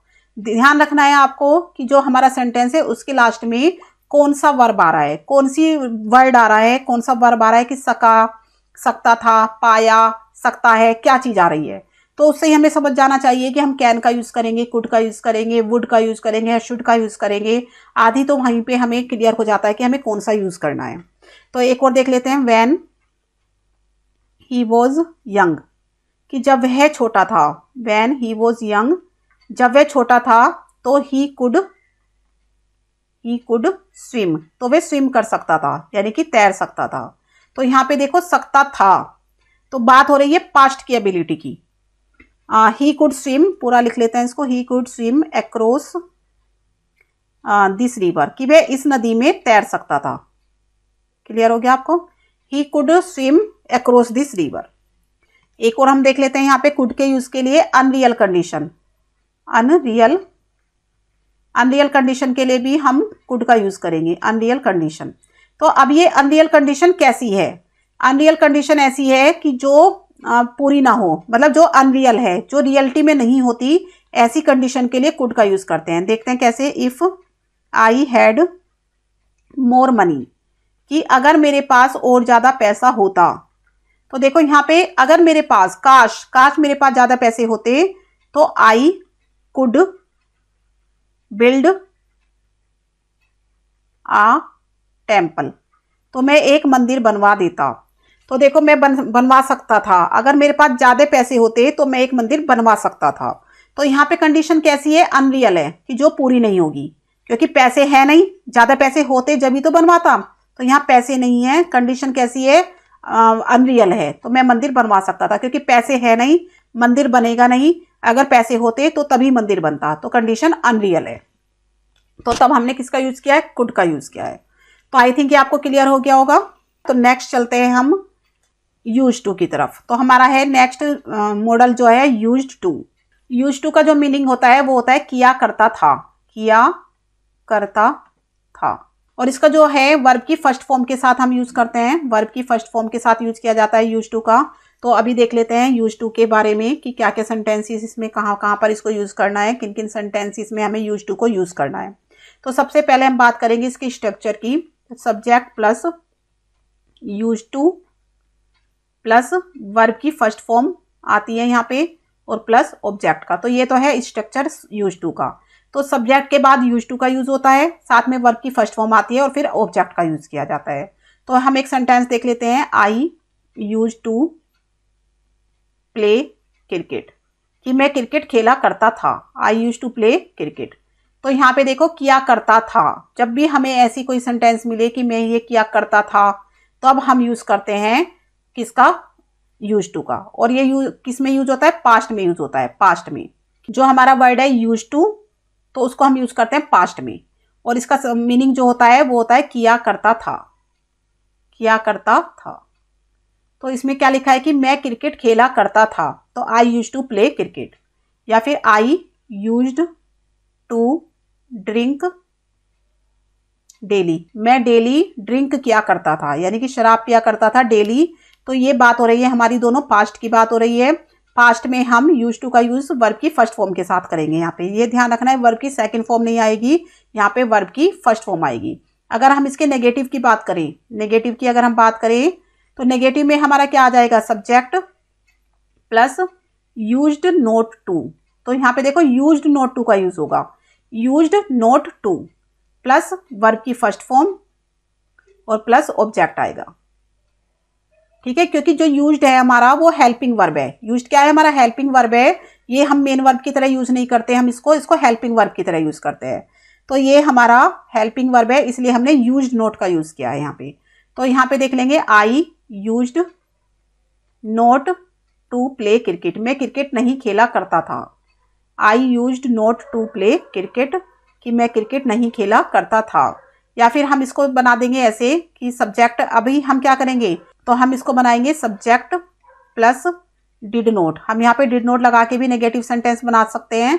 पॉजिटिव में तो ऐसा नहीं होगा, बट नेगेटिव में हो सकता है। Subject plus did not plus use to लगेगा, फिर यहाँ पे यूज्ड नहीं आएगा, यूज आएगा। यूज टू प्लस वर्ब की फर्स्ट फॉर्म प्लस ऑब्जेक्ट, हम इसको ऐसे भी बना सकते हैं। तो यानी कि नेगेटिव में ये दो तरीके से बन सकता है, एक तो यूज नोट टू लगा के, एक did not plus use to लगा के। तो देख लेते हैं कैसे, I did not use to play cricket, कि मैं क्रिकेट नहीं खेला करता था। क्लियर हो गया। तो did not plus use to लगा देंगे, या फिर यूज नोट टू का यूज करेंगे, या तो यूज नोट टू का यूज करेंगे या फिर did not plus use to लगा देंगे। तो I did not use to play cricket, तो हम इसको ऐसे भी बना सकते हैं। अगर हम बात करें इंटेरोगेटिव की, तो इंटेरोगेटिव की बात करेंगे तो हमारा क्या से शुरू होने वाला, अगर सेंटेंस हमारा क्या से शुरू है, क्या से शुरू है कोई भी सेंटेंस, तो हम क्या करेंगे, पहले यूज्ड आएगा हमारा, यूज्ड, फिर हमारा सब्जेक्ट आएगा, फिर हम टू का यूज करेंगे। सब्जेक्ट यूज्ड, पहले यूज्ड आएगा, फिर सब्जेक्ट आएगा, फिर हम टू का यूज करेंगे, फिर वर्ब की हमारे फर्स्ट फॉर्म आएगी और फिर हमारा ऑब्जेक्ट आएगा। ठीक है, क्लियर हो गया। और इसको हम फिर क्वेश्चन मार्क लगा देंगे, बिकॉज इंटेरोगेटिव सेंटेंस है। तो या फिर हम दूसरा स्ट्रक्चर यूज करेंगे इसका, पहले डिड लगा देंगे, डिड प्लस सब्जेक्ट प्लस हमारा यहाँ पे आ जाएगा यूज टू प्लस वर्ब की फर्स्ट फॉर्म और उसके बाद हमारा ऑब्जेक्ट आ जाएगा। तो हम इसको दो तरीके से बना सकते हैं, यूज्ड का यूज करके भी और डिड का यूज करके भी। तो हम सेंटेंस देख लेते हैं यहाँ पे। तो यहाँ पे सेंटेंस देख लेते हैं कि कैसे बना सकते हैं। पहले हम यूज्ड का यूज करके बनाएंगे, used I to play cricket. तो यहाँ पे जो सेंटेंस बना वो है कि क्या मैं क्रिकेट खेला करता था, used I to play cricket, question mark आ जाएगा। अभी क्या मैं क्रिकेट खेला करता था को डिड से बनाएंगे, did I use to play cricket, कि क्या मैं क्रिकेट खेला करता था। तो हम इसको डिड लगा के भी बना सकते हैं और यूज्ड से भी यूज कर सकते हैं, यूज्ड से भी कर सकते हैं और डिड से भी कर सकते हैं। ये क्लियर हो गया आपको, ये पास्ट टेंस की बात हो रही है। तो ये आपको समझ में आ गया होगा कि हमें यूज्ड टू को कैसे यूज करना है, किया करता था यानी कि पास्ट की एबिलिटी को दिखाने के लिए। अभी हम इसको प्रेजेंट में भी यूज कर सकते हैं, प्रेजेंट में, बट प्रेजेंट में हम दिखाएंगे हैबिट। पास्ट में तो हमने दिखाई है एबिलिटी, प्रेजेंट में हम हैबिट दिखाएंगे, यानी कि कोई भी चीज का आदी हो जाना, हैबिट हो जाना उसकी, या फिर अभ्यस्त हो जाना, किसी भी काम में अभ्यस्त हो जाना या आदी हो जाना किसी काम में। तो तब हम कैसे यूज करेंगे, तो देख लेते हैं। I am used to take tea in the morning. तो यहाँ पे देखो प्रेजेंट की बात हो रही है कि मैं सुबह के समय मॉर्निंग में चाय लेने का आदी हूं। तो आई एम यूज टू, तो हमने यहाँ पे क्या किया है, एम का भी यूज किया है। तो आई एम यूज टू, मैं आदी हूं टेक टी, यानी कि मेरे को आदत है चाय लेने की मॉर्निंग में। तो यहाँ पे प्रेजेंट की बात हो रही है। तो हमारा स्ट्रक्चर देख लेते हैं। प्रेजेंट में अगर कोई हैबिट हमें पड़ी हुई है, कोई आदत हमें पड़ी हुई है, या हम किसी की चीज के हैबिचुअल हो गए हैं, तो हम क्या बनाएंगे, subject plus is am are plus use to plus verb की फर्स्ट फॉर्म प्लस ऑब्जेक्ट। ठीक है, तो subject plus is am are plus use to plus verb की फर्स्ट फॉर्म प्लस ऑब्जेक्ट। तो आपने सेंटेंस देख ही लिया है कि हमें कैसे बनाना है। I am use to take tea in the morning. तो अभी हम देख लेते हैं कि हमें किस किस के साथ बनाना है। प्रेजेंट में बनाना है हमें, और कौन कौन से हमारे हेल्पिंग वर्ब है जिनके साथ हम यूज टू का यूज करते हैं। तो हम देख लेते हैं कि सब्जेक्ट होगा हमारा। सब्जेक्ट में हम यहाँ पे एक टेबल बना लेते हैं, जैसे is am are, is am are के साथ हम यूज करेंगे किसका, यूज टू का। यूज टू प्लस, अब आईएनजी फॉर्म आएगी, हम देखते हैं किस किस के साथ आईएनजी फॉर्म आएगी, और प्लस ऑब्जेक्ट आएगा। टेबल बना लेते हैं जिससे हमें क्लियर हो जाएगा। ये रूल नंबर हमारा थर्ड है, रूल नंबर थर्ड है। तो यहाँ पे देखो subject is am are use to plus ING form plus object. तो ये एक स्ट्रक्चर है, फिर हम इसके सेंटेंस को समझेंगे। हम इसमें इज एम आर का यूज भी कर सकते हैं, वोज वर के साथ भी हम लगा सकते हैं यूज टू को, विल बी के साथ भी हम लगाएंगे यूज टू को, एंड हम हैज हैव प्लस बीन के साथ भी लगा सकते हैं हम इसको, और हैड बीन। तो यहाँ पे आप देख रहे हो कि is am are plus ING form, was were plus ING form, will be plus ING form, has been, have been, had been plus ING form. तो यहाँ पे जो हमारी हो रही है, इन सब के साथ हम किसका यूज कर रहे हैं, आईएनजी फॉर्म का यूज कर रहे हैं, और साथ में हमने यूज टू का यूज किया है बीच में। तो सब्जेक्ट प्लस हेल्पिंग वर्ब जो हमने यहाँ पे लिखे हैं, plus use to plus ING form plus object. Clear हो गया। तो यहाँ पे हम कुछ सेंटेंस देखेंगे जिसमें हम देख रहे हैं कि आईएनजी फॉर्म के साथ यूज टू का हम कैसे यूज करेंगे। तो यहाँ पे हम देख लेते हैं सेंटेंस कुछ, जैसे he is use to playing football. Clear हो गया आपको कि हम कैसे बनाएंगे, कि इज, देखो हमने जो स्ट्रक्चर बताया था, subject is am are use to ING form football. फिर उसके बाद अगर हम पास्ट की बात करें तो he was use to playing football, ऐसे भी इसका बना सकते हैं हम इसको। पास्ट में भी हम इसको यूज कर सकते हैं। हम इसको विल बी के साथ भी यूज कर सकते हैं, will be use to playing football. अभी हम क्या देख रहे हैं कि जो हमारे इज एम आर हैं, वॉज वर है, विल बी है हमारा, और हमारा हैज बीन, हैव बीन है, इनके साथ हम आईएनजी लगाएंगे। क्या लगाएंगे, आईएनजी फॉर्म लगाएंगे, और बीच में हम इन दोनों के helping verb plus ING form के बीच में यूज टू का यूज करेंगे। तो he has been use to playing football. Clear हो गया आपको। तो ये सारे मैं यहाँ पे सेंटेंस आपको लिख रही हूँ जिससे कि आपको अच्छे से क्लियर हो जाए कि हमें कैसे इसका स्ट्रक्चर तैयार करना है, कैसे इसको बनाना है। ही हैड बीन के साथ भी हम आईएनजी फॉर्म लगाएंगे, he had been used to playing football, क्योंकि ये हमारे जो काम है वो लगातार हो रहे हैं, पास्ट में हो रहे हैं, फ्यूचर में, देखो प्रेजेंट में हो रहा है, पास्ट में हो रहा था, फ्यूचर में हो रहा होगा, और ये हमारा परफेक्ट कॉन्टिन्यूस टेंस है। तो ये आप समझ गए होंगे कि किन टेंसेस के साथ हमें आईएनजी फॉर्म लगानी है। अगर हम इनकी नेगेटिव की बात करें तो जितने भी हमारे हेल्पिंग वर्ब है, जैसे इज है, एम है, आर है, वोज, वर, और इनके साथ हम क्या लगा देंगे, नोट का लगा देंगे अगर हम नेगेटिव में लगाएं। इसको नेगेटिव की बात करें अगर हम इन यूज टू के साथ, तो is not, am not, are not, was not, were not, सिर्फ इनके बाद यहाँ पे is not use to, was not use to, will.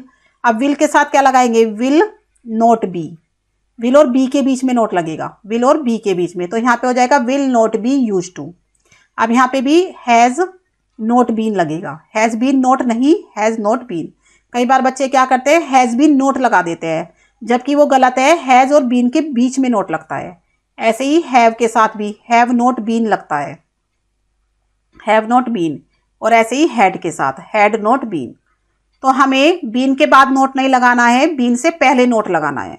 तो ये क्लियर हो गया होगा आपको कि हमें यूज टू का यूज़ कहाँ पे करना है। तो जो आज के हमने मॉडल थे जितने भी हमने वो अपने पूरे कर लिए हैं।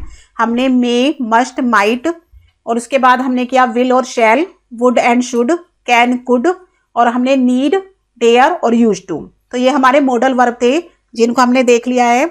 तो ये है हमारी वर्ब की क्लास, जिसमें हम पढ़ने वाले हैं। जो हमने पहले पढ़ा था वर्ब के बारे में, तो हमने पढ़ा था वहाँ पे प्राइमरी वर्ब के बारे में और मेन वर्ब के बारे में। तो वहाँ पे हमने कुछ मॉडल्स पढ़े थे, कुछ प्राइमरी वर्ब्स पढ़े थे, और ट्रांसिटिव और इंट्रांसिटिव की डेफिनेशन को समझा था। तो अभी हम जो वर्ब पढ़ने वाले हैं वो वर्ब की दो नेक्स्ट हम फॉर्म के बारे में बात करेंगे। कुछ दो फॉर्म और होती हैं वर्ब की, जिनको हम बोलते हैं finite, finite verb and non finite. तो यहाँ पे हम पढ़ने वाले हैं फाइनाइट और नॉन फाइनाइट वर्ब के बारे में। तो हम देख लेते हैं यहाँ पे इसकी डेफिनेशन पढ़ लेते हैं, और फाइनाइट वर्ब की एंड नॉन फाइनाइट वर्ब की डेफिनेशन, उसके टाइप्स, और कहाँ कहाँ पर हमें इनको यूज़ करना है, कैसे हमें इनको यूज़ करना है, कैसे हम इनको सेंटेंस में देखते हैं। तो एग्जाम्पल के थ्रू हम एक एक करके सारी चीज़ें समझने वाले हैं। तो आइए चलते हैं, देख लेते हैं फाइनाइट वर्ब। अब फाइनाइट वर्ब क्या होते हैं, फाइनाइट का मतलब समझ लेते हैं पहले। फाइनाइट का मतलब होता है लिमिटेड, फाइनाइट का मतलब होता है लिमिटेड, यानी कि सीमित, जिसको हम बोलते हैं सीमित।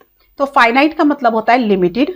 तो यहाँ पे एक डेफिनेशन देख लेते हैं पहले। तो वर्ब्स दैट आर लिमिटेड, यानी कि वो वर्ब्स जो कि लिमिटेड है किसी भी नंबर के द्वारा, किसी भी पर्सन के द्वारा, तो उनको हम कहते हैं फाइनाइट वर्ब। यानी कि जो वर्ड्स लिमिटेड होते हैं किसी भी नंबर या किसी भी पर्सन के द्वारा, तो उनको हम बोलते हैं फाइनाइट वर्ब्स। अब ये फाइनाइट वर्ब्स क्या होते हैं, इनको हम फुल वर्ब्स भी कहते हैं। फाइनाइट वर्ब को हम फुल वर्ब्स भी कहते हैं। तो फुल वर्ब्स क्यों कहते हैं, इसको हम समझेंगे एक एग्जाम्पल के थ्रू। तो यहाँ पे जैसे मैंने लिखा you are reading, you are reading कि आप पढ़ रहे हो, या मैंने लिखा I am reading, I am reading, और नेक्स्ट लिख लेते हैं हम जैसे he is reading, he is reading. तो एक ही सेंटेंस को हमने लिखा है कि वह पढ़ रहा है, मैं पढ़ रहा हूं, तुम पढ़ रहे हो। तो यहाँ पे आप देखो कि हमारे क्या है, सब्जेक्ट तो हमारे अलग अलग दिख रहे हैं, लेकिन हमारे जो वर्ब्स है वो भी चेंज हो गए हैं। तो वर्ब्स देखो, यू के साथ आर रीडिंग का यूज हुआ है, आई के साथ एम रीडिंग का यूज हुआ है, ही के साथ इज रीडिंग का यूज हुआ है। तो हम देख रहे हैं जैसे जैसे सब्जेक्ट बदल रहे हैं वैसे वैसे हमारे वर्ब्स भी चेंज हो रहे हैं। तो यानी कि जो verbs according to subject change होते रहते हैं, यानी कि जिन वर्ब्स का यूज हम अकॉर्डिंग टू सब्जेक्ट करते हैं, यानी कि वर्ब्स इज यूज्ड, जो फाइनाइट वर्ब्स होते हैं उनको यूज किया जाता है, verbs is used according to subject. यानी कि जो ये वर्ब्स होते हैं हमारे फाइनाइट, इनको हम यूज करते हैं अकॉर्डिंग टू सब्जेक्ट। तो आप देख सकते हो यहाँ पे सेंटेंस में कि यू है तो यू के साथ हमने आर रीडिंग का यूज किया है, आई है तो आई के साथ हमने एम रीडिंग का यूज किया है। तो सब्जेक्ट चेंज हो रहे हैं तो हमारे वर्ब्स भी चेंज हो रहे हैं। अभी बात हो जाती है कि इनको फुल वर्ब्स क्यों कहते हैं। अभी देखो आर प्लस रीडिंग, ये हमारा हेल्पिंग वर्ब है, ये हमारा मेन वर्ब है। तो हमने दोनों को प्लस किया तो इक्वल टू फुल वर्ब्स, यानी कि दोनों मिलके हमारे क्या बन गए, फुल वर्ब्स बन गए। तो इसलिए हम इनको फुल वर्ब्स भी कहते हैं, क्योंकि ये हेल्पिंग वर्ब और मेन वर्ब को प्लस करके बनते हैं। मतलब ऐसा, लेकिन कंपलसरी नहीं है ऐसा, बट हम इनको दोनों को एक साथ ही जोड़ा जाता है। फाइनाइट वर्ब जो होता है पूरा एक साथ मिलके बनता है। इज रीडिंग यहाँ पे फाइनाइट वर्ब है, एम रीडिंग यहाँ पर फाइनाइट वर्ब है, एंड आर रीडिंग यहाँ पर फाइनाइट वर्ब है। तो फाइनाइट वर्ब को हम फुल वर्ब्स कहते हैं। ठीक है, ये आपको क्लियर हो गया होगा। तो यहाँ पे हम क्या देख रहे हैं, फाइनाइट वर्ब वो वर्ब होते हैं जिनको अकॉर्डिंग टू सब्जेक्ट यूज किया जाता है, और ये हमारे सब्जेक्ट के अनुसार चेंज होते रहते हैं। आई थिंक आपको क्लियर हो गया होगा। नेक्स्ट चलते हैं हम नॉन फाइनाइट वर्ब की तरफ। तो यहाँ पे हम देख लेते हैं non finite verbs. Non finite का मतलब होता है नॉन लिमिटेड, नॉन लिमिटेड, या फिर हम इसको बोलते हैं असीमित। अब यहाँ पे देखो जो वर्ब्स हैं that are non limited, that are not limited, ये लिमिटेड नहीं होते, इनको हम नॉन लिमिटेड या अनलिमिटेड भी बोल सकते हैं। अनलिमिटेड, अनलिमिटेड मतलब असीमित, नॉन लिमिटेड या अनलिमिटेड, ये किसी भी नंबर या पर्सन के द्वारा लिमिटेड नहीं होते हैं, यानी कि सीमित नहीं होते हैं, असीमित होते हैं। तो हम यहाँ पे क्या समझेंगे, इनको एक एग्जाम्पल के थ्रू समझेंगे। जैसे हमने यहाँ पे लिखा my brother wants to sleep now, कि मेरा भाई अब सोना चाहता है। या मैंने लिखा you want to sleep now, कि आप सोना चाहते हैं। तो यहाँ पे हमें दो सेंटेंस दिख रहे हैं कि my brother wants to sleep now and you want to sleep now, कि आप सोना चाहते हैं और मेरा भाई सोना चाहता है। तो यहाँ पे हम क्या देख रहे हैं कि जो नॉन फाइनाइट और फाइनाइट वर्ब दोनों का हमें डिफरेंस यहाँ पे अच्छे से क्लियर हो जाएगा एक इस सेंटेंस के थ्रू। तो देखो माई ब्रदर एंड यू दोनों अलग अलग सब्जेक्ट हैं और वॉन्ट्स एंड वॉन्ट दोनों अलग अलग फॉर्म है। तो यहाँ पे देखा कि हमने वॉन्ट्स और वॉन्ट दोनों अलग अलग हैं, जैसे सब्जेक्ट चेंज हुआ वैसे ही हमारा वॉन्ट्स और वॉन्ट हो गया, यानी कि सब्जेक्ट चेंज हुआ तो हमारी वर्ब भी चेंज हो गई। तो यहाँ पे जो है wants and want, wants and want जो दोनों ये क्या है, ये हमारे फाइनाइट है, ये क्या है हमारे फाइनाइट वर्ब है। ठीक है, क्यों, क्योंकि ये अकॉर्डिंग टू सब्जेक्ट चेंज हो गए हैं। बट यहाँ पे आप देखो टू स्लीप, और यहाँ पर भी दूसरे सेंटेंस में देखो to sleep, my brother wants to sleep, my you want to sleep. तो टू स्लीप, इसका सब्जेक्ट के अकॉर्डिंग कोई प्रभाव नहीं पड़ा, सब्जेक्ट पर कोई प्रभाव नहीं पड़ा, सब्जेक्ट चेंज हुआ तो टू स्लीप चेंज नहीं हुआ, टू स्लीप पे कोई फर्क नहीं पड़ा, टू स्लीप ऐसा का ही ऐसा है, चेंज नहीं हुआ है, इसलिए ये नॉन फाइनाइट है। यानी कि जो वर्ब हमारे सब्जेक्ट के अकॉर्डिंग चेंज नहीं होते, जो वर्ब हमारे सब्जेक्ट के अकॉर्डिंग चेंज नहीं होते उनको हम नॉन फाइनाइट वर्ब कहते हैं। आई थिंक आपको ये क्लियर हो गया होगा कि जो वर्ब सब्जेक्ट चेंज होने पर भी उन पे कोई फर्क नहीं पड़ता है, वे चेंज नहीं होते हैं, उनको हम नॉन फाइनाइट वर्ब कहते हैं। अभी आपने सेंटेंस में देखा कि टू स्लीप, चाहे हमने माई ब्रदर सब्जेक्ट ले लिया, चाहे हमने यू को सब्जेक्ट ले लिया, तो टू स्लीप पे कोई इफेक्ट नहीं पड़ा, टू स्लीप पे कोई प्रभाव नहीं पड़ा, तो टू स्लीप हमारा नॉन फाइनाइट है। और यहाँ पे आपने क्या देखा कि वॉन्ट्स, माई ब्रदर आया तो हमने वॉन्ट्स लगा दिया, यू आया तो हमने वॉन्ट लगा दिया, तो इन दोनों पे फर्क पड़ा है, सब्जेक्ट चेंज हुआ तो ये भी चेंज हो गए, तो ये हमारे फाइनाइट वर्ब है। दोनों में आपको क्लियर हो गया होगा कि फाइनाइट और नॉन फाइनाइट क्या होते हैं। तो यहाँ पे हम एक एग्जाम्पल और देख लेते हैं, एग्जाम्पल एक और देख लेते हैं यहाँ पे। जैसे I like reading, I like reading poetry, I like reading poetry, कि मुझे पोएट्री पढ़ना पसंद है। या फिर एक सेंटेंस देख लेते हैं हम दूसरा, ही लाइक्स रीडिंग पोएट्री, कि उसको पोएट्री पढ़ना पसंद है।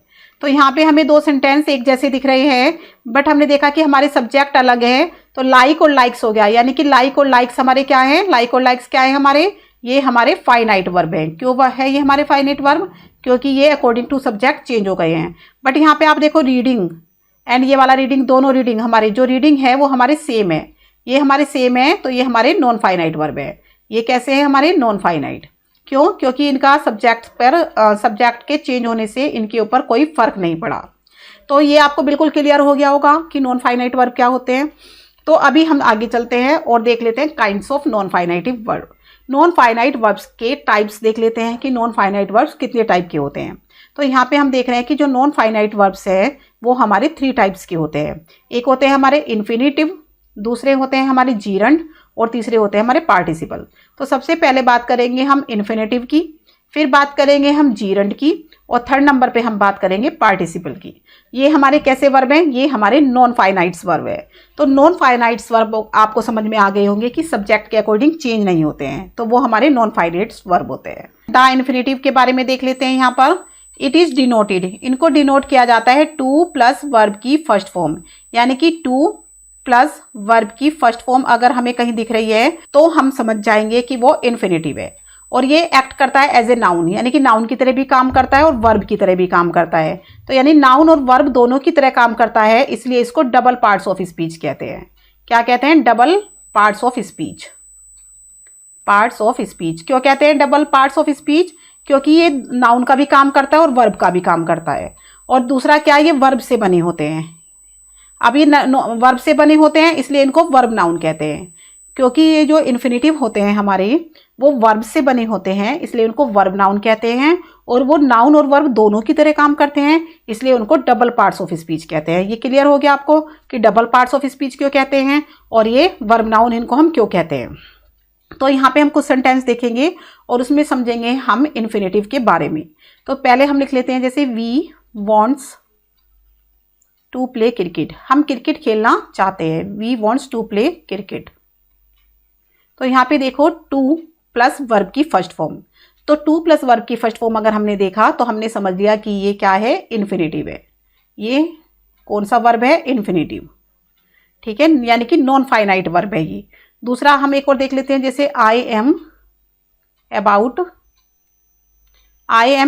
टू गो आउट, कि मैं बाहर जाने वाला हूं। तो यहाँ पे देखो टू गो हमारा इन्फिनेटिव है यानी कि नॉन फाइनाइट वर्ब है। नेक्स्ट देख लेते हैं हम टू रिस्पेक्ट, जो यहाँ पे हम दिख रहा है, to respect our parents is our duty. To respect our parents is our duty. तो यहाँ पे हम क्या देख रहे हैं कि टू रिस्पेक्ट यानी कि अपने पेरेंट्स की रिस्पेक्ट करना हमारी ड्यूटी है, हमारा कर्तव्य है। तो यहाँ पे हम क्या देख रहे हैं कि जो हमें देखो to play, to go and to respect, ये तीनों हमारे क्या है, इन्फिनेटिव है यानी कि नॉन फाइनाइट वर्ब है। अब ये तीनों किससे मिले हैं, ये तीनों वर्ब से बने हैं। किससे बने हैं, वर्ब से बने हैं तीनों। अब to play, to respect, to go verb से बने हैं और ये किसका काम कर रहे हैं, यहाँ पे नाउन का काम कर रहे हैं। ये हमारे वर्ब से बने हैं और नाउन का काम कर रहे हैं। अब जो टू रिस्पेक्ट है वो इसके लिए किसका काम कर रहा है, सब्जेक्ट का। तो यहाँ पे देखो टू रिस्पेक्ट सब्जेक्ट का काम कर रहा है। तो टू रिस्पेक्ट हमारा क्या हो गया, सब्जेक्ट हो गया, और ये हमारा क्या हो गया, नाउन हो गया। यानी कि आदर करना अपने पेरेंट्स का हमारी ड्यूटी है। अब यहाँ पे देखो I am about to go, कि मैं अबाउट टू गो यानी जाने वाला हूं। तो जो ये टू गो है वो किसके लिए काम कर रहा है, यहाँ पे अबाउट के लिए। टू गो यहाँ पर सेंटेंस में अबाउट के लिए काम कर रहा है। और जो अबाउट है हमारा वो क्या है, प्रीपोजिशन है। अबाउट हमारी प्रीपोजिशन है और ये टू गो हमारा किसका काम कर रहा है, ऑब्जेक्ट का। यहाँ पे क्या काम कर रहा है, ऑब्जेक्ट का। अबाउट के लिए ऑब्जेक्ट का काम कर रहा है। और ऊपर वाले सेंटेंस में देख रहे हैं हम टू प्ले क्या कर रहा है हमारा, टू प्ले जो है हमारा वॉन्ट्स का ऑब्जेक्ट है। किसका ऑब्जेक्ट है, वॉन्ट्स का। ये हमारा वॉन्ट्स का ऑब्जेक्ट है यानी कि वह खेलना चाहता है। तो हमें क्वेश्चन यहाँ पे क्या उठा कि वह क्या चाहता है। तो जब हमें क्या लगा के आंसर मिलता है तो हमारा वो क्या पता चलता है कि वो हमारा ऑब्जेक्ट है। जब हमें क्या लगा के आंसर मिलता है तो वह क्या चाहता है, वह खेलना चाहता है। तो खेलना यहाँ पे क्या हो गया, ऑब्जेक्ट हो गया। तो यहाँ पे हम देख रहे हैं कि जो हमारे इन्फिनेटिव्स होते हैं वो हमारे नाउन की तरह काम करते हैं। ऑब्जेक्ट हमारा नाउन है और सब्जेक्ट भी हमारा यहाँ पे नाउन है। तो इसीलिए इनको क्या कहते हैं, वर्ब नाउन कहते हैं। क्लियर हो गया आपको वर्ब नाउन यहाँ पे क्यों कहते हैं। पहला तो ये वर्ब से बने हैं, दूसरा ये नाउन की तरह काम करते हैं। तो यानी वर्ब और नाउन दोनों की तरह काम करते हैं। ये टू इन्फिनेटिव जो है हमारे वर्ब और नाउन दोनों की तरह काम करते हैं। तो आई थिंक ये आपको क्लियर हो गया होगा कि टू इन्फिनेटिव क्या होते हैं, इन्फिनेटिव हमारे क्या होते हैं। तो नेक्स्ट देख लेते हैं अपना काइंड्स ऑफ इन्फिनेटिव। इन्फिनेटिव के दो टाइप होते हैं। तो ये दो टाइप कौन से हैं, एक तो है हमारे सिंपल इन्फिनेटिव और दूसरे हैं हमारे gerundial infinitive. Gerundial and simple infinitive. तो पहले बात करेंगे हम सिंपल इन्फिनेटिव की और फिर हम करेंगे जीरेंडियल इन्फिनेटिव की।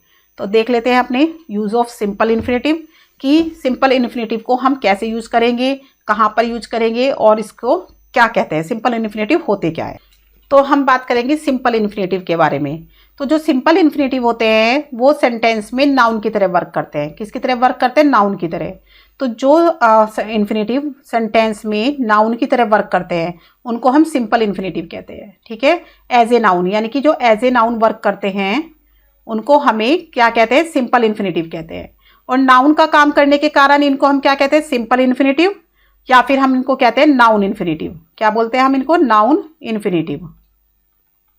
तो समझ में आ गया होगा, क्योंकि ये किसकी तरह एक्ट करते हैं, नाउन की तरह। तो इसलिए इनको क्या कहते हैं हम, सिंपल इन्फिनेटिव या फिर नाउन इन्फिनेटिव कहते हैं। तो यहाँ पे हम सेंटेंस देख लेते हैं एक, जैसे to find fault is easy. तो सेंटेंस है हमारा to find fault is easy. Fault को फाइंड करना यानी कि दोष निकालना आसान है, तो इसका मीनिंग है दोष निकालना आसान है।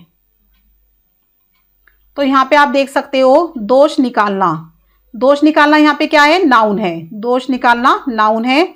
तो हमने टू फाइंड फॉल्ट को टू फाइंड यानी हमने क्या बोला इसको, टू फाइंड फॉल्ट का मतलब हो गया दोष निकालना, और टू फाइंड फॉल्ट हमारा यहाँ पे नाउन की तरह वर्क कर रहा है, और टू फाइंड हमारा क्या है, सिंपल इन्फिनेटिव है। तो यानी कि नाउन की तरह वर्क कर रहा है तो ये सिंपल इन्फिनेटिव है। समझ में आ गया। नेक्स्ट देख लेते हैं यहाँ पे, to advance was impossible.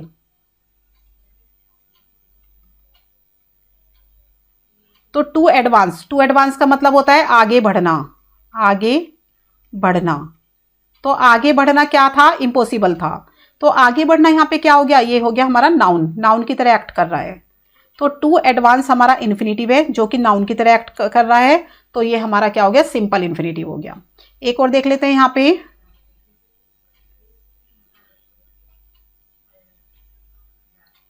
To retreat was difficult.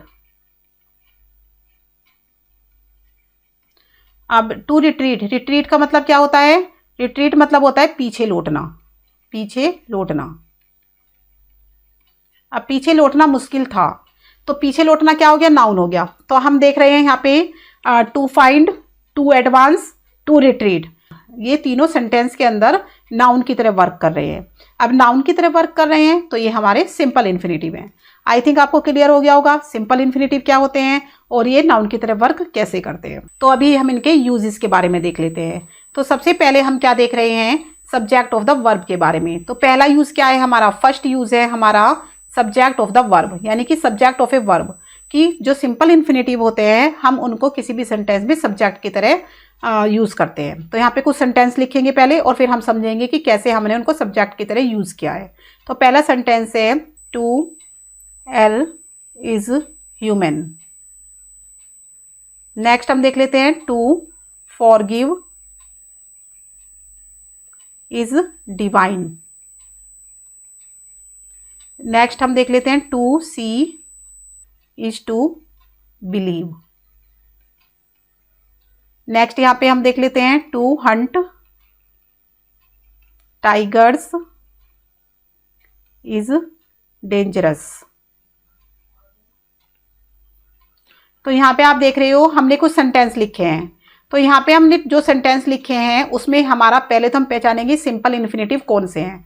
तो यहाँ पे देखो आप to err, to forgive, to see, to hunt, तो ये चारों हमारे सिंपल इन्फिनेटिव हैं और ये चारों ही हमारा सब्जेक्ट का काम कर रही है। कैसे, देखो टू अर इज ह्यूमन यानी कि गलती करना, गलती होना। टू अर का मतलब होता है गलती होना, गलती होना। ह्यूमन का मतलब होता है मानव। तो यहाँ पे हमारा हो जाएगा कि गलती होना मानवीय स्वभाव है, मानवीय स्वभाव है। इसका मीनिंग होगा कि गलती होना मानवीय स्वभाव है, यानी कि गलती मनुष्य से ही होती है तो ये मानवीय स्वभाव है। तो गलती होना हमारा यहाँ पे क्या है, सब्जेक्ट है। तो टू एर यहाँ पे क्या हो गया, हमारा सब्जेक्ट हो गया, यानी कि इसके जो इज वर्ब है हमारा इसका ये सब्जेक्ट है। ठीक है। अब टू फॉरगिव यानी कि क्षमा करना डिवाइन है, यानी कि डिवाइन मतलब होता है दैवीय, दैवीय कार्य है, दैवीय स्वभाव है। यानी कि जो लोग दैवीय स्वभाव वाले होते हैं वो फॉरगिव करते हैं, यानी कि क्षमा कर देते हैं। तो क्षमा करना यहाँ पे क्या हो गया, सब्जेक्ट। टू फॉरगिव सब्जेक्ट हो गया। To see is to believe यानी देखना ही विश्वास है। तो टू सी यहाँ पे क्या हो गया, देखना वर्ड यहाँ पे क्या हो गया, सब्जेक्ट हो गया। टू हंट शिकार करना टाइगर का बहुत खतरनाक है, तो यहाँ पे देखो टू हंट हमारा सब्जेक्ट हो गया। तो हम क्या देख रहे हैं कि जो सिंपल इन्फिनेटिव होते हैं उनको हम सब्जेक्ट ऑफ ए वर्ब के रूप में यूज करते हैं। ठीक है। आई थिंक आपको ये क्लियर हो गया होगा कि सिंपल इन्फिनेटिव को हम कैसे सब्जेक्ट के रूप में यूज कर सकते हैं। तो अभी नेक्स्ट चलते हैं ऑब्जेक्ट ऑफ ए वर्ब के बारे में। तो सेकंड हमारा जो रूल है, सेकंड है हमारा रूल सिंपल इन्फिनेटिव का यूज का कि ऑब्जेक्ट ऑफ वर्ब के रूप में हम इसको यूज करते हैं। तो यहाँ पे हम कुछ सेंटेंस लिखेंगे फिर उनको हम सीखेंगे कि कैसे। तो पहला हम देख लेते हैं he refuse he refused to obey the order, obey the order. तो देखो उसने मना कर दिया। अब यहाँ पे देखो उसने मना कर दिया, तो क्वेश्चन यहाँ पे क्या उठा कि क्या मना कर दिया, तो ओबे करना, क्या करना, ओबे करना। तो जब हमारा आंसर क्या लग के मिले तो वो हमारा ऑब्जेक्ट होता है, तो ये हमारा क्या हो गया, ऑब्जेक्ट हो गया। यानी कि उसने ओबे करना, आज्ञा मानने को मना कर दिया, ऑर्डर की, जो भी ऑर्डर दिया गया था उसको मना कर दिया उसने। नेक्स्ट देख लेते हैं हम, everybody wishes to enjoy life. तो यहाँ पे जो हमारा सेंटेंस है कि एवरीबडी विशेज, हर कोई चाहता है। तो अभी हमारा क्या क्वेश्चन उठेगा कि क्या चाहता है, क्या चाहता है, टू एंजॉय लाइफ, लाइफ को एंजॉय करना। तो टू एंजॉय, एंजॉय करना चाहता है, तो ये हमारा ऑब्जेक्ट हो गया। तो यानी कि हम क्या देख रहे हैं सेंटेंसेस के अंदर, जो हमने यहाँ सेंटेंस लिखे हैं कि जो सिंपल इन्फिनेटिव होते हैं उनको हम ऑब्जेक्ट के रूप में यूज करते हैं। ठीक है, नेक्स्ट देख लेते हैं, जैसे हरी प्रॉमिस्ड टू हेल्प मी। तो टू हेल्प यहां पर क्या हो गया, टू हेल्प यहां पर ऑब्जेक्ट हो गया। नेक्स्ट देख लेते हैं हम, he wants to play football, कि वह फुटबॉल खेलना चाहता है। तो टू प्ले यहां पे क्या हो गया, ऑब्जेक्ट हो गया। तो हमें क्या देख रहे हैं सारे सेंटेंस के अंदर कि to play, to help, to obey, to enjoy. तो यहाँ पे इनका यूज किस तरह से हुआ है, इनका यूज यहाँ पे हुआ है सिंपल इन्फिनेटिव के रूप में, ऑब्जेक्ट के रूप में हुआ है। तो ये क्लियर हो गया कि सिंपल इन्फिनेटिव को हम ऑब्जेक्ट के रूप में कैसे यूज करते हैं, कैसे रखते हैं। तो नेक्स्ट देख लेते हैं हम, कॉम्प्लीमेंट ऑफ वर्ब के रूप में। तो कॉम्प्लीमेंट का मतलब होता है पूरक, कॉम्प्लीमेंट का होता है पूरक, यानी कि किसी भी वर्ब को पूरा करना। वर्ब को पूरा करने के रूप में हम सिंपल इन्फिनेटिव का यूज कैसे करेंगे। तो यहाँ पे देख लेते हैं, her greatest pleasure is to sing. तो उसका ग्रेटेस्ट प्लेजर यानी कि उसका सबसे बड़ा जो आनंद है वो क्या है, टू सिंग, गाने में। तो कॉम्प्लीमेंट है ये हमारा कि उसका सबसे बड़ा प्लेजर है वो क्या है, गाने में। तो टू सिंग, गाने का। तो टू सिंग हमारा यहाँ पे क्या हो गया, कॉम्प्लीमेंट, यानी कि इसका कॉम्प्लीमेंट है, इसको इसने कंप्लीट किया है। टू सिंग लगा के हमने इसको कॉम्प्लीमेंट किया है, यानी कि इसको हमने पूरा कर दिया है। तो यहाँ पे क्या हुआ कि जो हेल्पिंग वर्ब होते हैं ये कॉम्प्लीमेंट उसी के लिए होते हैं, हेल्पिंग वर्ब को कंप्लीट करते हैं। ठीक है, कॉम्प्लीमेंट ऑफ वर्ब का मतलब क्या है कि हेल्पिंग वर्ब को कंप्लीट करने वाले जो वर्ड होते हैं उनको हम कॉम्प्लीमेंट कहते हैं। तो एक और देख लेते हैं यहाँ पे, जैसे they were stern to view. They were stern to view, कि वे दृढ़ थे। स्टर्न का मतलब होता है दृढ़, स्टर्न का मतलब होता है दृढ़, कि वे दृढ़ थे टू व्यू, यानी कि व्यू देखने में, व्यू मतलब देखने में। तो वे देखने के लिए दृढ़ थे। तो यहाँ पे दृढ़ वर्ड को यानी कि स्टर्न को कंप्लीट किया गया है, टू व्यू से कंप्लीट किया गया है स्टर्न को। एक और देख लेते हैं यहाँ पे, to see is to believe. तो टू सी देखना है विश्वास, यानी कि देखना ही विश्वास है। तो इसको जो इज है हमारा वर्ब है, इसको हमने कंप्लीट किया है टू बिलीव लगा के। तो टू बिलीव यहाँ पे क्या हो गया, कॉम्प्लीमेंट। टू सिंग यहाँ पर क्या हो गया, कॉम्प्लीमेंट। टू व्यू यहाँ पर क्या हो गया, कॉम्प्लीमेंट। तो हमें समझ में आ गया कि जो हमारे सिंपल इन्फिनिटी होते हैं उनको हम कॉम्प्लीमेंट ऑफ वर्ब के रूप में भी यूज करते हैं। तो नेक्स्ट देख लेते हैं हम, फोर्थ रूल है हमारा, ऑब्जेक्ट ऑफ ए प्रीपोजिशन। यहाँ पे जो हमारा सिंपल इन्फिनिटिव होगा वो क्या करेगा, प्रीपोजिशन का ऑब्जेक्ट बनेगा। तो यहाँ पे प्रीपोजिशन के ऑब्जेक्ट का काम करेगा। तो यहाँ पे देख लेते हैं हम, जैसे sentence, the teacher was about to teach. तो यहाँ पे देखो जो टीचर थे वो पढ़ाने वाले थे। तो यानी कि प्रीपोजिशन का जो हमारी प्रीपोजिशन है ये, इसको कंप्लीट किया है किसने, टू टीच ने। तो टू टीच इसका क्या है, ऑब्जेक्ट है, प्रीपोजिशन का ऑब्जेक्ट है। तो टू टीच यहाँ पे प्रीपोजिशन के ऑब्जेक्ट का कार्य कर रहा है। ये आपको समझ में आ गया। नेक्स्ट सेंटेंस देख लेते हैं हम यहाँ पे, the speaker is about to begin, कि जो स्पीकर है वो बिगिन करने वाला है यानी कि शुरू होने वाला है। तो अबाउट के लिए हमने यूज़ किया है टू बिगिन का। तो यहाँ पे अबाउट क्या है, हमारा प्रीपोजिशन है और इसके लिए ये हमारे ऑब्जेक्ट का यूज़ किया गया है। ठीक है, स्पीकर क्या करने वाला है, शुरू करने वाला है। ऊपर देखो टीचर क्या करने वाला है, पढ़ाने वाला है। तो प्रीपोजिशन के लिए हमने इस ऑब्जेक्ट का यूज़ किया है जो कि हमारा सिंपल इन्फिनेटिव है। तो यहाँ पे आप देख सकते हो कि सिंपल इन्फिनेटिव को हमने एज ए सब्जेक्ट भी यूज़ किया है, एज ए वर्ब भी यूज़ किया है, एज ए कॉम्प्लीमेंट भी यूज़ किया है और as an object of preposition भी यूज़ किया है।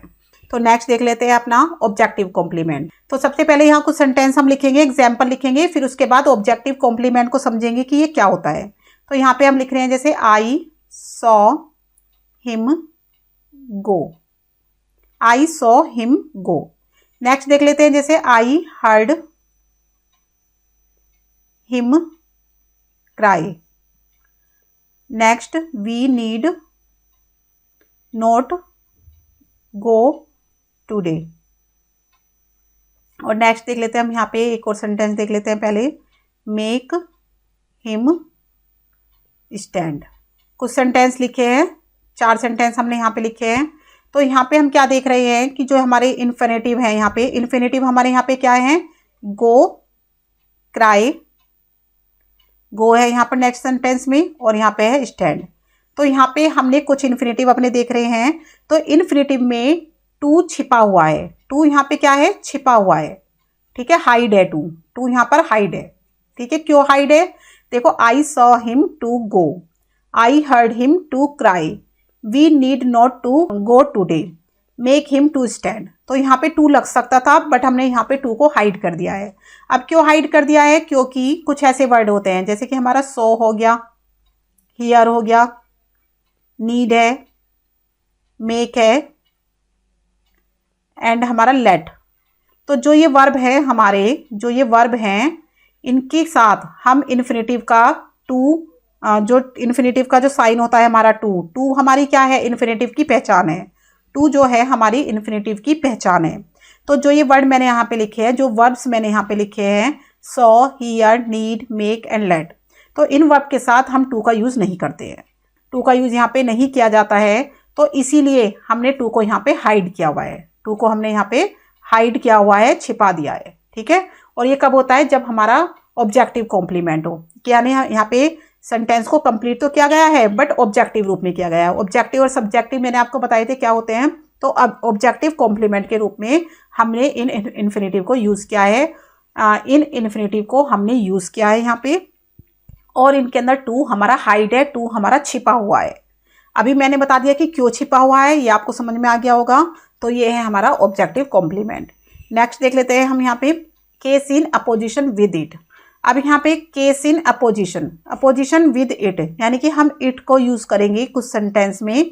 इट को हम डमी के रूप में यूज़ करेंगे। किसके रूप में यूज़ करेंगे, हम डमी के रूप में हम इट को यूज़ करने वाले हैं। तो कैसे यूज करने वाले हैं, तो बिना सेंटेंस के यहाँ पे लिखे हुए हमें समझ नहीं आएगा। तो देखते हैं, it is impossible to live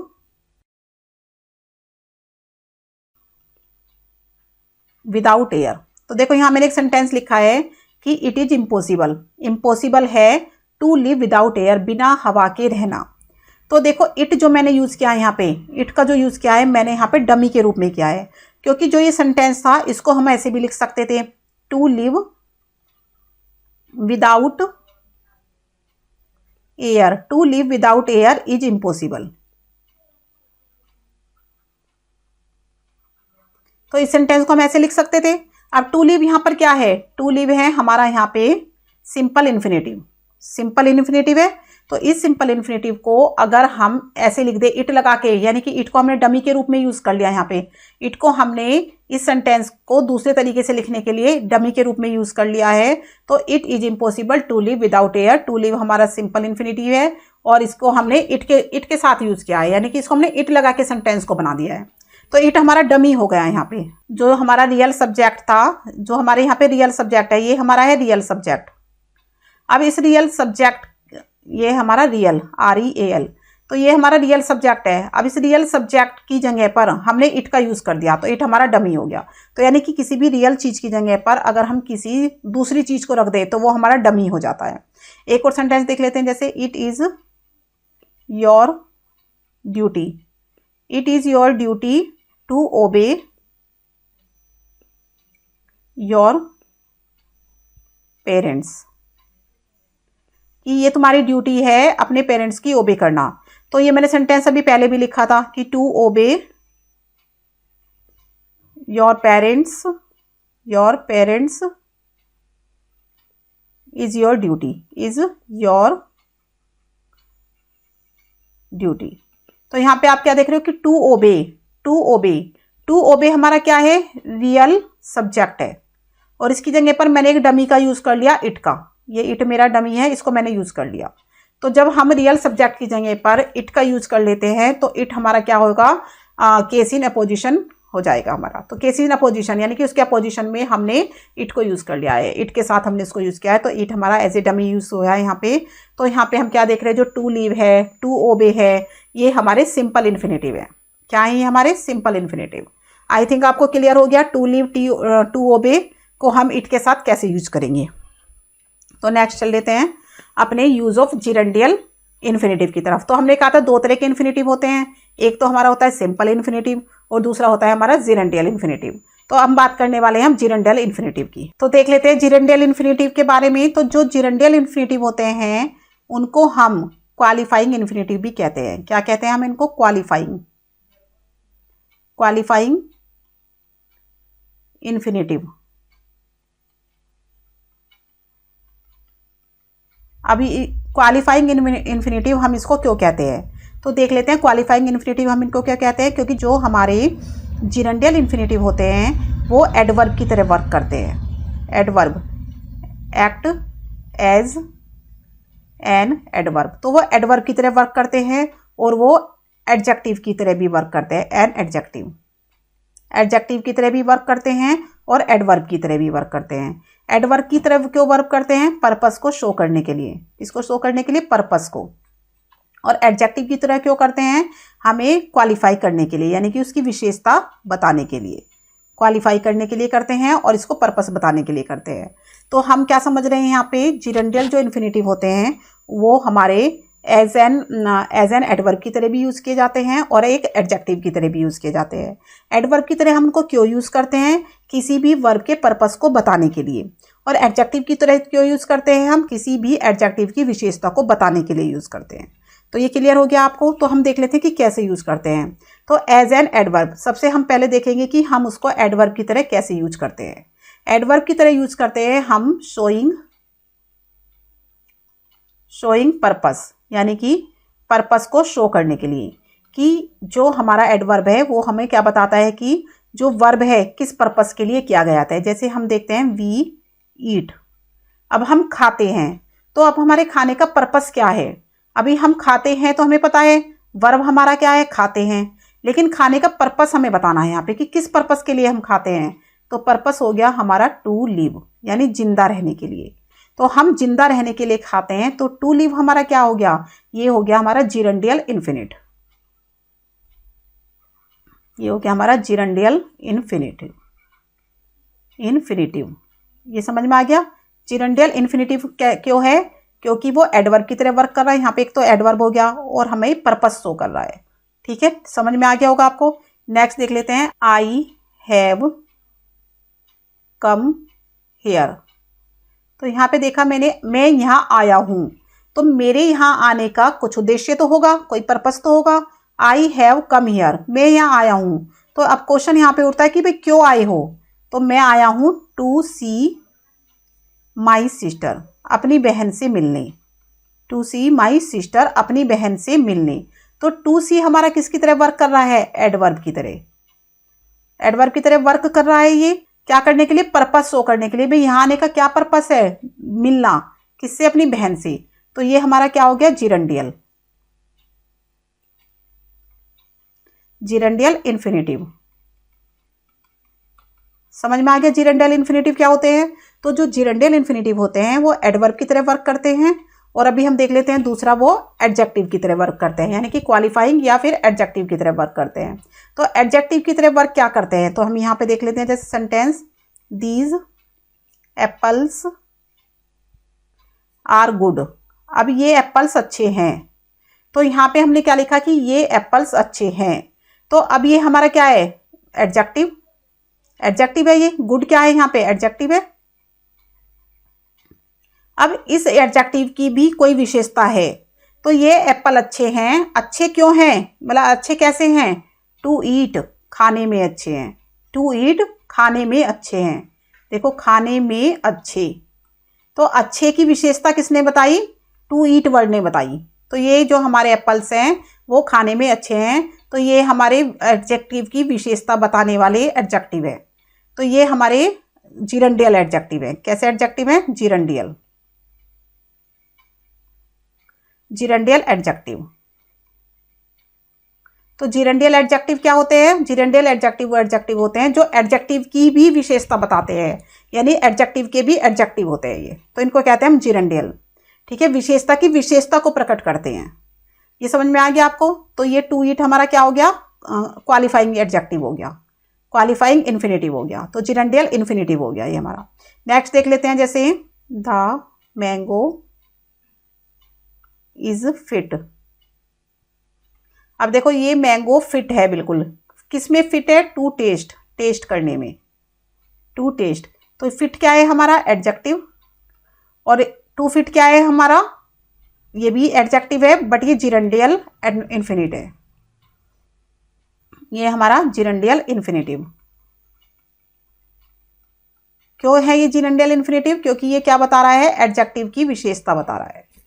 ठीक है, कि खाने में फिट, खाने में अच्छे, टेस्ट में फिट। समझ में आ गया। तो नेक्स्ट देख लेते हैं, जैसे he is slow to forgive. अब देखो, वह कैसा है, स्लो है। स्लो क्या है हमारा, एडजेक्टिव।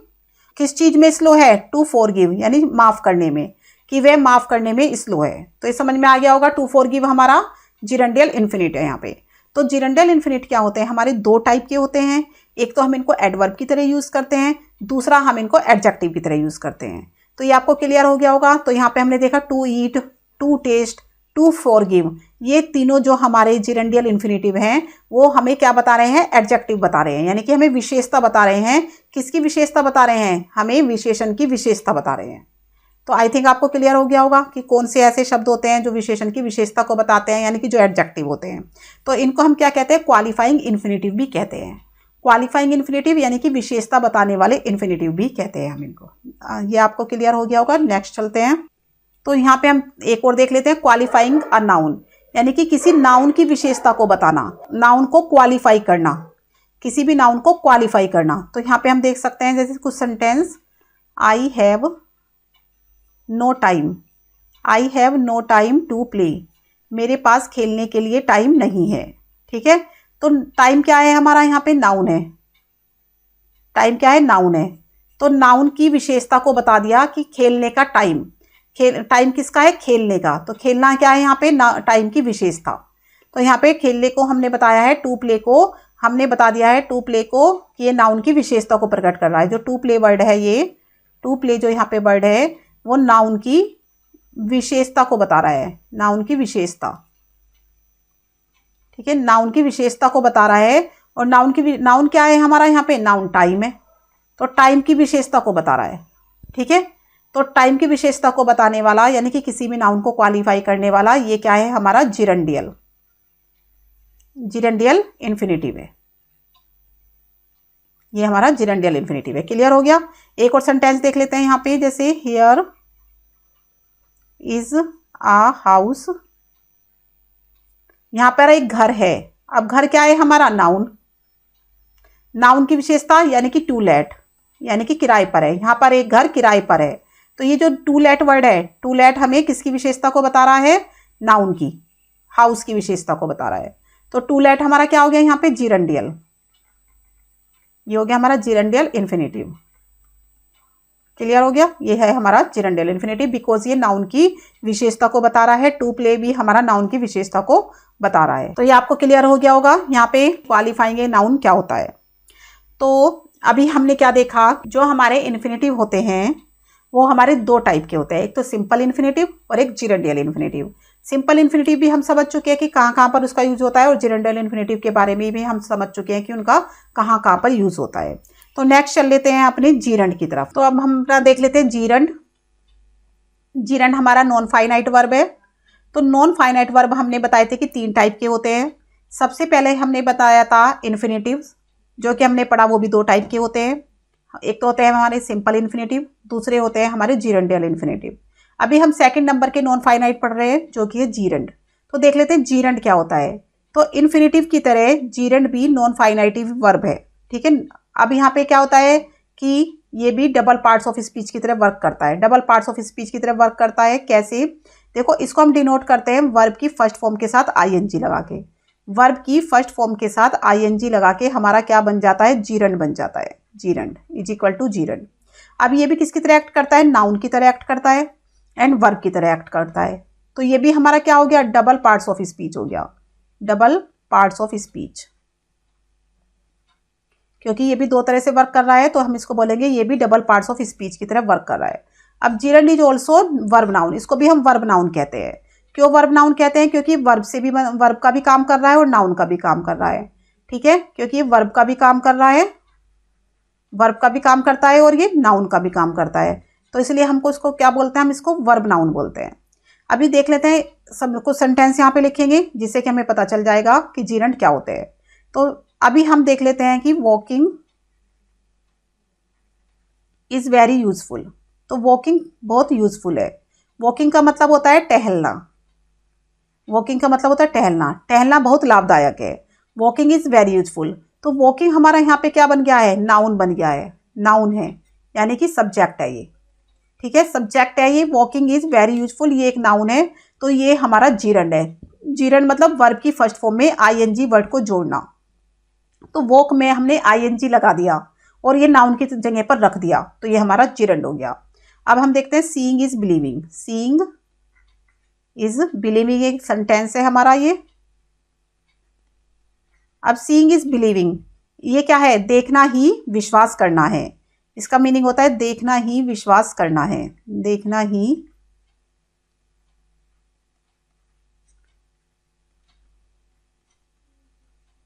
तो अब यहाँ पे देखो, जो सीइंग वर्ड है इसको मैंने कहाँ पर रख दिया, सब्जेक्ट की जगह पर रख दिया, और ये हमारा नाउन हो गया।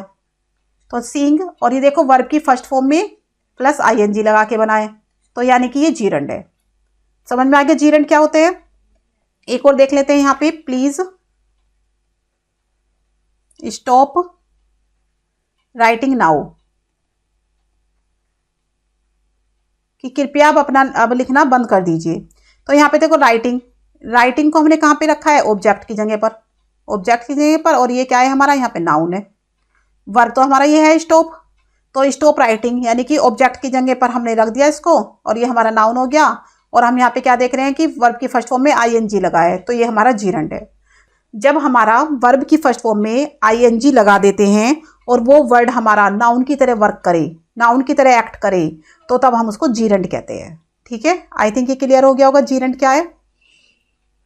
तो नेक्स्ट देख लेते हैं यूज ऑफ जीरंड। जीरंड को हम कहाँ यूज करेंगे, कैसे यूज करेंगे, इसके बारे में हम यहाँ पे बात करने वाले हैं। तो यहाँ पे हम क्या बात करेंगे, यूज ऑफ जीरंड के बारे में। लेकिन इससे पहले मैं एक चीज और बता देना चाहती हूँ कुछ सेंटेंस के थ्रू। जैसे वॉकिंग, हमने क्या लिखा था अभी यहाँ पे, walking is useful. Walking is useful, तो वॉकिंग इज यूजफुल क्या है, जीरंड है। ये मैंने अभी आपको बताया कि आईएनजी फॉर्म लगी है। लेकिन अगर हम यहाँ पे लिख दें इसको, टू वॉक इज यूजफुल, कि वॉक करना यूजफुल है, तो अभी मैंने क्या देखो आईएनजी फॉर्म नहीं लगाई, मैंने यहाँ पे टू वॉक लगाया, यानी कि वर्ब की फर्स्ट फॉर्म से पहले टू का यूज किया है। तो जब मैंने ऐसे कर दिया तो ये मेरा क्या बन गया, सिंपल इन्फिनेटिव बन गया। दोनों में डिफरेंस समझ में आ गया कि जीरंड क्या होते हैं और सिंपल इन्फिनेटिव क्या होते हैं। एक और देख लेते हैं यहाँ पे, जैसे टीच मी टू स्विम, कि मुझे तैरना सिखा दो, टीच मी टू स्विम। तो अब टू स्विम क्या है यहाँ पे, सिंपल इन्फिनेटिव है। अगर मैं इसको ऐसे लिख दूं, टीच मी स्विमिंग, कि मुझे स्विमिंग सिखा दो, तो स्विमिंग यहाँ पे क्या हो गया, क्योंकि ऑब्जेक्ट है, ये भी ऑब्जेक्ट है, देखो ये भी ऑब्जेक्ट है और ये भी ऑब्जेक्ट है, तो ये वाला स्विमिंग क्या हो गया यहाँ पे, स्विमिंग से ये बन गया जीरंड। तो जीरंड और सिंपल इन्फिनेटिव में समझ में आ गया होगा कि जो सिंपल इन्फिनेटिव होते हैं उनसे पहले तो टू का यूज़ किया जाता है और वर्ब की फर्स्ट फॉर्म लगाई जाती है, और जो हमारे जीरंड होते हैं उनके वर्ब की फर्स्ट फॉर्म लेके लगा के आईएनजी का यूज़ किया जाता है, और दोनों ही हमारे नाउन की तरह वर्क करते हैं। सिंपल इन्फिनेटिव भी डबल पार्ट्स ऑफ स्पीच होते हैं, जीरंड भी डबल पार्ट्स ऑफ स्पीच होते हैं, दोनों ही नाउन की तरह काम करते हैं, दोनों ही हमारे नाउन वर्ब है। तो ये क्लियर हो गया आपको जीरंड और सिंपल इन्फिनेटिव में क्या डिफरेंस है। तो अभी हम कर लेते हैं इनके यूजेस के बारे में बात। अभी हम कर चुके हैं सिंपल इन्फिनेटिव के यूजेस, हम ऑलरेडी पढ़ चुके हैं, और अभी हम पढ़ने वाले हैं यूजेस ऑफ जीरंड। तो यूज ऑफ जीरंड में हम क्या पढ़ेंगे, सबसे पहले सब्जेक्ट ऑफ अ वर्ब। तो यहाँ पे वर्ब के सब्जेक्ट के रूप में हम जीरंड को रखते हैं। तो यहाँ पे कैसे रखते हैं, हमें पता तो चल गया कि भाई सब्जेक्ट ऑफ द वर्ब के रूप में यूज किया जाता है। तो अब हमें क्या देखना है, सिर्फ यहाँ पे हमें एग्जाम्पल के थ्रू समझना है। रीडिंग इज हिज हॉबी, कि जो रीडिंग है उसकी हॉबी है। तो रीडिंग क्या है यहाँ पे, सब्जेक्ट, और सब्जेक्ट कैसा, नाउन लगा है, यानी कि नाउन है। तो रीडिंग एक सब्जेक्ट है यहाँ पे, और इसको हम एज ए जीरंड यूज कर रहे हैं, तो ये हमारा जीरंड है। समझ में आ गया। तो रीडिंग यहाँ पे जीरंड है। ऐसे ही वॉकिंग, वॉकिंग का मैंने अभी आपको बताया, walking is a good exercise,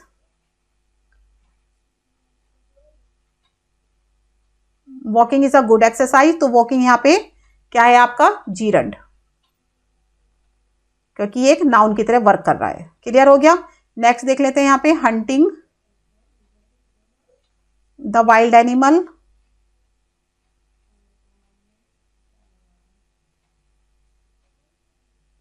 wild animals is illegal, illegal. तो यहाँ पे देखो ये इलीगल लिखा हुआ है, hunting the wild animal is illegal. तो हंटिंग हमारा यहाँ पे क्या हो गया, जीरंड। समझ में आ गया आपको जीरंड वर्ड कौन से होते हैं। तो रीडिंग, वॉकिंग, हंटिंग, यहाँ पे क्या है, सब जीरंड है। यहाँ पे सब्जेक्ट है, नाउन है। देखो नाउन है, सब्जेक्ट है, जीरंड है। नाउन है, सब्जेक्ट है, तो जीरंड हो गया, बिकॉज आईएनजी फॉर्म है वर्ब की फर्स्ट फॉर्म के साथ, वर्ब की फर्स्ट फॉर्म के साथ क्या है, आईएनजी, V1 के साथ आईएनजी, तो is equal to gerund. Clear. Next चल लेते हैं ऑब्जेक्ट ऑफ वर्ब के रूप में। अभी हम क्या देख रहे हैं कि हमने देखा कि सब्जेक्ट ऑफ द वर्ब के रूप में हमने यूज किया, अब हम यूज करेंगे ऑब्जेक्ट ऑफ द वर्ब के रूप में। तो यहाँ सेंटेंस देख लेते हैं, जैसे आई लाइक, मुझे पसंद है। अब यहाँ पे क्वेश्चन उठा कि क्या पसंद है, क्या पसंद है, reading, reading novels, novels read करना पसंद है। तो रीडिंग क्या है, ऑब्जेक्ट, वर्ब का ऑब्जेक्ट है। तो ऑब्जेक्ट हमारा आईएनजी फॉर्म के साथ, रीड है फर्स्ट फॉर्म है, तो ये हमारा जीरंड हो गया। क्लियर। नेक्स्ट देख लेते हैं हम, स्टॉप। अब यहाँ पे लिखा स्टॉप, रोक दो, तो क्या रोक दे, राइटिंग, राइटिंग नाउ। तो ये आईएनजी फॉर्म के साथ लगा है, ऑब्जेक्ट है, तो ये हमारा जीरंड हो गया। हो गया क्लियर आपको। नेक्स्ट देख लेते हैं, जैसे ही हेट्स, कि वह पसंद नहीं करता, हेट करता है, वह हेट करता है, क्या है। अब यहाँ पे क्वेश्चन उठेगा, क्वेश्चन राइज होएगा कि क्या हेट करता है, तो टेलिंग लाइज, झूठ बोलना हेट करता है। तो टेलिंग लाइज, टेलिंग वर्ड हमारा क्या हो गया, यहाँ पे हम देख रहे हैं क्या है, V1 प्लस आईएनजी फॉर्म, साथ में हम देख रहे हैं ये ऑब्जेक्ट है, साथ में हम देख रहे हैं ये नाउन है। तो तीनों ही हमें तीनों ही प्रॉपर्टी हमें दिखाई दे गई जीरंड की, तो ये हमारा जीरंड है। क्लियर हो गया आपको जीरंड क्या होता है। अब ऑब्जेक्ट के रूप में हमने कैसे रख दिया इसको, सब्जेक्ट के रूप में हमने यहाँ पे कैसे रख दिया। नेक्स्ट चल लेते हैं हम अपना complement of a verb. Complement of the verb का मतलब वर्ब को कंप्लीट करने वाला। तो अब देख लेते हैं कि कॉम्प्लीमेंट ऑफ द वर्ब, अब भाई वर्ब को कैसे कंप्लीट करेगा, तो देख लेते हैं सेंटेंस के रूप में कि वर्ब को कैसे कंप्लीट करेगा। तो सीइंग इज बिलीविंग, तो ये सेंटेंस मैं आपको बार बार लिख रही हूँ और हर तरह से मैंने आपको समझा दिया है, देखना ही विश्वास करना है। सीइंग इज बिलीविंग, तो देखना, अब यहाँ पे देखो आप, सीइंग और बिलीविंग दोनों ही क्या है, आईएनजी फॉर्म में है यहाँ पे, सीइंग भी और बिलीविंग भी। बट हम तो बात कर रहे थे कॉम्प्लीमेंट ऑफ द वर्ब के बारे में। तो इज, देखना है, देखना है, तो देखना ही विश्वास करना है। तो अब है को कंप्लीट कौन कर रहा है, बिलीविंग। इसको कंप्लीट कौन कर रहा है? बिलीविंग। तो बिलीविंग क्या है हमारा? बिलीविंग क्या है हमारा? कॉम्प्लीमेंट। ये हमारा कॉम्प्लीमेंट हो गया, यानी वर्ब का कॉम्प्लीमेंट है, वर्ब को पूरा करने वाला है बिलीविंग वर्ड, और ये हमारा जीरंड है। क्लियर आपको जीरंड कहाँ पर है? ये कॉम्प्लीमेंट ऑफ द वर्ब के रूप में कैसे वर्क करता है। एक और देख लेते हैं, जैसे माई हॉबी इज। अब मेरी हॉबी है, अब इसको कंप्लीट करना है को हमें कंप्लीट करना है कि भाई क्या है। अब मेरी हॉबी है कलेक्टिंग स्टैम्प्स, कलेक्टिंग स्टैम्प्स। तो अब मेरी हॉबी क्या है? कलेक्टिंग करना, इकट्ठा करना। तो ये क्या कर रहा है को कंप्लीट कर रहा है, मेरी हॉबी है को कंप्लीट कर रहा है ये वर्ड, तो ये है हमारा complement of a verb. Next देख लेते हैं हम एक और, doing is learning. Doing is learning, तो यहाँ पे देखो कार्य करना सीखना है, कार्य करना ही सीखना है, मतलब कार्य करेंगे तो ही सीखेंगे, कार्य करना ही सीखना है। तो ये कॉम्प्लीमेंट है, लर्निंग हमारा इज का कॉम्प्लीमेंट है, वर्ब का कॉम्प्लीमेंट है। तो जो वाक्य, जो शब्द हमारे, जैसे हमने देखा बिलीविंग है, कलेक्टिंग है, लर्निंग है, ये सब क्या कर रहे हैं? वर्ब को कंप्लीट कर रहे हैं। ठीक है, क्या कर रहे हैं? ये वर्ब को कंप्लीट कर रहे हैं, कॉम्प्लीमेंट कर दे रहे हैं, कंप्लीट कर रहे हैं। ठीक है ना। तो इनका यूज हमें किस यूज में हुआ है? कॉम्प्लीमेंट ऑफ ए वर्ब के यूज में हुआ है। तो बिलीविंग, कलेक्टिंग, लर्निंग, ये सब हमारे क्या है? कॉम्प्लीमेंट ऑफ ए वर्ब है। क्लियर हो गया आपको जीरंड कैसे यूज करेंगे हम। नेक्स्ट देख लेते हैं, ऑब्जेक्ट ऑफ ए प्रीपोजिशन। तो प्रीपोजिशन के ऑब्जेक्ट के रूप में भी हम जीरंड का यूज कर सकते हैं, प्रीपोजिशन के ऑब्जेक्ट के रूप में। तो यहाँ पे देख लेते हैं, जैसे I am tired of, I am tired of waiting.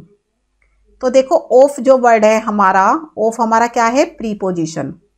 अब प्रीपोजिशन का ऑब्जेक्ट क्या है? वेटिंग है, ये हमारा ऑब्जेक्ट है। ठीक है, तो ये प्रीपोजिशन का ऑब्जेक्ट है वेटिंग, और ये हमारा क्या है? क्योंकि वेट के साथ आईएनजी फॉर्म है, तो ये हमारा जीरंड है। क्लियर हो गया आपको। एक और देख लेते हैं, जैसे he is fond of. Fond of जो वर्ड होता है, फॉन्ड ऑफ, इसका मतलब होता है शौकीन, शौकीन। तो he is fond of reading book, कि वे पढ़ने का बहुत शौकीन है, बुक पढ़ने का बहुत शौकीन है। तो रीडिंग बुक्स लिख देते हैं हमें, वे बुक्स पढ़ने का बहुत शौकीन है। अब जो ये हमारा ऑफ वर्ड है, ऑफ, ये क्या है? हमारी प्रीपोजिशन है। ठीक है, और प्रीपोजिशन के बाद हमारा ये क्या है? ऑब्जेक्ट है। तो रीडिंग हमारा, रीडिंग जो वर्ड है हमारा, वो ऑफ प्रीपोजिशन का ऑब्जेक्ट है, तो यानी ऑब्जेक्ट ऑफ ए प्रीपोजिशन है। तो यहाँ पे हमने देखा जो वेटिंग वर्ड है, जो रीडिंग वर्ड है, ये दोनों हमारे क्या है? जीरंड है। और इस जीरंड का यूज किसकी तरह हुआ है? ऑब्जेक्ट ऑफ ए प्रीपोजिशन की तरह हुआ है। किसकी तरह? ऑब्जेक्ट ऑफ ए प्रीपोजिशन की तरह हुआ है। क्लियर हो गया कि हम ऑब्जेक्ट ऑफ ए प्रीपोजिशन की तरह जीरंड को कैसे यूज करते हैं। नेक्स्ट देख लेते हैं हम कंबाइनिंग सेंटेंस। अब ये कंबाइनिंग सेंटेंस क्या होते हैं? कंबाइनिंग सेंटेंस का मतलब होता है कि जब दो सेंटेंस को आपस में कंबाइन करके मिलाया जाए, और जीरंड का यूज करके। तो जीरंड का यूज करके जब हम कंबाइनिंग सेंटेंस बनाएंगे तो कैसे बनाएंगे देख लेते हैं। जैसे मीरा रोट आ लेटर, कि मीरा ने एक लेटर लिखा। तो पहला सेंटेंस हमारा क्या हो गया? Meera wrote a letter. फिर यहाँ पे हम देख लेते हैं दूसरा sentence, sentence number B, she called a servant. तो यहाँ पे देखो दो सेंटेंस लिखे हुए हैं, एक तो मीरा रोट आ लेटर, दूसरा लिखा है शी कॉल्ड आ सर्वेंट। तो अभी हम इन दोनों को क्या करेंगे? आपस में जोड़ देंगे, कंबाइंड कर देंगे दोनों को हम आपस में। किसके थ्रू? जीरंड के थ्रू। जीरंड लगा के, जीरंड क्या होता है? वर्ब के फर्स्ट फॉर्म में आईएनजी को लगाना, V1 में आईएनजी को जोड़ना जीरंड है। तो अब इन दोनों सेंटेंस को हम जीरंड के थ्रू कैसे जोड़ेंगे? तो देखो मीरा ने पत्र लिखा और उसने नौकर को बुलाया, तो लिखेंगे after writing a letter. After writing a letter Meera called a servant. Meera ने एक नौकर को बुलाया। तो देखो क्लियर हो गया, after writing a letter Meera called a servant. तो पूरा एक कंबाइनिंग सेंटेंस, यानी कि दो सेंटेंस को जोड़ के एक सेंटेंस हमने यहाँ पे बना लिया है, और हमने इसका किसका यूज़ किया है, यहाँ पे जीरंड का यूज़ किया है। क्लियर हो गया। नेक्स्ट देख लेते हैं, जैसे पहला सेंटेंस लिखेंगे हम यहाँ पे, हरी वॉज एबसेंट, कि हरी एबसेंट था। सेकेंडली लिखेंगे हम बी सेंटेंस यहाँ पे, I was surprise, I was surprise, मैं सरप्राइज था। तो देखो हरी तो एबसेंट था और मैं सरप्राइज था, तो यहाँ पे हम क्या लिखेंगे, इसको दोनों सेंटेंस को हम क्या करेंगे, मिला देंगे। दोनों सेंटेंस को हम मिला देंगे। अब दोनों सेंटेंस को मिला के हमारा क्या बनेगा, तो देख लेते हैं। I was surprised at Hari's being absent, Hari के एबसेंट होने पर मैं सरप्राइज था। तो देखो हमने क्या लिखा, I am surprised at Hari's being absent, Hari के एबसेंट होने पर, एट का मतलब होता है पर, मैं सरप्राइज था। तो हमने क्या करा, दो को एक साथ मिला के, और हमने देखो किसका यूज़ किया है, बीइंग। बीइंग हमारा यहाँ पे क्या हो गया, जीरंड हो गया। तो जीरंड को यूज़ करके हमने कंबाइनिंग सेंटेंस बनाए हैं। तो जीरंड का यूज़ कंबाइनिंग सेंटेंस में भी होता है। तो आपको समझ में आ गया होगा यूज़ ऑफ जीरंड के बारे में। हम सब्जेक्ट के रूप में कर सकते हैं, ऑब्जेक्ट के रूप में कर सकते हैं, वर्ब के कॉम्प्लीमेंट के रूप में कर सकते हैं। अब हमने यहाँ पे क्या देखा, कंबाइनिंग सेंटेंस में कर सकते हैं। तो ये क्लियर हो गया आपको। तो और प्रीपोजिशन के ऑब्जेक्ट के रूप में भी कर सकते हैं। तो आई थिंक आपको जीरंड अच्छे से समझ में आ गया होगा। तो नेक्स्ट देख लेते हैं अपना पार्टिसिपल। अब पार्टिसिपल क्या होते हैं, ये भी नॉन फाइनाइट वर्ब होते हैं। पार्टिसिपल भी हमारे नॉन फाइनाइट वर्ब है, ये भी हमारे नॉन फाइनाइट वर्ब है, नॉन फाइनाइट। तो हमने नॉन फाइनाइट जो वर्ब पढ़े थे वो 3 टाइप के पढ़े थे। नॉन फाइनाइट जो वर्ब्स पढ़े थे हमने वो 3 टाइप के पढ़े थे। पहला हमने पढ़ा था इन्फिनेटिव, दूसरा हमने पढ़ा था जीरंड, और तीसरा हमने क्या पढ़ा, पार्टिसिपल। तो अभी हम अपने थर्ड वाले की बात कर रहे हैं, पार्टिसिपल के बारे में। तो अ वर्ड, एक ऐसा वर्ड दैट एक्ट, जो कि एक्ट करता है as a verb as well as an adjective. तो अभी तक हमने क्या देखा था कि जो जीरंड है और जो इन्फिनेटिव है वो नाउन की तरह वर्क करता है और वर्ब की तरह वर्क करता है। लेकिन हमारा पार्टिसिपल क्या है, वो वर्ब और एक एडजेक्टिव की तरह वर्क करता है, एडजेक्टिव और वर्ब की तरह वर्क करता है।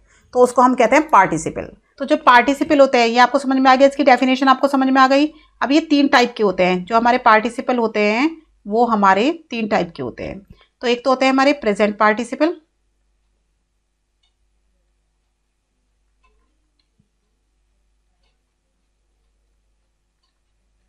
प्रेजेंट पार्टिसिपल, दूसरे होते हैं हमारे पास्ट पार्टिसिपल,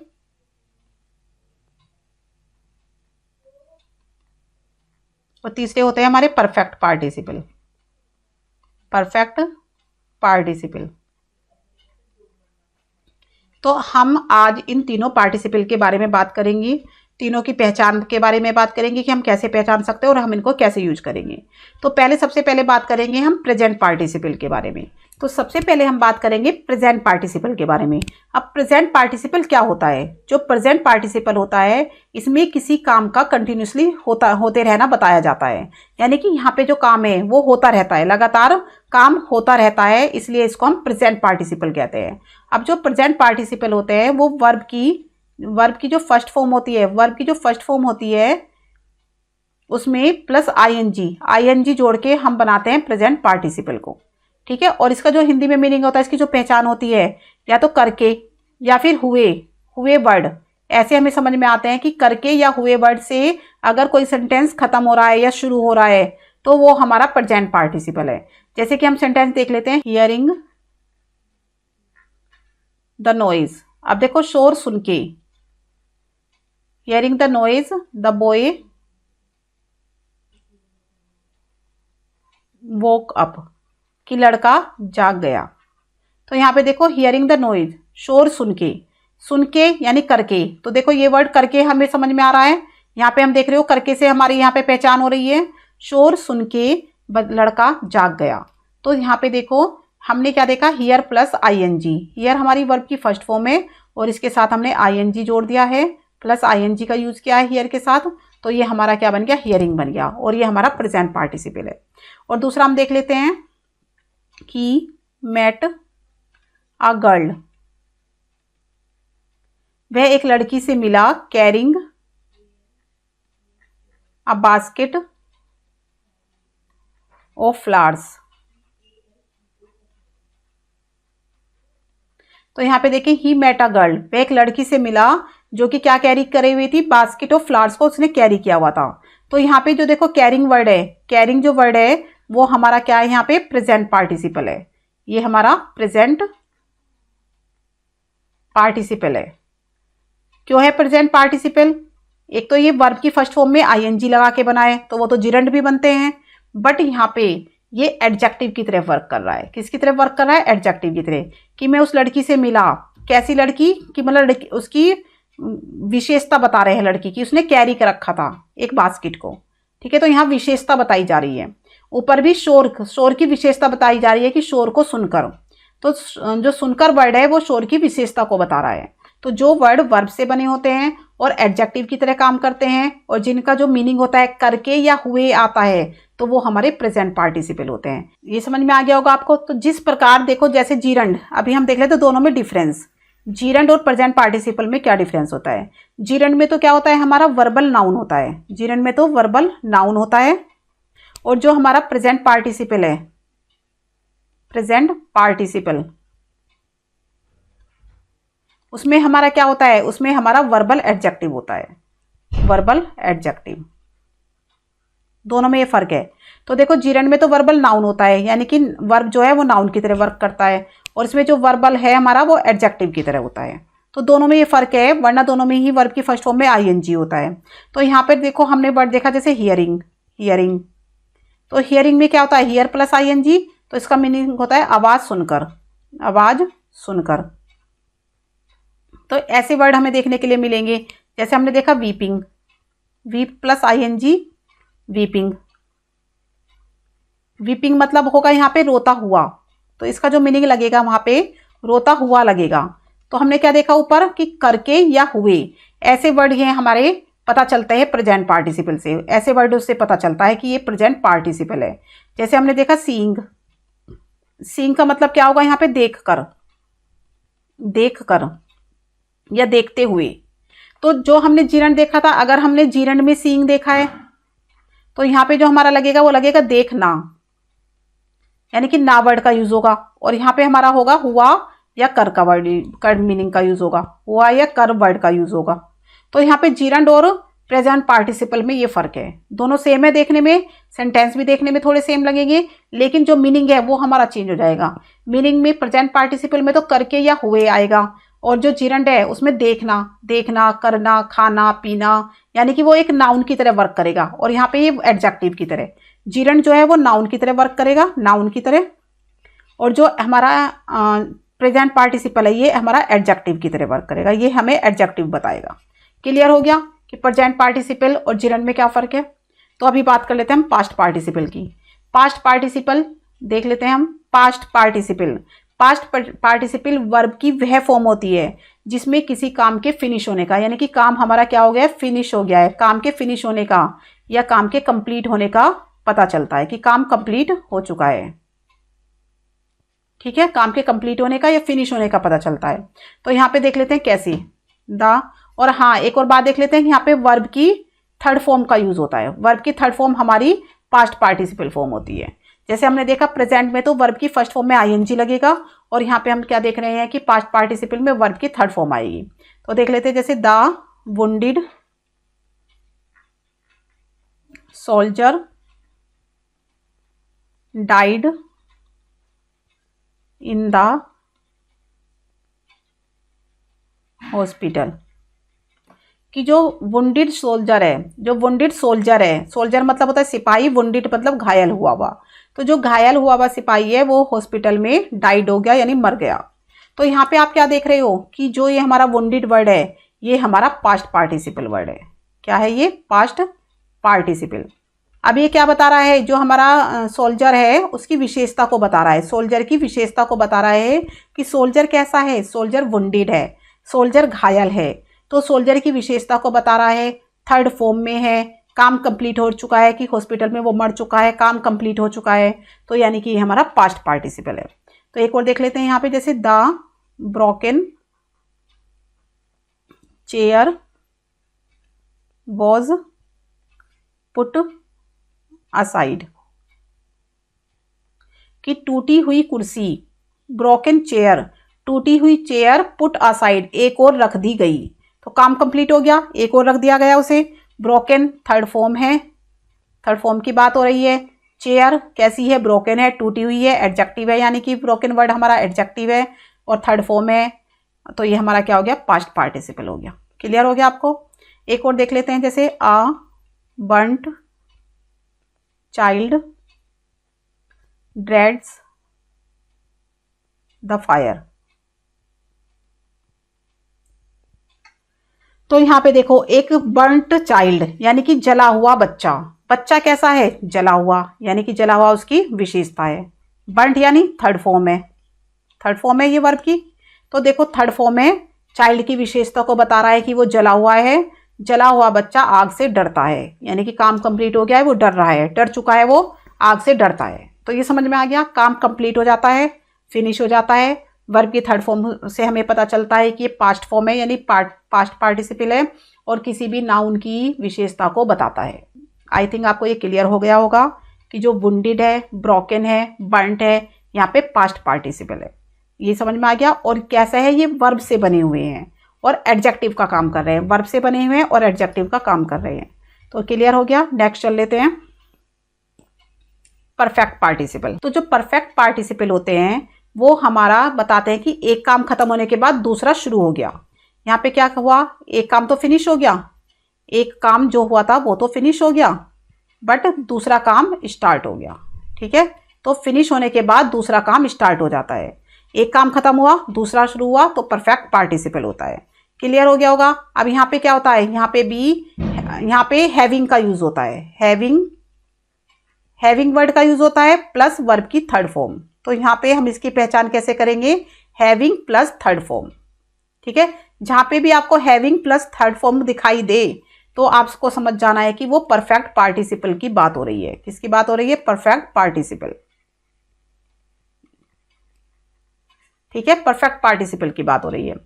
तो ये समझ में आ गया आपको। तो अब एक सेंटेंस देखते हैं यहाँ पे, having rested we continued our journey. तो हैविंग रेस्टेड तो थर्ड फॉर्म में हैविंग का यूज हो रहा है। रेस्ट करने के बाद, यहाँ पे देखो एक काम के बाद दूसरा काम शुरू। रेस्ट करने के बाद, रेस्ट करने के पश्चात वी कंटिन्यूड अवर जर्नी, कि हमने अपनी जर्नी को कंटिन्यू किया। तो आप समझ सकते हो यहाँ पे कि एक के बाद एक काम खत्म हुआ, यानी कि विश्राम करना खत्म कर दिया, रेस्ट करना खत्म कर दिया और अपनी जर्नी को दोबारा से शुरू कर लिया।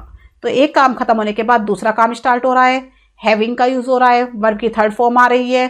तो ये आपको क्लियर हो गया होगा कि हैविंग का यूज हो रहा है, वर्ब की थर्ड फॉर्म हो रही है यहाँ पे। तो ये हमारा परफेक्ट पार्टिसिपल है। दूसरा एक और देख लेते हैं हम यहाँ पे,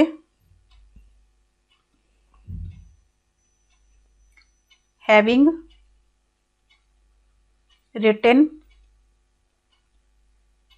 द लेटर ही स्लेप्ट। तो सेंटेंस देखो, having written the letter, letter लिखने के बाद, हैविंग है, हैविंग का मतलब बाद, हैविंग प्लस वर्ब की थर्ड फॉर्म। तो यहां से पता चलता है कि परफेक्ट पार्टिसिपल है। दूसरा, लेटर लिखने के बाद, लेटर लिख चुका है, ही स्लेप्ट, वह सो गया। तो एक काम खत्म हुआ, दूसरा शुरू हुआ। देखो एक काम खत्म हुआ, दूसरा काम शुरू हो गया। तो यानी कि हमें पता चला कि परफेक्ट पार्टिसिपल की बात हो रही है। क्लियर हो गया कि परफेक्ट पार्टिसिपल क्या होता है। तो अब चलते हैं इनके यूजेस की तरफ। तो यहाँ पे हम जो तीनों तरह के हमने पार्टिसिपल पढ़ा है, present participle, past participle, perfect participle, इन तीनों को हम कैसे यूज करेंगे, कहाँ पर यूज करेंगे, इनके यूजेस को हम समझ लेते हैं। तो सबसे पहला हमारा जो यूज है जो हमारा सबसे पहला, वो है एट्रीब्यूटिवली। तो जो ये वर्ड आया है हमारा एट्रीब्यूटिवली, ये कोई नया वर्ड नहीं है, इस वर्ड को हम ऑलरेडी पहले भी देख चुके हैं। तो एट्रीब्यूटिवली जो वर्ड है वो हमारा क्या होता है, हमें पता है कि एक सेंटेंस, देखो हमारा जो सेंटेंस बनता है वो बनता है subject plus verb plus object की फॉर्म में बनता है। कोई भी सेंटेंस हमारा इस फॉर्म में होता है, ठीक है, इंग्लिश ग्रामर में।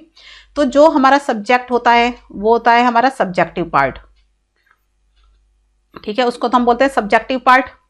और जो हमारा वर्ब प्लस ऑब्जेक्ट होता है उसको बोलते हैं हम प्रेडिकेट, प्रेडिकेट पार्ट बोलते हैं। तो क्लियर हो गया इतना। अभी अगर एट्रीब्यूटिवली यूज है, हमारा एट्रीब्यूटिवली यूज है, तो वो वर्ड हमारा सब्जेक्ट के अंदर होगा, ठीक है। सब्जेक्ट पार्ट में जिस नाउन को हम यूज करेंगे, सब्जेक्ट पार्ट में जिस नाउन को हम यूज करेंगे वो हमारा एट्रीब्यूटिवली होगा, और प्रेडिकेट पार्ट में हम जिस नाउन को यूज करेंगे वो हमारा प्रेडिकेटिवली होगा। तो एट्रीब्यूटिवली एंड प्रेडिकेटिवली दो तरह से यूज होते हैं हमारे किसी भी सेंटेंस के अंदर। तो जो नाउन हमारा सब्जेक्ट पार्ट में होता है वो होता है एट्रीब्यूटिवली, और जो नाउन हमारा प्रेडिकेट पार्ट में होता है वो होता है प्रेडिकेटिवली। आई थिंक ये क्लियर हो गया। तो अभी हम क्या देखने वाले हैं कि जो हमारा पार्टिसिपल है वो एट्रीब्यूटिवली है, यानी कि वो सब्जेक्ट पार्ट के अंदर है। किसके अंदर है? वो सब्जेक्ट वाले पार्ट के अंदर है। तो यहाँ पे सेंटेंस देखेंगे पहले, आ लाइंग। अब देखो, a lying witness, a lying witness is not believed. तो सेंटेंस है हमारा आ लाइंग विटनेस। तो झूठ बोलने वाला, एक झूठ बोलने वाला विटनेस इज नॉट बिलीव्ड, यानी कि झूठ बोलने वाले विटनेस पर किसी को विश्वास, झूठ बोलने वाले विटनेस पर विश्वास नहीं किया जाता। तो ये देखो, अब लाइंग विटनेस हमारा क्या है? सब्जेक्ट है, और इज नॉट बिलीव्ड ये हमारा प्रेडिकेट है, ये हमारा प्रेडिकेट है। तो अभी हमारा वर्ड जो हम ढूंढ रहे हैं पार्टिसिपल, वो कहां पर है? लाइंग, यहां पर पड़ा हुआ है, यानी कि लाइंग वर्ड हमारा क्या है? पार्टिसिपल है। तो इसका यूज कैसा हुआ है? एट्रीब्यूटिवली। एट्रीब्यूटिवली मैंने बताया था कि जो सब्जेक्ट के अंदर होता है, सब्जेक्ट के अंदर लाइंग वर्ड मेरा क्या है? एट्रीब्यूटिवली। अब ये क्या है? विटनेस का एडजेक्टिव, विटनेस का एडजेक्टिव है, तो इसीलिए क्या है? ये पार्टिसिपल है। और कौन सा पार्टिसिपल है? ये प्रेजेंट। अभी मैंने बताया था आईएनजी फॉर्म में, तो ये प्रेजेंट पार्टिसिपल है। समझ में आ गया? क्लियर हो गया कि प्रेजेंट पार्टिसिपल कैसे है। तो ये हमारा एट्रीब्यूटिवली यूज होता है। नेक्स्ट देख लेते हैं हम, barking dogs seldom bite. Barking dogs seldom bite, यानी कि भौंकने वाले कुत्ते सेल्डम, सेल्डम का मतलब होता है कभी कभी काटते हैं, बाइट मतलब काटते हैं। तो भौंकने वाले कुत्ते कभी कभी काटते हैं। तो बार्किंग डॉग्स हमारा क्या है? सब्जेक्ट। सेल्डम बाइट हमारा क्या है? Predicate part, predicate. तो बार्किंग हमारा किसके अंदर आया है? सब्जेक्ट के अंदर। तो यूज कैसा है? एट्रीब्यूटिवली। बार्किंग क्या है? डॉग की विशेषता, कुत्ते की विशेषता, तो ये क्या हो गया? एडजेक्टिव। क्या लगा है? आईएनजी फॉर्म, तो यानी क्या है? Present participle, present participle. समझ में आ गया? पहचान लिया आपने कि प्रेजेंट पार्टिसिपल है। क्लियर हो गया बिल्कुल। नेक्स्ट देख लेते हैं यहां पे एक और, the defeated army ran away. Sentence है, the defeated army ran away. Defeated मतलब हारी हुई, आर्मी मतलब सेना, रैन अवे मतलब भाग गई। तो द डिफीटेड आर्मी, देखो क्लियर कर लेते हैं इसको भी। सब्जेक्ट है, रैन अवे प्रेडिकेट है। अब पार्टिसिपल कहां है? सब्जेक्ट के अंदर है, तो कैसा है? एट्रीब्यूटिवली यूज है। डिफीटेड यानी थर्ड फॉर्म है, थर्ड फॉर्म है, थर्ड फॉर्म है। तो कौन सा है?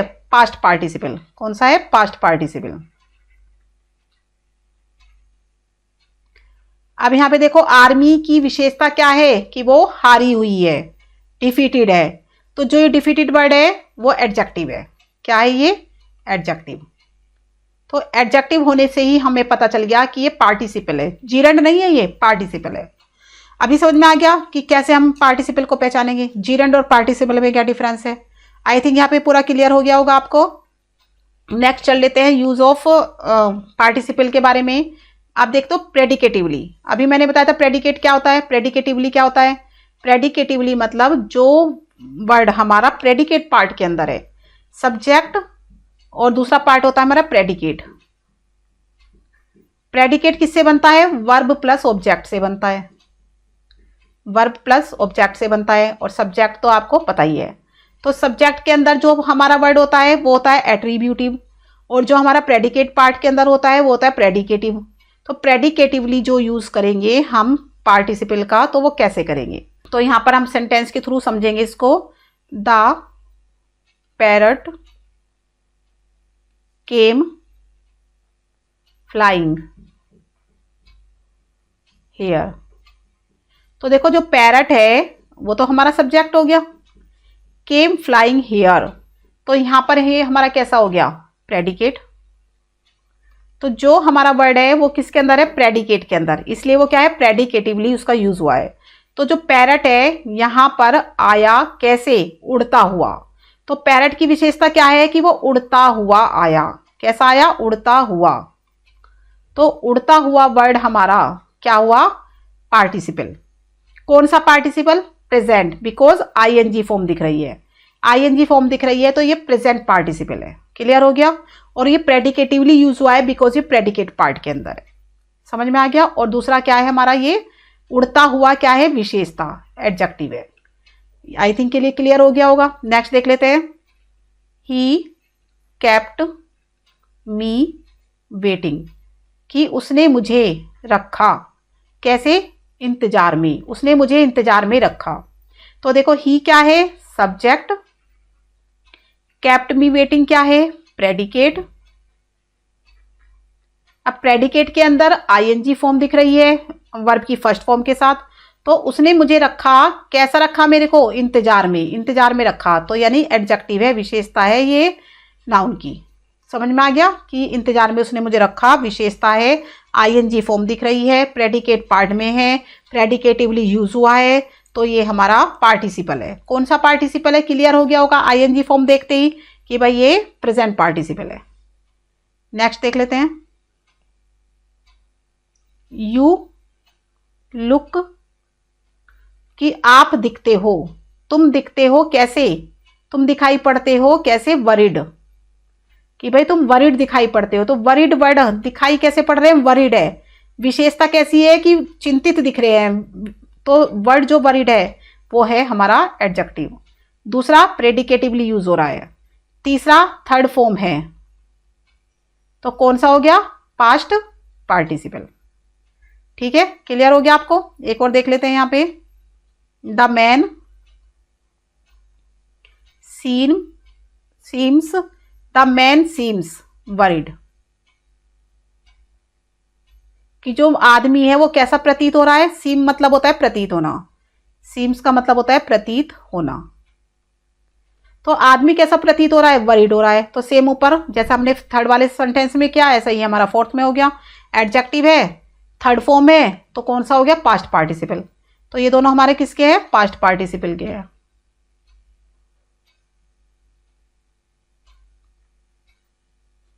बिल्कुल क्लियर हो गया होगा आपको कि भाई एट्रीब्यूटिवली कैसे हम इसको पहचानेंगे, प्रेडिकेटिवली कैसे पहचानेंगे, और कैसे पता चलेगा कि ये पार्टिसिपल है, जीरंड नहीं है।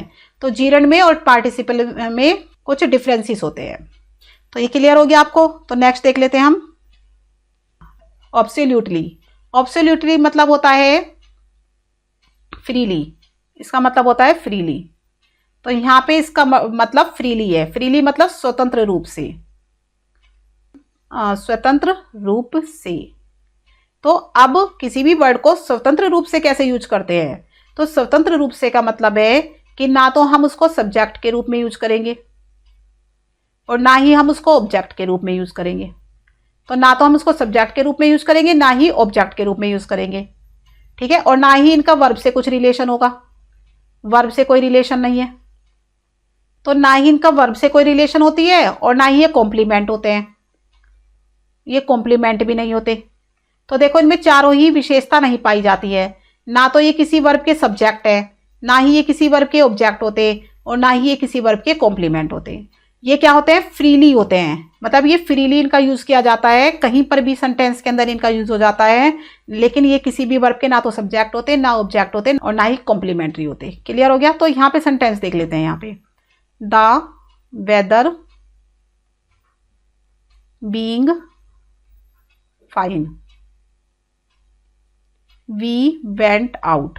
तो यहाँ पे जो सेंटेंस है कि वेदर ठीक होने की वजह से, वी वेंट आउट, हम बाहर गए। तो यहाँ पे देखो द वेदर सब्जेक्ट है, फाइन ऑब्जेक्ट है, और यहाँ पे क्या हुआ, वर्ब भी नहीं है, वेंट आउट हमारा वर्ब है यहाँ पे। तो यहाँ पे तो हम कह रहे हैं यहाँ पे होने की वजह है, होने की वजह, मतलब बीइंग मतलब होता है होने की, तो फाइन मतलब अच्छा होने की वजह से। तो यहाँ पे देखो कि जो बीइंग वर्ड है हमारा वो हमारा प्रेजेंट पार्टिसिपल है। क्या है हमारा? प्रेजेंट पार्टिसिपल है। जो ये प्रेजेंट पार्टिसिपल वर्ब है हमारा, तो ना तो ये सब्जेक्ट के रूप में यूज हुआ है, ना ही ऑब्जेक्ट के रूप में यूज हुआ है, ना ही कॉम्प्लीमेंट के रूप में यूज हुआ है। इसको हमने फ्रीली रख दिया है ऐसे ही कि भाई वेदर अच्छा होने की वजह से हम बाहर गए। तो यहाँ पे देखो आप किसी भी रूप में इसका यूज नहीं हो रहा है, कहीं पर भी इसकी अलग से पहचान नहीं दिख रही है कि ये सब्जेक्ट है, ऑब्जेक्ट है या कॉम्प्लीमेंट है। वर्ब तो है ये, बट सब्जेक्ट, ऑब्जेक्ट और कॉम्प्लीमेंट नहीं है। वर्ब तो है, होने की क्रिया हो रही है, वर्ब तो है, बट सब्जेक्ट के रूप में नहीं हुआ, ऑब्जेक्ट के रूप में नहीं हुआ, कॉम्प्लीमेंट के रूप में नहीं हुआ। तो ये हमारा ऑब्सोल्यूटली है, यानी कि फ्रीली है, स्वतंत्र रूप से हमने इसको कहीं पर भी रख दिया है। नेक्स्ट देख लेते हैं हम यहाँ पे, God willing, we shall succeed. तो सेंटेंस देखो, God willing we shall succeed. देखो ईश्वर की यानी कि भगवान की इच्छा होने पर हम क्या हो जाएंगे? सफल होंगे, मतलब भगवान की इच्छा होने पर। तो गॉड विलिंग, विलिंग मतलब इच्छा होने पर। तो यहाँ पे देखो सब्जेक्ट भी नहीं है, ऑब्जेक्ट भी नहीं है, कॉम्प्लीमेंट भी नहीं है, सिर्फ ये वर्ब है। तो क्लियर हो गया, सिर्फ ये वर्ब है। अब ये हमारा क्या है? प्रेजेंट पार्टिसिपल है, क्योंकि इसमें आईएनजी फॉर्म है। तो आई थिंक आपको ये एब्सोल्युटली समझ में आ गया होगा कि जो हमारे एब्सोल्युटली वर्ब होते हैं ये हमारे क्या होते हैं कि ना तो इनको हम वर्ब के सब्जेक्ट के रूप में यूज करते, ना ही हम इनको वर्ब के ऑब्जेक्ट के रूप में यूज करते, और ना ही हम इनको वर्ब के कॉम्प्लीमेंट के रूप में यूज करते। नेक्स्ट देख लेते हैं अपना कंबाइनिंग सेंटेंस। कंबाइनिंग मतलब मिलाना। तो जब हम दो सेंटेंस को आपस में मिलाएंगे तो वो हमारा कंबाइनिंग सेंटेंस होगा, जैसे कि हमने जीरंड में भी मिलाया था। बट यहाँ पे देख लेते हैं कि क्या डिफरेंस है। तो पहला सेंटेंस है हमारा, ही टुक हिज गन, कि उसने अपनी गन उठाई। तो बी वाला हम देख लेते हैं, ही फायर्ड, और उसने गोली चला दी। तो उसने अपनी गन उठाई, उसने गोली चला दी। अब दोनों सेंटेंस को हम क्या करेंगे? मिला देंगे। मिलाएंगे कैसे? पार्टिसिपल का यूज करें। तो देखो, टेकिंग हिज गन, ही फायर्ड, ही फायर्ड। देखो अपनी गन उठाकर उसने गोली चला दी। तो गन को उठाकर, गन को क्या करा? उठी हुई गन, यानी कि गन को उठाकर। तो टेकिंग वर्ड यहाँ पे क्या बता रहा है? गन की विशेषता, कि गन कैसी है? उठी हुई है, गन को उठा दिया गया है। तो गन को उठाकर उसने फायर कर दिया, गन उठाकर उसने फायर कर दिया। तो टेकिंग वर्ड हमारा क्या हो गया? प्रेजेंट पार्टिसिपल हो गया। नेक्स्ट देख लेते हैं यहाँ पे, the boy saw a wolf, कि लड़के ने एक वोल्फ देखा। ही रैन अवे, और वह भाग गया। तो यहाँ पे एक सेंटेंस है कि बॉय ने एक वोल्फ देखा और वह भाग गया। तो दोनों सेंटेंस को हम मिलाएंगे। तो यहाँ पे आ जाएगा, सीइंग अ वोल्फ, एक वोल्फ को देखकर, द बॉय रन अवे, लड़का भाग गया। द बॉय रैन अवे, कि लड़का भाग गया। तो वोल्फ को देखकर लड़का भाग गया। तो ये क्लियर हो गया कि हमने कंबाइनिंग सेंटेंस कैसे किए। दो सेंटेंस को मिलाकर हमने एक सेंटेंस बनाया और उसके हमने प्रेजेंट पार्टिसिपल का यहाँ पे यूज किया है। तो आई थिंक आपको जीरेंट के बारे में और पार्टिसिपल के बारे में डिफरेंस समझ में आ गया होगा। तो देख लेते हैं कि अब हमने रिवीजन कर लेते एक बार। तो देख लेते हैं हमने क्या क्या पढ़ा। तो सबसे पहले हमने वर्ब्स की दो फॉर्म्स को पढ़ा, फाइनाइट और नॉन फाइनाइट। फाइनाइट वर्ब की डेफिनेशन और उसके हमने एग्जाम्पल देखे। फिर उसके बाद हमने नॉन फाइनाइट वर्ब की डेफिनेशन और उसके एग्जाम्पल देखे। नॉन फाइनाइट वर्ब 3 टाइप के होते हैं, जिसमें कि हमने देखा सबसे पहले इन्फिनेटिव, दूसरा हमने देखा जीरंड, और तीसरे हमने देखा पार्टिसिपल। और जो इन्फिनेटिव होते हैं वो भी हमारे 2 टाइप के होते हैं, सिंपल इन्फिनेटिव और जीरंडियल इन्फिनेटिव। फिर हमने जीरंड के बारे में पढ़ा, जीरंड के यूजेस देखे, और उसके बाद हमने लास्ट पार्टिसिपल, जो कि हमारे 3 टाइप के पार्टिसिपल होते हैं, present participle, past participle and perfect participle.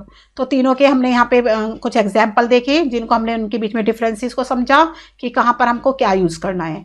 तो आई थिंक आपको ये क्लियर हो गया होगा। जितने भी हमारे वर्ब थे, वर्ब हमने अच्छे से क्लियर कर लिए हैं कि वर्ब कहाँ पर यूज़ करते हैं, कैसे यूज़ करते हैं, सब्जेक्ट के अंदर वर्ब की क्या इंपॉर्टेंस है।